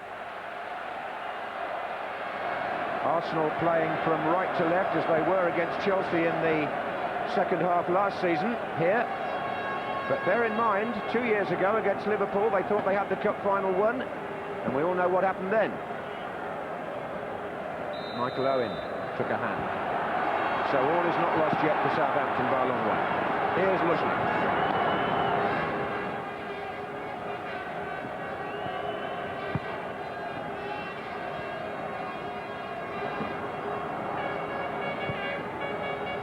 Same formations, Trevor, I think. Yeah, no change. Yeah, same shape and balance in the midfields as well. Henry making his first run of the second half ahead of Bergkamp. Gordon Strachan appealing. Never still for very long.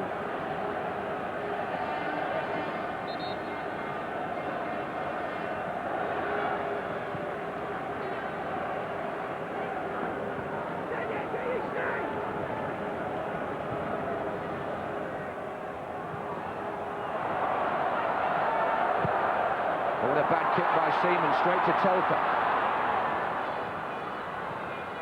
And it's given Baird the chance to move forward here. Ormrod's just inside him here. This is Brett Ormrod. Good turn. And a very, very important clearance by Oleg Luzhny. Well, it's funny because Luzhny went with the run of Baird, and that took him into the area where Ormrod had wrong-footed his marker. So, you know, they're a bit unlucky Southampton there, because they could have got a shooting opportunity. It all came when Ashley Cole knocked it back to Seaman on his weaker left foot. He tried to get it on his favoured right and scuffed the clearance. Bit of encouragement here for the Saints. This is Beattie, and it still is. It went out. 2 of Beattie's 24 goals came against Arsenal in the 3-2 win at St Mary's. He was finally overtaken in the race for the Golden Boot, of course, by Van Nistelrooy. Both sides now, of course, attacking the ends where their fans are, so there'll be plenty of celebration, whichever end perhaps the second goal goes in. Well, I must say, this Millennium Stadium has proved a fitting arena for the FA Cup final these last 3 years. It generates the sort of atmosphere you need, and it stays in as well in the ground.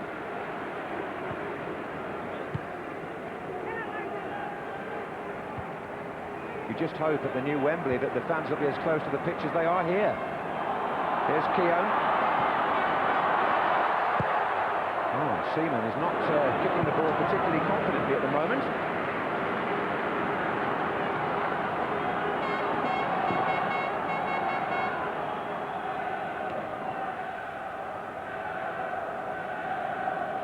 Here's opposite number Niemi, just waiting for Southampton players to move forward. That's a clumsy challenge by Luzhny on Beattie. Well, still the same contest going on, Beattie up against Luzhny. You've got to say, generally, Luzhny's done better than perhaps one or two might have thought. He's just got to keep that concentration for the whole of the game. Oakley to take the free kick, and inevitably Michael Svensson is in there. So is Beattie, of course.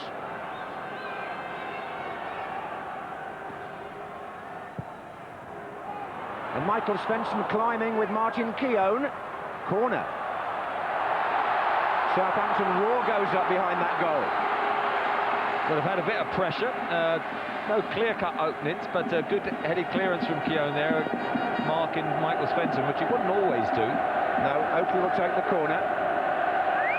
They're mostly on the 6-yard line now. Michael Svensson, Beattie, Ormerod.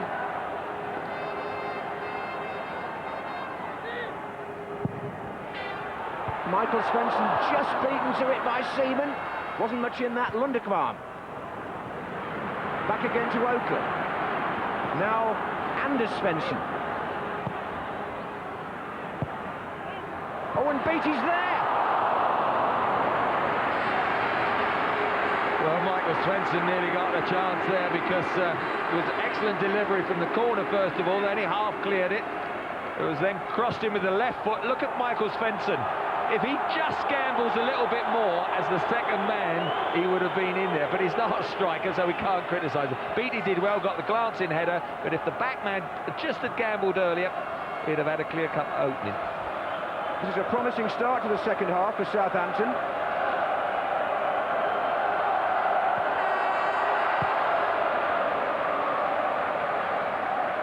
Henry to Bergkamp. Oh, mistake by Baird. Here comes Lundberg. Baird was... Oh, he didn't make up for it. It's Bergkamp. Henry waiting just to his left. Lauren. Parler. Gilberto. There's a Southampton player down injured in the penalty area. Players going on. Don't think Graham Barber's seen him. This is Perez. And the sporting gesture by the Frenchman Thierry Henry, because he knows that treatment is required for Lundekvam. Yeah, it was all in that little clash. I think it was with Bergkamp, I don't know, but they had a couple of little ricochets, and suddenly they just had a spell where they had to defend, but in the end they did it. This is the one. Just stretches in, and as you see, as he makes the challenge, Dennis Bergkamp probably just shreds on the ankle. Well, Lundekvam has been 6.5 years at Southampton. He's never scored a goal for them, incidentally, but he did make a little piece of history at the other end when he scored Norway's 1,000th goal in international football of late. But he won't be thinking about that just at the moment, as he gingerly picks himself up with Jim Joyce. And Freddie Lundberg, I think, has taken some instructions across. Just caught Bergkamp, didn't he?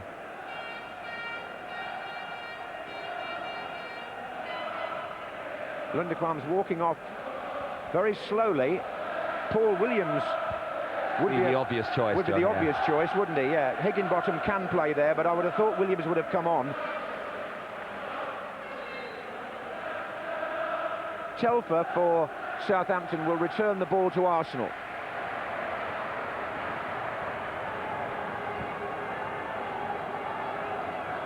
Two of those who can't make it today, or three of them actually, for different reasons. But as yet, Arsenal are coping okay without the likes of Vieira and Campbell. Here's Telfer.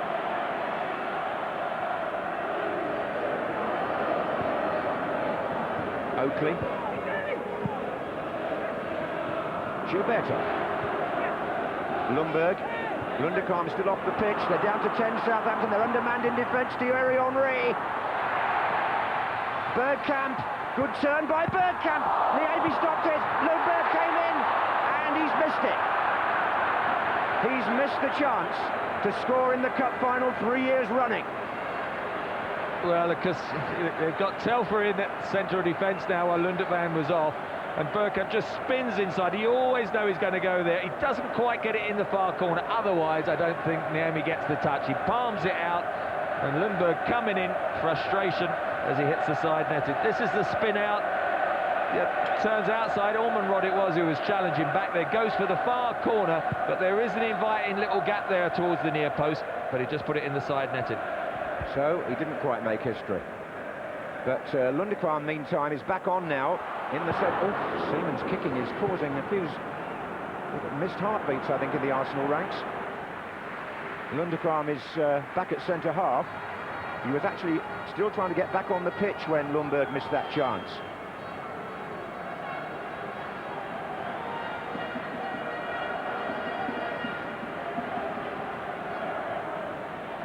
Now, can Southampton maintain their momentum? Looking for Beattie. Telfer finds him. Marsden well forward. Ormonrod in the thick of this. Gilberto's clearance. Bridge will pick it up far side. Finds Anders Svensson. And here's Michael Svensson to Oakley. And over here is Baird. Marsden to Beattie.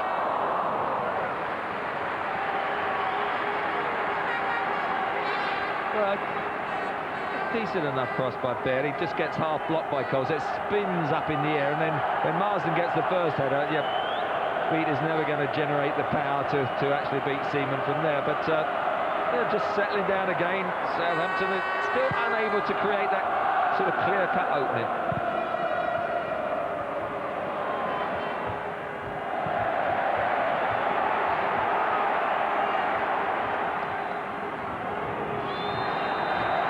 Well, Beattie's been fouled this time by Luzhny. It's a free kick to Southampton.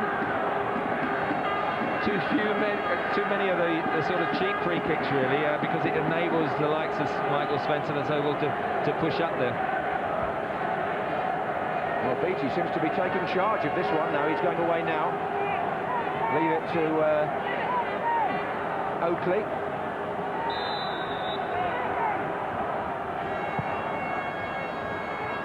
And in fact, Beattie has got a chance. Oh, he hasn't. He won't retrieve it. It's a corner instead. Oakley will go across to take this now. His last corner was an excellent one where it became a bit of a scramble.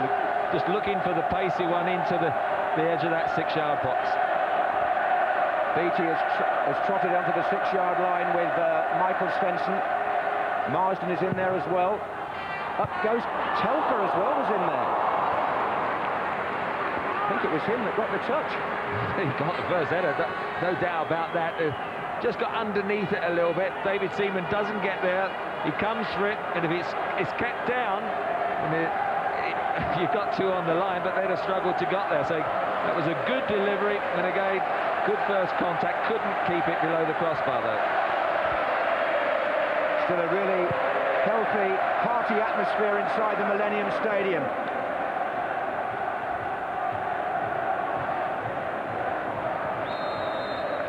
Telfer's been fouled this time. Southampton are getting plenty of ball now. It's a question of what they do with it. Bridge. Anders Svensson. Oakley. Anders Svensson picks it up again. But there were too many challenges coming in one after the other. Perez. Now this is Henry. This is where he's a threat. And this is where he can be lethal. And Niemi makes the save going to his left, and Henry is denied by the goalkeeper again. Good save. I mean, it's a classic cat and mouse there. Arsenal letting Southampton come on to them, going to push more men forward, and just on the counter-attack, they're going to get more and more of these one-on-ones. And Henry comes in, he's looking for the far corner, and Niemi anticipates it well. It bounces up, and he does well to have a firm enough left hand to push it beyond the post. Perez will take the corner. Martin Keown and Oleg Luzhny are both forward. It nearly fell for Keown, and a mistimed clearance comes back to Luzhny. And that could have been anybody's. Martin Keown, who hasn't scored for, I don't know, 2.5 years. Anyway, the ball's over on the far side with Lauren. Parler. Perez just going past Marsden. Goes past Bridge as well. No, he doesn't. A Bridge backheeled it back to him. And Lundberg! Oh. And now Bergkamp. It's all Arsenal. Parler firing it across. And Lundberg again comes close to that elusive third cup final strike. And it was Lundberg Van who blocked it. I mean, it's great play by Perez, because he tries to come inside Bridge. When he and on this situation, what a bright mind he's got. He can see Wayne Bridge is going to go for the back. He always says thanks very much, picks it up and knocks it back round to Lundberg, and Lundberg Van has been in the wars. Slides in and blocks it. You can't see at this stage it's staying 1-0. That's the point. Southampton have got to take more and more chances, and Arsenal could then punish them on the counter-attack. That's how it's balanced. With nearly an hour gone. This is Baird playing it forward now for Southampton.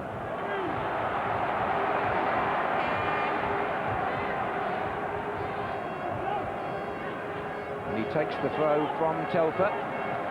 Looking for Beattie in the centre. Up with Keown, that's Beattie's header. He's winning them, Trevor, but he's not being able to get any power on the ball. No, he's not getting any power. What he's got to try and hope that there's people get in there from wide in midfield and support Ormerod. So you get 2 or 3 picking up the loose balls in the second ball. But of course, when they do that, and there's a foul on Perez there, and Perez, to be fair, is saying, look, don't book him. But unfortunately, it does look as if he is. It's Telfer in the referee's notebook now. The 3rd yellow card. Yes, Perez did appeal on his behalf. That's true. All to no avail. But it has been, by and large, a sporting contest, this.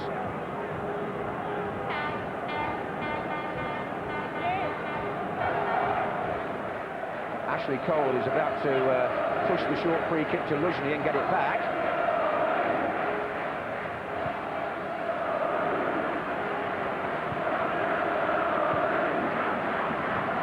Freddie Ljungberg inside to Gilberto. That's a good turn by the elegant Brazilian. And then the inventive Dutchman to the little Swede. Ljungberg looking for Henry.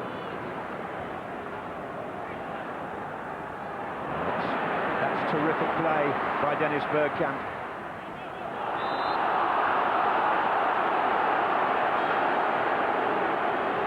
I'm not sure Freddie Ljungberg made much contact there. Bergkamp has given Arsenal fans so much pleasure over these last 8 years. There may be one more year, we'll probably know that next week. But his invention and his imagination shines through the attack.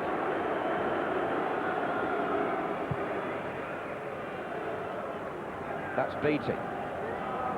Telfer. Baird. Now Arsenal are hunting the ball down a bit here. Still Baird, he's certainly not afraid to take responsibility. This is Oakley.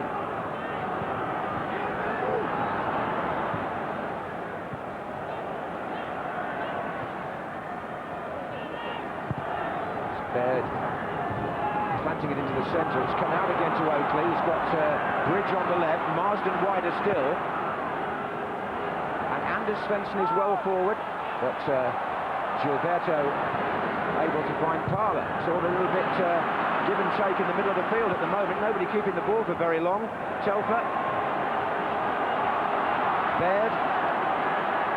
Beattie moves central. Ormerod's coming in round the back with the header. David Seaman under pressure. Survives. Well, that's good. Baird and Telfer getting 2 against 1 this side. Good deep cross. Ormerod couldn't quite get a good backward header across the goal, and it was one of those that Seaman could come out and take. As you said, Trevor, I feel Arsenal need the second goal if they're going to kill this cup final off. This is Cole.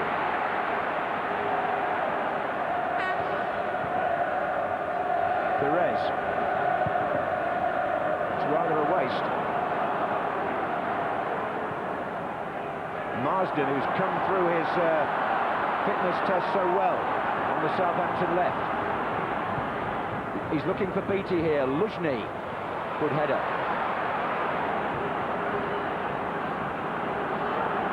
Parler sees Bergkamp making a forward run. Lunderkamam is the defender. Oh, good turn by Bergkamp now. Will he pick out Henry? Will he pick out Ljungberg? Who's actually been penalised. Good defended, Southampton. Good wily play by Bergkamp, running into that inside right channel, turning back out and then just looking to see who are my options, and Ljungberg was the man, but Ljungberg, to be fair, they tracked him back.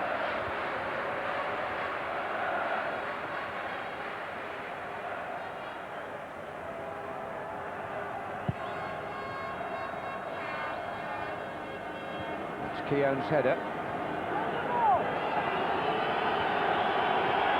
This is Bridge. Down to Ormerod. Marsden wants it played inside. There's a player down, I think. Oh, it's the goalkeeper. Niemi is hurt. That's why everybody is waving their hands and signalling to the referee. He looks badly hurt as well. It doesn't look very clever, this, for the Southampton goalkeeper. He's shaking his head. He was carried off in a league game not so very long ago, Niemi. It may be a recurrence of that injury. Well, he's feeling the back, like it comes out of a kick, and he just then goes down, and it's the follow through. It's almost as if it's the back of the calf, or a bit more worried would be in the Achilles area. He's felt a real sharp pain up the back of his leg, and hopefully it's more to do with the calf than the Achilles, but that was just that's going to be a nasty injury. I don't think he'll continue, and I would think Paul Jones will have to come on. Yes, opportunity knocks for the Wales international goalkeeper, Paul Jones, who played in the semi-final. Wouldn't have expected to be called upon today. But, of course, in the old days in cup finals, before substitutes, goalkeepers either had to carry on or an outfield player had to go in goal. At least you can replace your your number one nowadays. In fact, he's replaced by a number one if Jones comes on, because that's the number that Jones wears, having been given it at the beginning of the season. But it does look as though Antti Niemi is going to have to leave the field. Oh, desperate luck. I must say, I'm just thinking that Southampton possibly have got to make a big decision soon and gamble and go to try and get the equaliser and bring on a substitute. But of course, I didn't think the first sub was going to be the goalkeeper. That's a sad sight. No, that doesn't happen in a cup final, has it? Very often. Paul Jones waiting to get the signal. And Mark Hughes will have some interest in this, because this is his goalkeeper, Paul Jones, coming on. Is number 1, Paul Jones. Came to Southampton from Stockport County in the era of his namesake David Jones.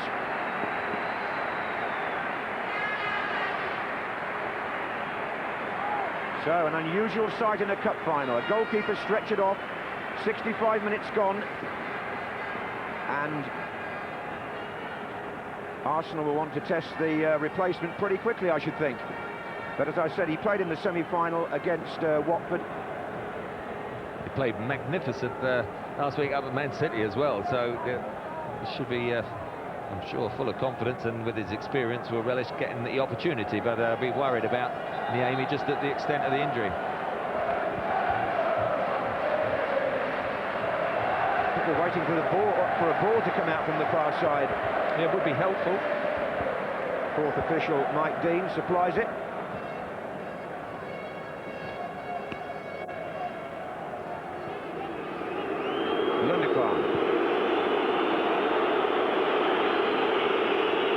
This is Bridge. Up goes Beattie. Oh, that nearly came on for Ormerod. The boos you heard, of course, was that Arsenal fans wanted it thrown to them, and Southampton possibly, I'm sure, just forgot about it and they kept possession. That's what the boos were about. Ormerod, he's got Beattie in the middle. If you can just play it back to Marsden, here's the cross.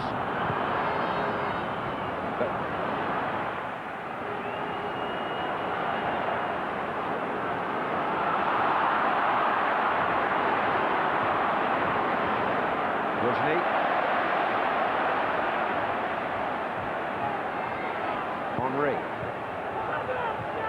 And again, oh, he's going to take on Baird, but who's he got with him? Nobody yet. Bergkamp's trying to get there. Oh! Well, Michael Svensson on Henry, and a yellow card. Is that to Henry for diving? Yeah, look, I don't think it was a penalty. His pace took him in and bundled into the player, but to give him a yellow card for the diving, well, I suppose he did make a meal of it. Yeah, Grant Barber certainly wasn't a penalty, and certainly the referee thought he did exaggerate it and say he's given a yellow card. When you see it on the replay, you could actually, I think, give the referee some support on that situation. Well, Paul Jones, just for a split second, I thought might have to face a penalty having just come on, but it wasn't, and Henry is booked for gamesmanship. Now then, Marsden, and he's got Ormerod to his left. Beattie's coming in from this side. Southampton are not out of this yet by a long, long way. This is Bridge. Well.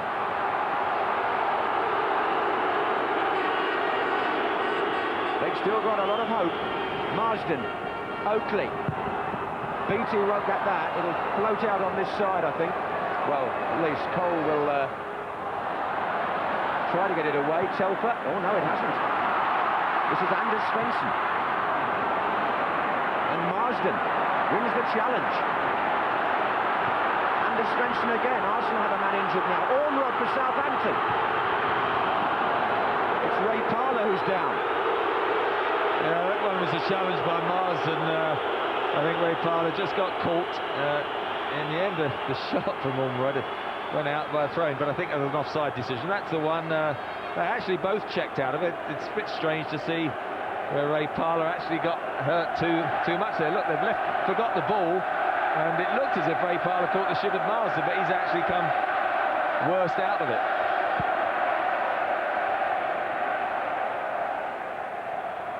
Well, but they don't want to get Parlour injured, really, because he's the only man who can really play that Vieira role, although I suppose, just looking at the subs, Van Bronckhorst is a possibility if needed.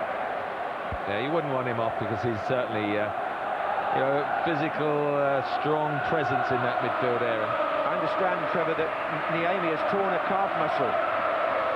Well, I mean, it's a bad enough injury. I just prefer to hear it's a calf muscle than an Achilles, because it could have only been one of the two. So, you know, he'll get over the calf muscle. It's just trying to use the extra power, getting underneath the ball, and he's obviously just felt a pain shoot through it. Ray Parlour is trotting off on the far side, presumably to come back on. So Arsenal just one short for a moment anyway.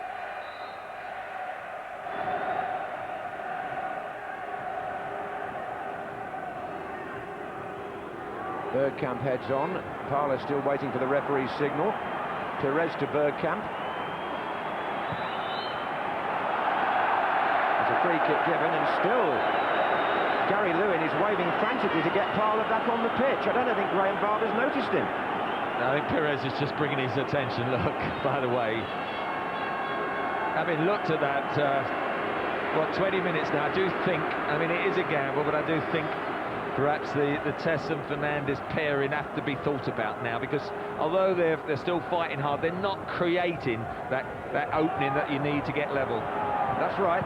Here's Perez. This is Gilberto. He's got opportunity to get the play going down the right now, because Lawrence's got Lundberg over there.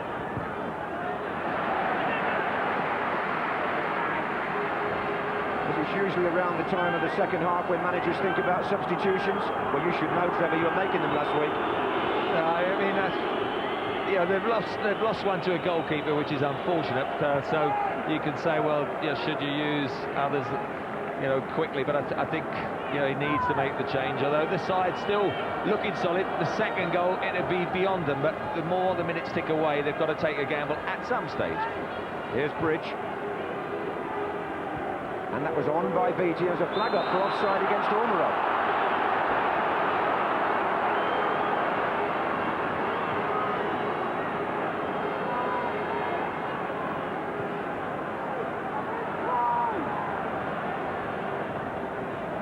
Thierry Henry back to Luzhny. Parlour now in the heart of the action again. Henry. Away from one, away from two. It's got Ashley Cole in support here. Little ricochet gives Arsenal a corner.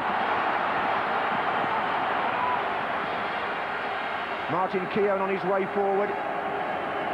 Oleg Luzhny up as well. And Gilberto. Henry to take.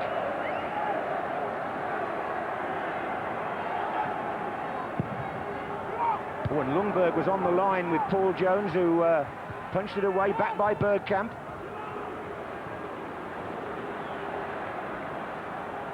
I can see a bit of activity over on that far side behind Gordon Strachan. It heralds a Southampton substitution, I think, any minute. But here's Telfer. Ormrod's in the centre, so is Beattie. As well away Luzhny. I've got to say, Luzhny up to now has been excellent for Arsenal. Here's Bridge. Marsden. Bridge goes again.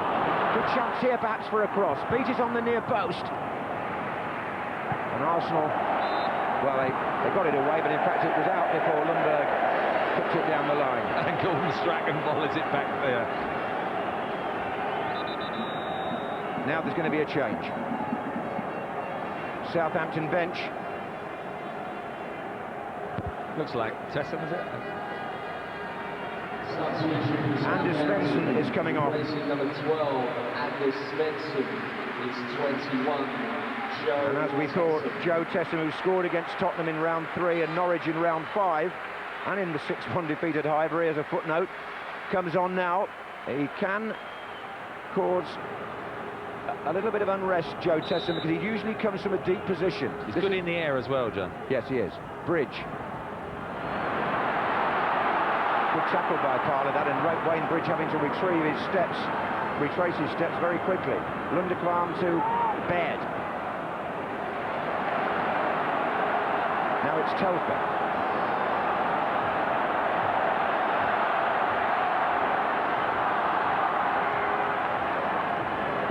Did well to get the cross in. Marsden's in there. This is Tesson! Oh, it struck Lauren. He could have scored with his first touch. That would have been another little piece of cup final history, because the fastest goal by a substitute, to my recollection, was Teddy Sheringham in 96 seconds for Manchester United against Newcastle. That could have been Joe Tesson in less than that. It was on his left foot. His shot, it was a good chance, but he dragged the shot. He would have gone across the face of the goal, but you know, he will push forward. He looks to be going a little bit wider left. Marsden's come in the centre more with Oakley, so they're still keeping the 4-4-2 shape, but Tesson will move forward from that wide left position more and more, I'm sure. This is Lujny. Arsenal themselves will make a change shortly. I think we're going to see Wiltord. Oh, now then, Marsden, the captain, in trouble. This is a tackle on Perez. Well, he's gone right through there, Marsden. He's going to get a yellow card.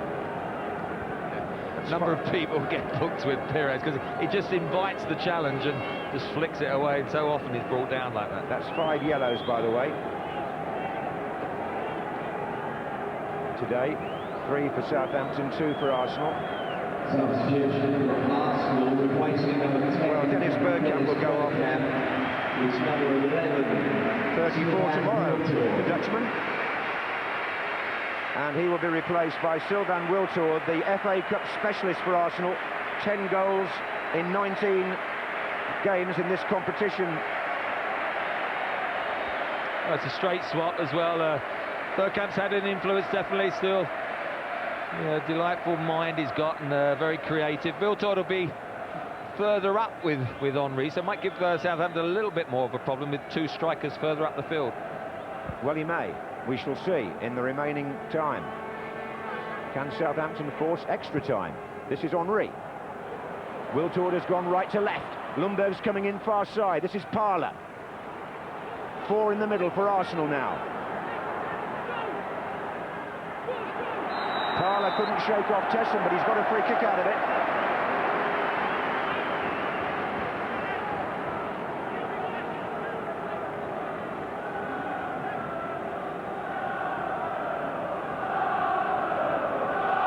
Keown's there again. Luzhny's coming up behind him.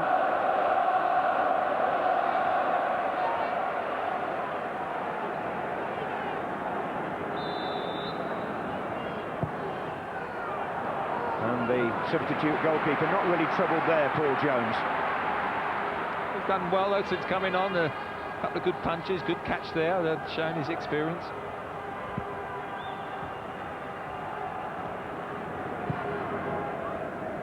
Good long kick by the goalkeeper, and Beattie couldn't make it, but Telfer might. He's got the throw in. Ashley Cole did very well because he went over his head, and he just then managed to lunge out and make a challenge, and it ricocheted off Telfer. But certainly Telfer's got to push forward more and more this side. The holders still have the lead. 78 minutes gone in the cup final.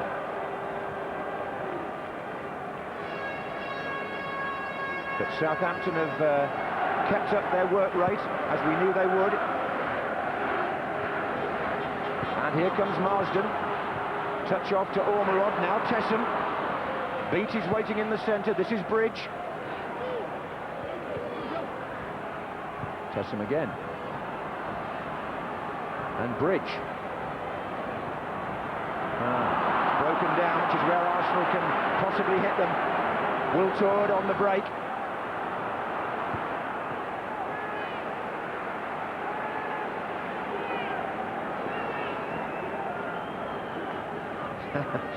Gordon Strachan retrieving the ball. But can Southampton retrieve parity in this final? Time is against them. Here's Henry, he's against them as well.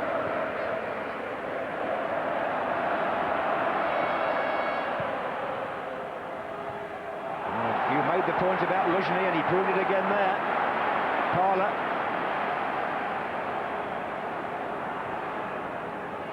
Henry. Early ball to Lauren, now it's Lundberg.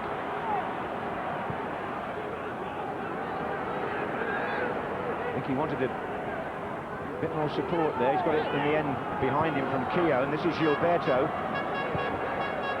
There might be a few tired legs out there now on this surface. This is one man who won't be tired. He's just come on. It's Wiltor to Perez. Now Ashley Cole. And he's found Henri.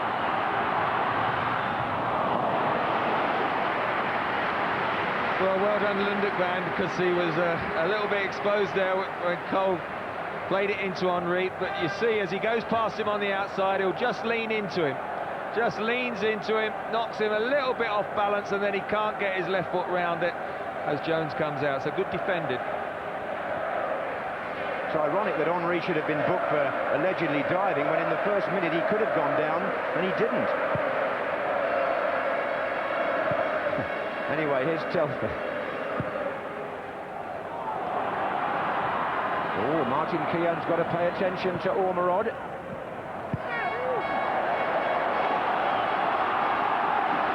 Those massed ranks of Saints supporters behind that goal, still keeping their hopes alive. Michael Svensson has come forward. Two Arsenal men jumping. This is Baird. And it was Keown who got the header. Keown, who had his 1 or 2 injury doubts over the last 2 or 3 weeks himself, but without Campbell it was essential. He's played and he's done well also alongside Lusney. I'm sure done a lot of talking to him. Well, there they are, just wondering whether there's a little sting in the tail for themselves in the last few minutes. Well, he doesn't think so, but there will be those that do. Referee Barber's telling Seaman not to waste time.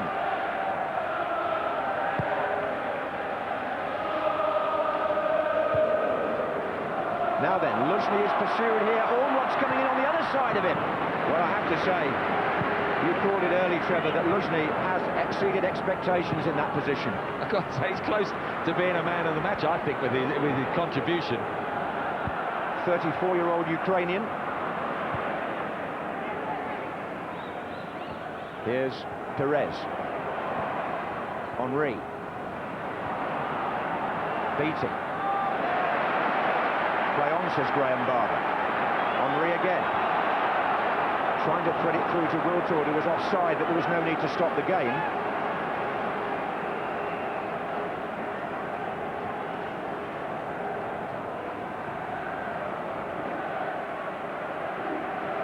Well, Jones wants to get as much length on this as he can. It's going to go down towards Tessum, whose header inside might find Ormerod here. Ormerod!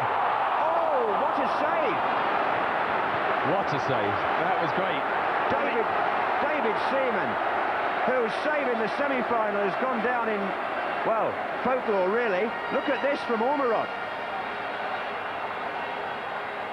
Well, whether he controlled it with his hand or not, it was an instinctive early shot, and Seaman had to make a great reaction save. And it's a very crowded penalty area now. Beatty, Tessum and Michael Svensson lined up, and Lundekvam. That's Michael Svensson. Well, David Seaman, the captain today, with his future still somewhat undecided, makes a save here to keep Arsenal in the lead, and goodness, that was flying above him into the roof of the net. Well, it was instinctive, wasn't it? Good reactions, however old you are, they don't go away, and yeah, could easily have been past him into the net before he'd moved, and terrific save. A reminder to those in front of him that the game is not won yet. Arsenal are 6 minutes plus stoppage time away from keeping their hold on the FA Cup, but Southampton are stretching them.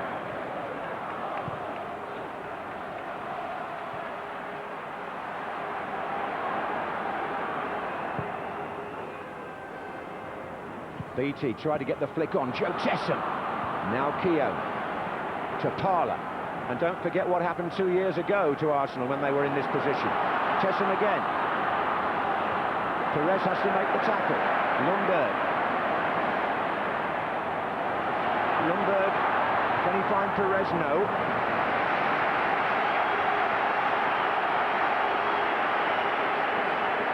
73,726 people. The Millennium Stadium in Cardiff full to capacity for its third English FA Cup final. Pat Rice having a point to make there, the Arsenal coach. Maybe a late fling here by Gordon Strachan. Fabrice Fernandes getting ready. This is Henry to oh, it's gone to Tesson.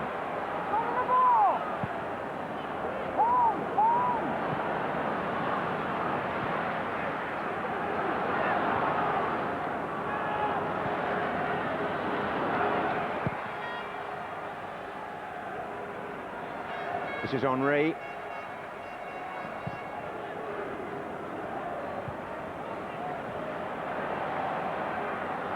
Parlour got caught in... Oh, Tesson's penalised.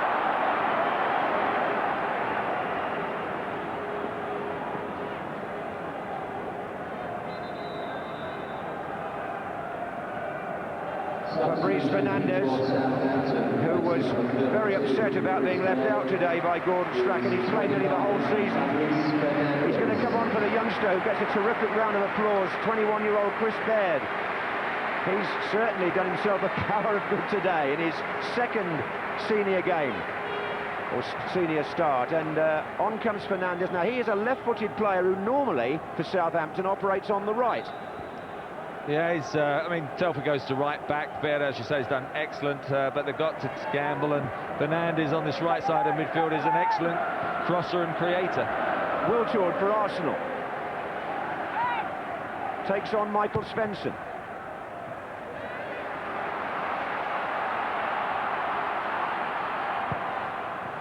Paul Jones kicked there rather misdirected. Oh, and Luzhny will get the throw there.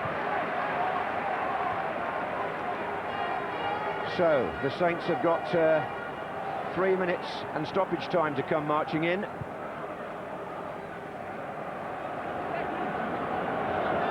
Otherwise, Arsenal are striding towards their 9th FA Cup success. This is Parlour.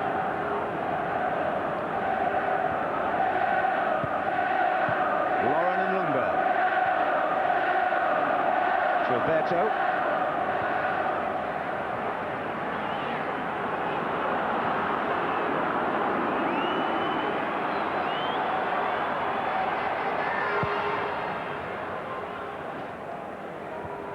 That came off Telfer. There's the injured goalkeeper who can only sit and watch and wonder now. His replacement has just kicked the ball 3/4 of the length of the field. This is Michael Svensson to Marsden.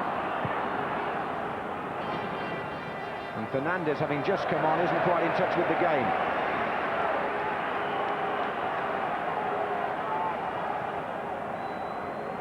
Perez, the man whose goal at the moment stands to win the FA Cup. Lundberg. Henry got Lunderkvam to beat, and Michael Svensson. Oh, deflection, and good save, Paul Jones. Well, the deflection off Lunderkvam took it back towards the goal. The initial shot, I think, was going to cross the face of it. Here he does, he lines himself up. I think you'll see he was going to go across the face of the goal, hits the leg, and then that would have taken it towards that far corner. So good save by Paul Jones. Neither Keown, as you see the Henry shot again, neither Keown nor Luzhny are coming forward this time.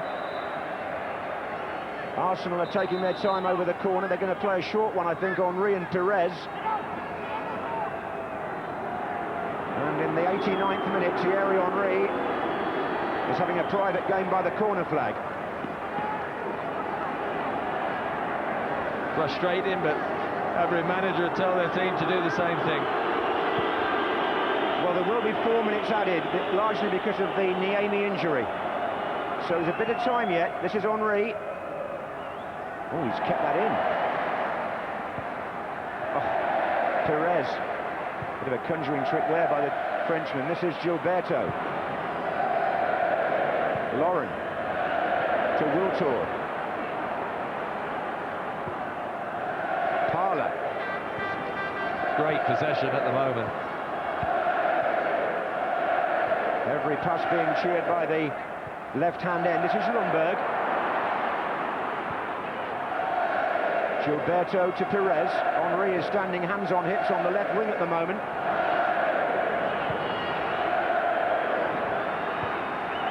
Lundberg. Little step over. Southampton can't get the ball. How long have Arsenal had it? Ages. It's still with them, with Gilberto.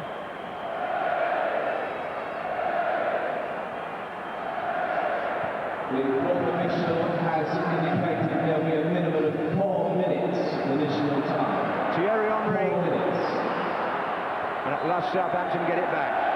Only with a foul, and that was amazing. It had to be at least a minute and a half. All started when Henry kept the ball right in that corner, and suddenly they spread it across the pitch, and huge frustration for Southampton.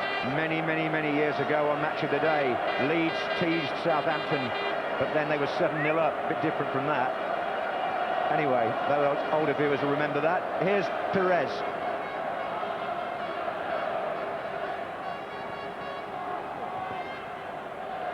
Marsden gets his challenge in. Southampton just haven't got in the Arsenal half for about 3 or 4 minutes. Well, they're going to force extra time now. They're going to have to get there quite quickly. Cole to Perez. Arsenal throw.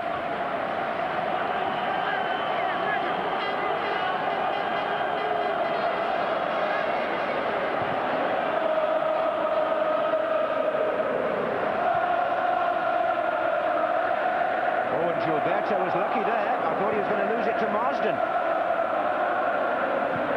Parler, the long ball out to Wiltord. Michael Svensson clatters in, free kick. And still cannot get possession in the Arsenal half. Yellow card, Michael Svensson. That's 4 Southampton players who are on yellows, 2 Arsenal. That's purely a reflection on the fact they just haven't seen the ball for 4 or 5 minutes.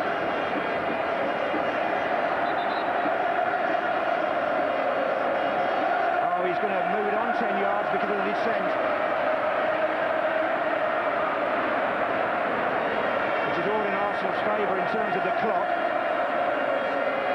Celebrations have started at the left-hand end, and on the far side, here's Thierry Henry. Well, the referee wants that retaken. Marsden's getting very cross. Well, if they take it into the corner, I think somebody's going to get a rap on the shin pads. Well, finally, Freddie Lundberg has put the ball down. Henry is standing with him. Parler is behind them. And eventually we're going to get a free kick taken. This is Parler.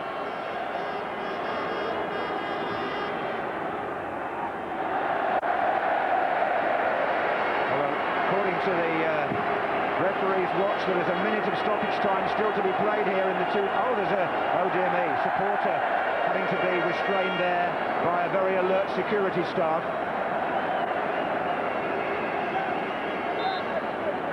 Don't really need that. Perez goes down. Graham Barber has given the free kick. Well, Southampton are ending this match frustrated, aren't they, Trevor? Well, we had 3 minutes leading up to the end of the 90, and we're now into, the 4th minute. So it's sometimes something like 6 minutes, at least 7 minutes, where Arsenal have had it right up that end, and just Southampton haven't even got into the opposition half to try and get that equaliser. Total frustration. Well, Marsden, the captain, is leading the... well, he's smiling now. He was leading the complaints a minute ago. Now it all goes back to the corner flag again. It's not the tidiest end to a cup final you'll ever see, this. It's a goal kick, and the stoppage time that we were told about has elapsed. But the header on here means that, that was an important challenge, and, well, what's going to happen here? Southampton have one last chance, it would seem. One last chance. Oakley with the throw. Beattie hovering. Arsenal jumping. Header out by Perez, not very far. Not by Henry either. Oh, and Ormerod tried to get it. It's a corner. Well, how long is Graham Barber going to play? We're in the 95th minute. Perhaps he thought time wasted and he ended it on. That's what he's given. Now, can Southampton equalise in the last seconds? Marsden on the goal line. Jones is up. Everybody's up. Beattie goes in. Oh, what happened? Ashley Cole was on the line. It's another corner, but it was Ashley Cole on the line. Not sure if it was going to hit the post or just miss. Has that clearance by Ashley Cole won the cup for Arsenal? Or can Southampton score from a still-to-be-taken corner?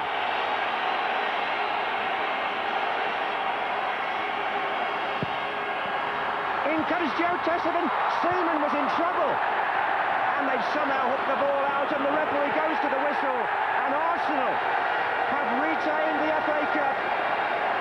The first club to do so since 1982, when it was done by their North London neighbours Tottenham. They've won the trophy for the 9th time in their 16th final, and they've won it after a breathless finish, but they've won it with a goal by Robert Perez after 38 minutes of the first half. And now the jubilation can begin for the North London supporters who saw the championship drift away. Arsenal have not ended the season empty-handed after all. It's another trophy for 52-year-old Arsene Wenger.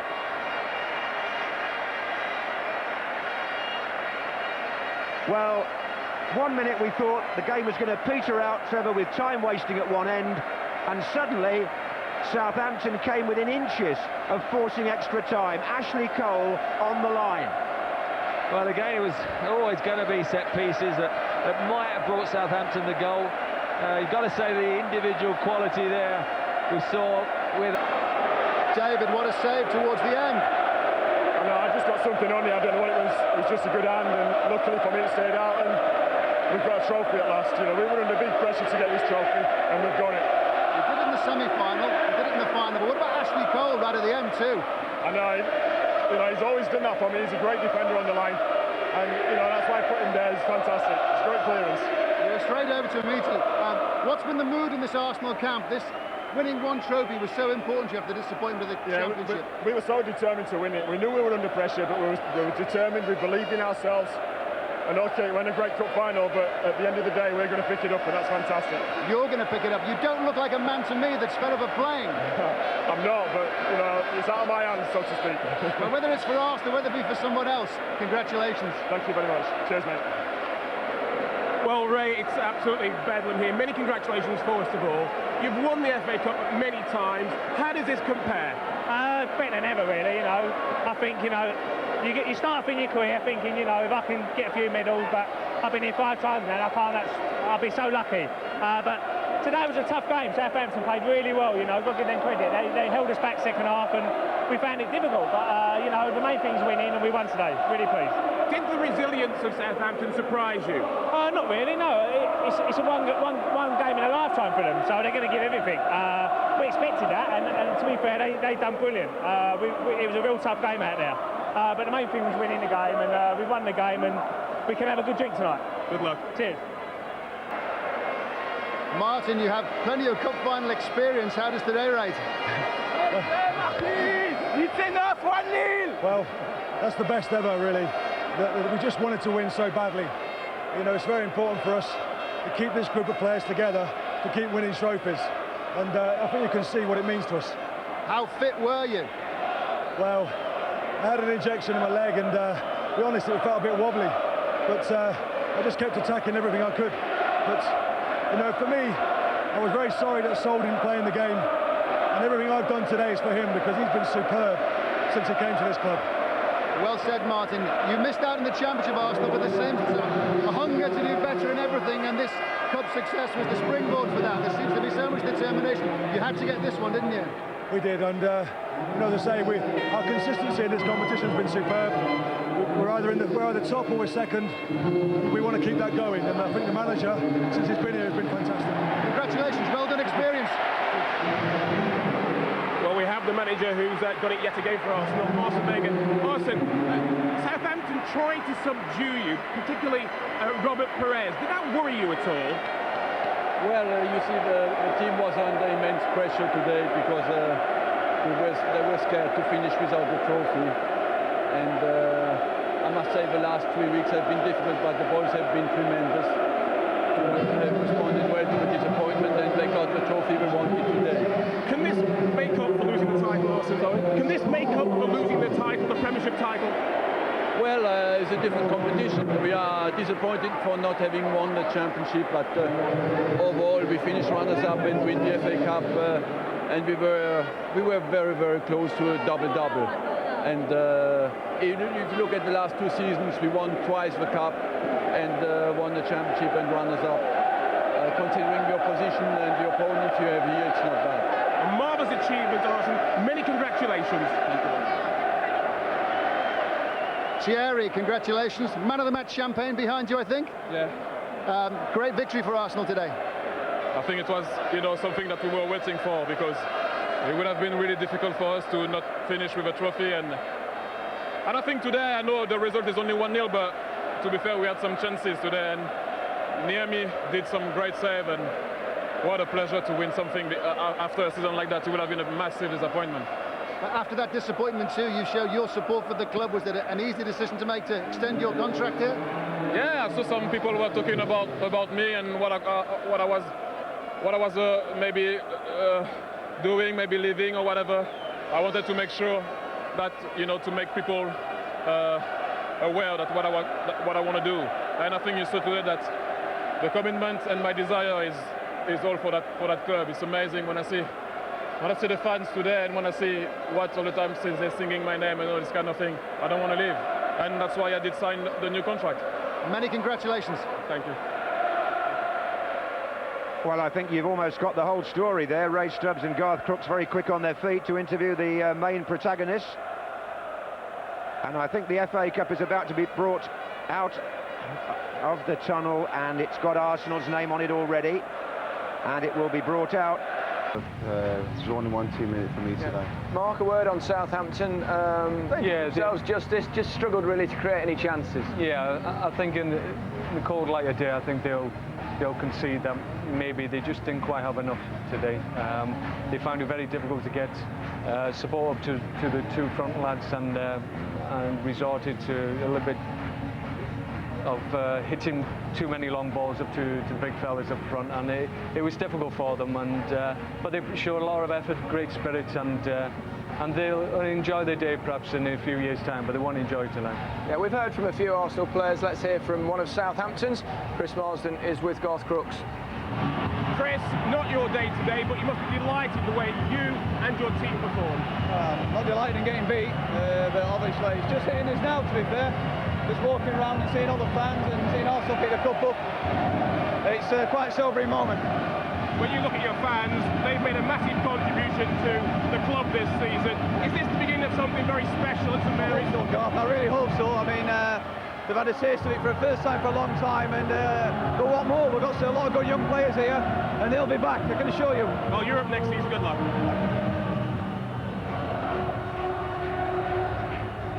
There's Thierry Henry holding the trophy aloft. It was a victory earned, of course, by a goal in the first half from Robert Pires. Yeah, and it was played into Henry's feet, and he's always dangerous, into his feet, over the top. But the controls here, he just waits, plays in Bergkamp, good block, comes out to Pires, a little bit of time and space, good first touch, great hit, it's all over. This little touch here is just fantastic. He just thinks it over. And I mean, this guy as well, Robert Pires today, apart from 1 or 2 incidents where he, in my opinion, dived a little bit, he was fantastic today. People talk about Henry, his control, but this guy Pires, the things he's doing on the football pitch is fantastic. And well deserved. He had the instinct to be at the right place at the right time. Yeah, they're a great side. Deserved something for the season they've had this year. You've experienced this feeling a few times, not 4 times. Your record's now been equalled, of course. That's the best although part of it, not in this millennium. Yeah, I always cling to that little fact, but no, fantastic for the two lads. David, see the experience. Yeah, David, always near the cup, so they're in the picture. They understand the importance of today, so yeah, pleased for them. It's something special to win the cup final. Always throws up a story of the FA Cup, doesn't it? I mean, Seaman, what age is he? He's about 56 and he makes a fantastic save. Possibly his last game, right, exactly, last few minutes. Exactly. And here it is.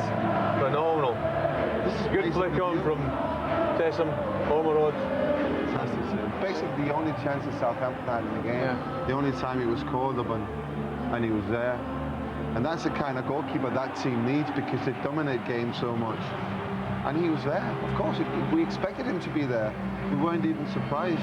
There he is. He's had a fantastic, good season. Fantastic couple of games in the run-up to the FA Cup final. I think, and today he proved his class. I don't think that's his last game for that. No, a lot of people were questioning his future before the game today. I think he's answered a few questions today. And well, then in the last minute, we nearly got the ultimate drama. It came after Arsenal had possession for about 7 minutes, and then he got the pitch, and this happens. Beattie comes in, good header down. Ashley Cole just gets a knee to it on the leg. It was definitely gone in. Yeah. What a finish that would have been if it had gone in the back of the net. Yeah, but as you said, they had 7 minutes running up to that corner where they kept possession, and Southampton was nowhere near it.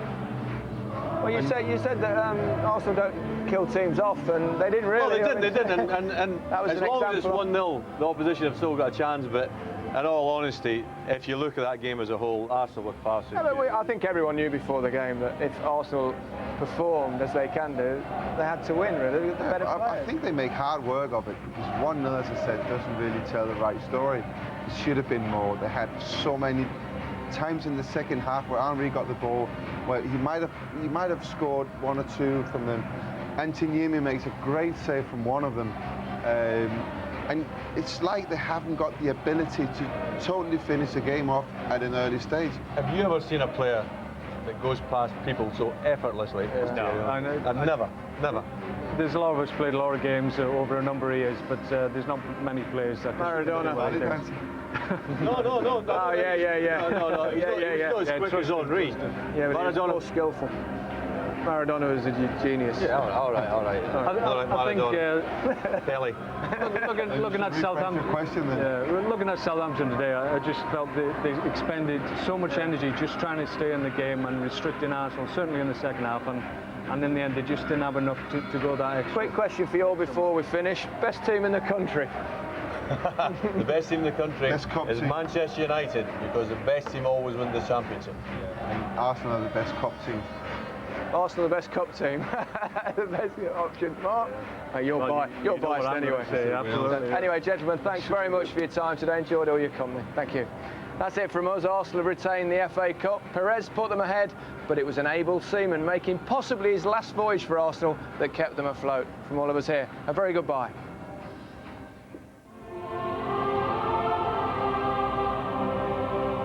They're shutting the roof, but it's FA Cup final day. If you win, it's the greatest day of your life.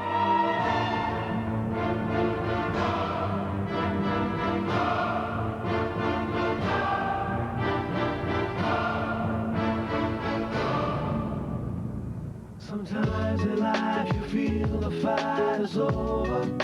And it seems as though the writing's on the wall.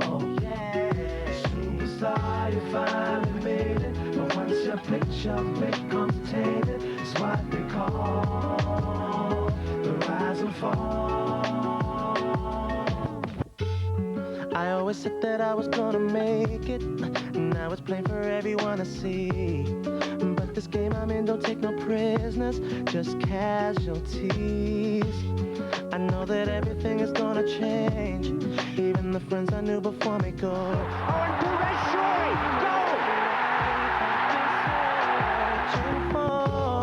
Sometimes in life you feel the fight is over. You know, it seems as though the ride is on the wall.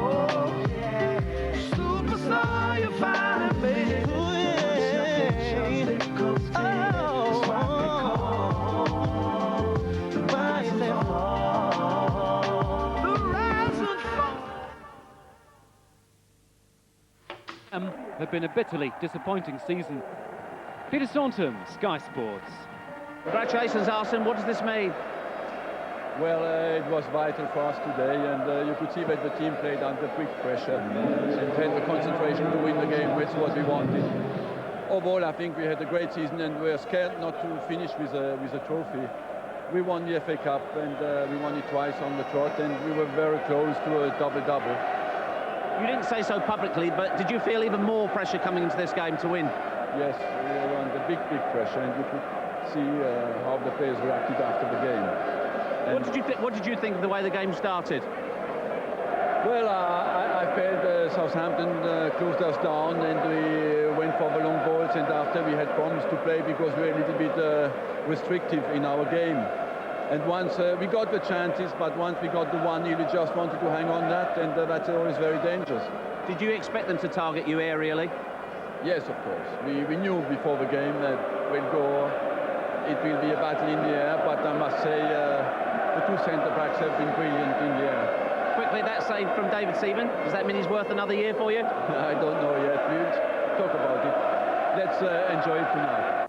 We knew that they'd be a threat on the set pieces, and they were. You know, the quality of bowling was fantastic, but we just held out. You know, we had a great clearance on the line, and I made a save as well, which is nice.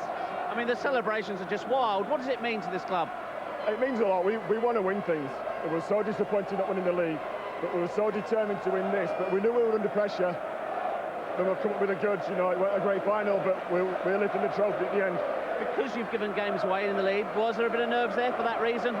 There's always a bit of nerves whether you've given games away or not. You know, when the balls are coming in like that, it's always going to be hard to defend, and we cope with it. And what about you, the old fella, called into action towards the end from Brett Ormeroyd? Yeah, I had a decent save. You know, it's nice to make them, but you know, there's still life on the field, like I've always done. Do you think this could have been your last game, and if it was, what a way to go out? It's enough! 1-0! It might be. I'm off, Jeff. I'm going to celebrate. There were questions asked about how your team would handle a big pressure occasion. What words would you describe to how they handled that? Commendable. Obviously, I'd like to win. We do believe we could have won the game. But we knew that, as I said to them, they're going to make twice as many chances as you. That's quite a fact. They do that to most clubs. But it's us taking the chances. We had chances. We couldn't take them. No bad luck, but we did very well. We understood what the game was going to be like, and we stood up. And people asked me, what was it going to feel like, you know, after the game? And I said, well, you can't enjoy the day. Okay, you can't enjoy the win. But I'm very proud of the way that they competed. That's all you can ask. If you don't win, then you must compete, and we competed. And when you put your feet up in the sun somewhere with a glass of something and look back on this season, what will you think? It's a season achievement. I said that to them a week ago. You've achieved a higher position, you've achieved higher points. Our crowds are up to 32,000 now. We're in a cup final, we're into Europe, so they've achieved all that. Within that, that's a team performance. Within all that, I think certain individuals have shown that they can play at the highest level. Your first FA Cup winners medal, what does it feel like? Yes, thank you very much. I'm very happy, but I think it's a very great day for the supporters. Translation? Yes. Oh, he's doing well. Thank you. No, but it's a great day for the whole people. Thank you. And winning something this season after missing out on the Premiership, how important was that for this team? Yes, last week I missed the final, but the last night to win, and now it's for the club, for the people, for the fans, for the team. It was very important to win today. You've got to score when you get the chances against the big boys, and Seaman's produced two world-class saves right at the death, and from Brett as well. So what can I say? We got beat. We give a good account of ourselves, but unfortunately it wasn't enough today. There is a consolation, and that's a European place. Well, it don't feel like a consolation at the moment, but obviously next season we'll go away, come back, and we want a bit more of this now. What do you think the difference was between the two teams? Well, I don't want to sound blasé, but they've got world-class players, particularly Perez and Henry, and I think they make the difference against anybody, not just us. And at times today you saw what quality them two have got particularly. Can you think about the day as a whole, the atmosphere, the whole experience of it at the moment? Well, it's no fun losing whether it's in a cup final or on a Saturday, but has to be about 6 or 7 o'clock tonight when it's all sunk in. I'll see my family. What's the manager been saying to you out there? No, he's proud of us. Obviously, we gave a great account of ourselves. On another day, we might have got a draw, so... Chance right in the last minute, off the line from Ashley Cole, so close to going to extra time. And that's the difference, isn't it, between winning and losing, and unfortunately today, it didn't go in. You can take some positives though, Chris, can't you? Well, it's the first time we've been to a cup final for a long time, and no experience for a lot of the lads. And I think we've got some players in this team now who will be here again, whether it be with us or other teams, you never know. We've got some good players in. What a massive pleasure today, because it would have been difficult to finish the season without a trophy, and you saw that we wanted to do it. In the last minute, I know we didn't play great football. It wasn't really fair, but we lost it like that against Liverpool, and we didn't want somebody to do it today. But I wanted to say that obviously today I play. Once again, I didn't score here, but I want to say thanks to all the lads who played the rounds before. And obviously, I have to play the final, but without them, we wouldn't have been here today. So a bit, I'm thinking about, you know, Francis Jeffers, you know, I know this kind of player who played when we needed a rest, and it's the victory of the team, so I'm pretty pleased with that. Chance after chance after chance, Thierry. Can you believe you didn't score? Again, I think someone must have done something to me to not score here, but I think you have to give credit to Niemi today, because he pulled one great save on the side there. I don't know how he did, but he managed to do it, and once again I told you I'm so happy, no matter who scored. And should you have had a penalty, do you think? You ended up with a booking. What happened? I think I did it wrong. I should have died in the first half, but as I'm a bit fair, so I don't know. I should have gone on the floor, but it's not my personality. So then after, you know, I thought he caught me with his leg, but that's true that I didn't as well lift my leg to try to avoid him. So I will be fair. So it was a deserved yellow, and I'm so happy with the win, because I think we can go on holiday with something. Well, Opta shows that Arsenal has more possession and more shots on target, but Southampton had more shots off target and managed more corners. So all in all, a day of mixed fortunes and mixed emotions for both sets of fans in Cardiff. For the second year in a row, Arsenal left Cardiff with the FA Cup. The 1-0 win over Southampton had them singing all the way back to North London. The league title may have gone, but there's silverware in the Highbury Trophy cabinet once more. We won the Charity Shield, we won the FA Cup, second in the league, but by our standards, that's a very poor season. I'm joking. But when you set high standards, one trophy isn't enough. The Arsenal fans are hungry for more. Back next year, 4 in a row? Definitely, mate. Double next year, though, mate. Maybe the Champions League as well, so you never know. 4 cup finals in a row, definitely. Yeah. For the Southampton fans, who in their yellow and blue had done so much to brighten up a cloudy day in Cardiff, there was disappointment, but pride in their performance and hope for the future. We've got the best goalkeeper in the league. We've got so many great things happening at Southampton. No, it's all positive. It's brilliant. Fantastic. I've been waiting for this all my life, so fantastic day. Thierry Henry was the difference. We were unlucky, I thought, but they had some good chances. Shame Brett's chance didn't go in right at the end, but it's been a great day for us, and we're going on a European tour, so we've got to be happy with that. Going to Europe.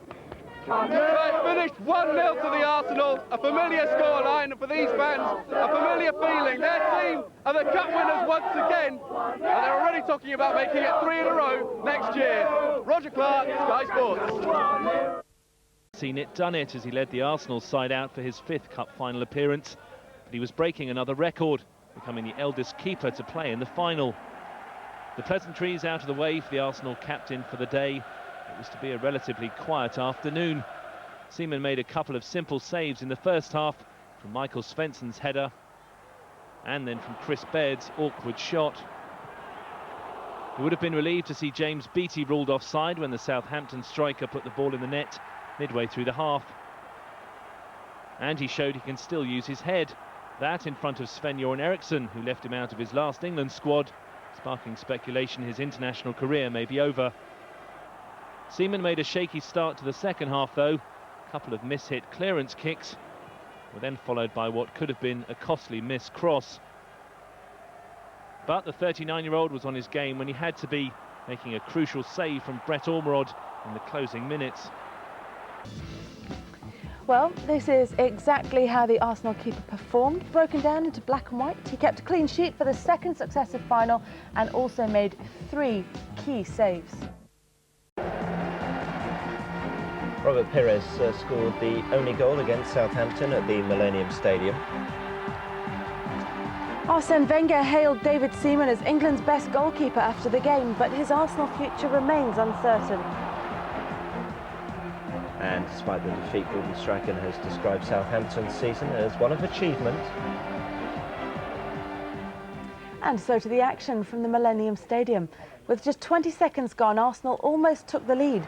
Freddie Ljungberg put Thierry Henry in the clear, but he couldn't beat the keeper Antti Niemi. Although the replay shows Arsenal could have had a penalty appeal. Klaus Lundekvam pulled on Henry's shirt.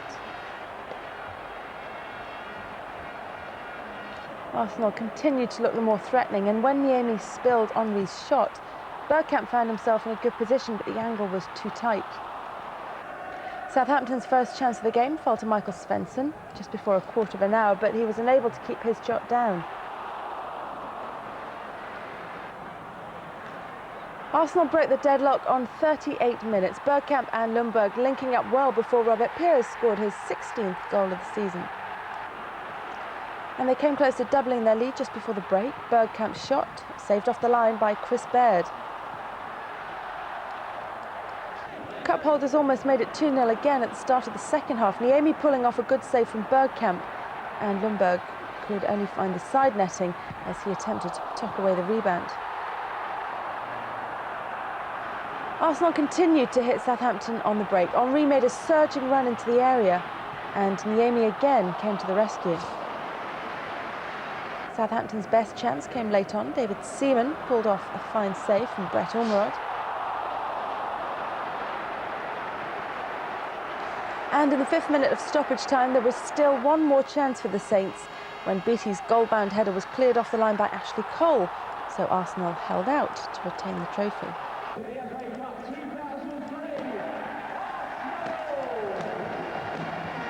I had an injection in my leg before the game, and I couldn't feel my leg. But no, I enjoyed it. We deserved something this season. We played tremendous football, and I thought the lads. My performance was for Sol Campbell.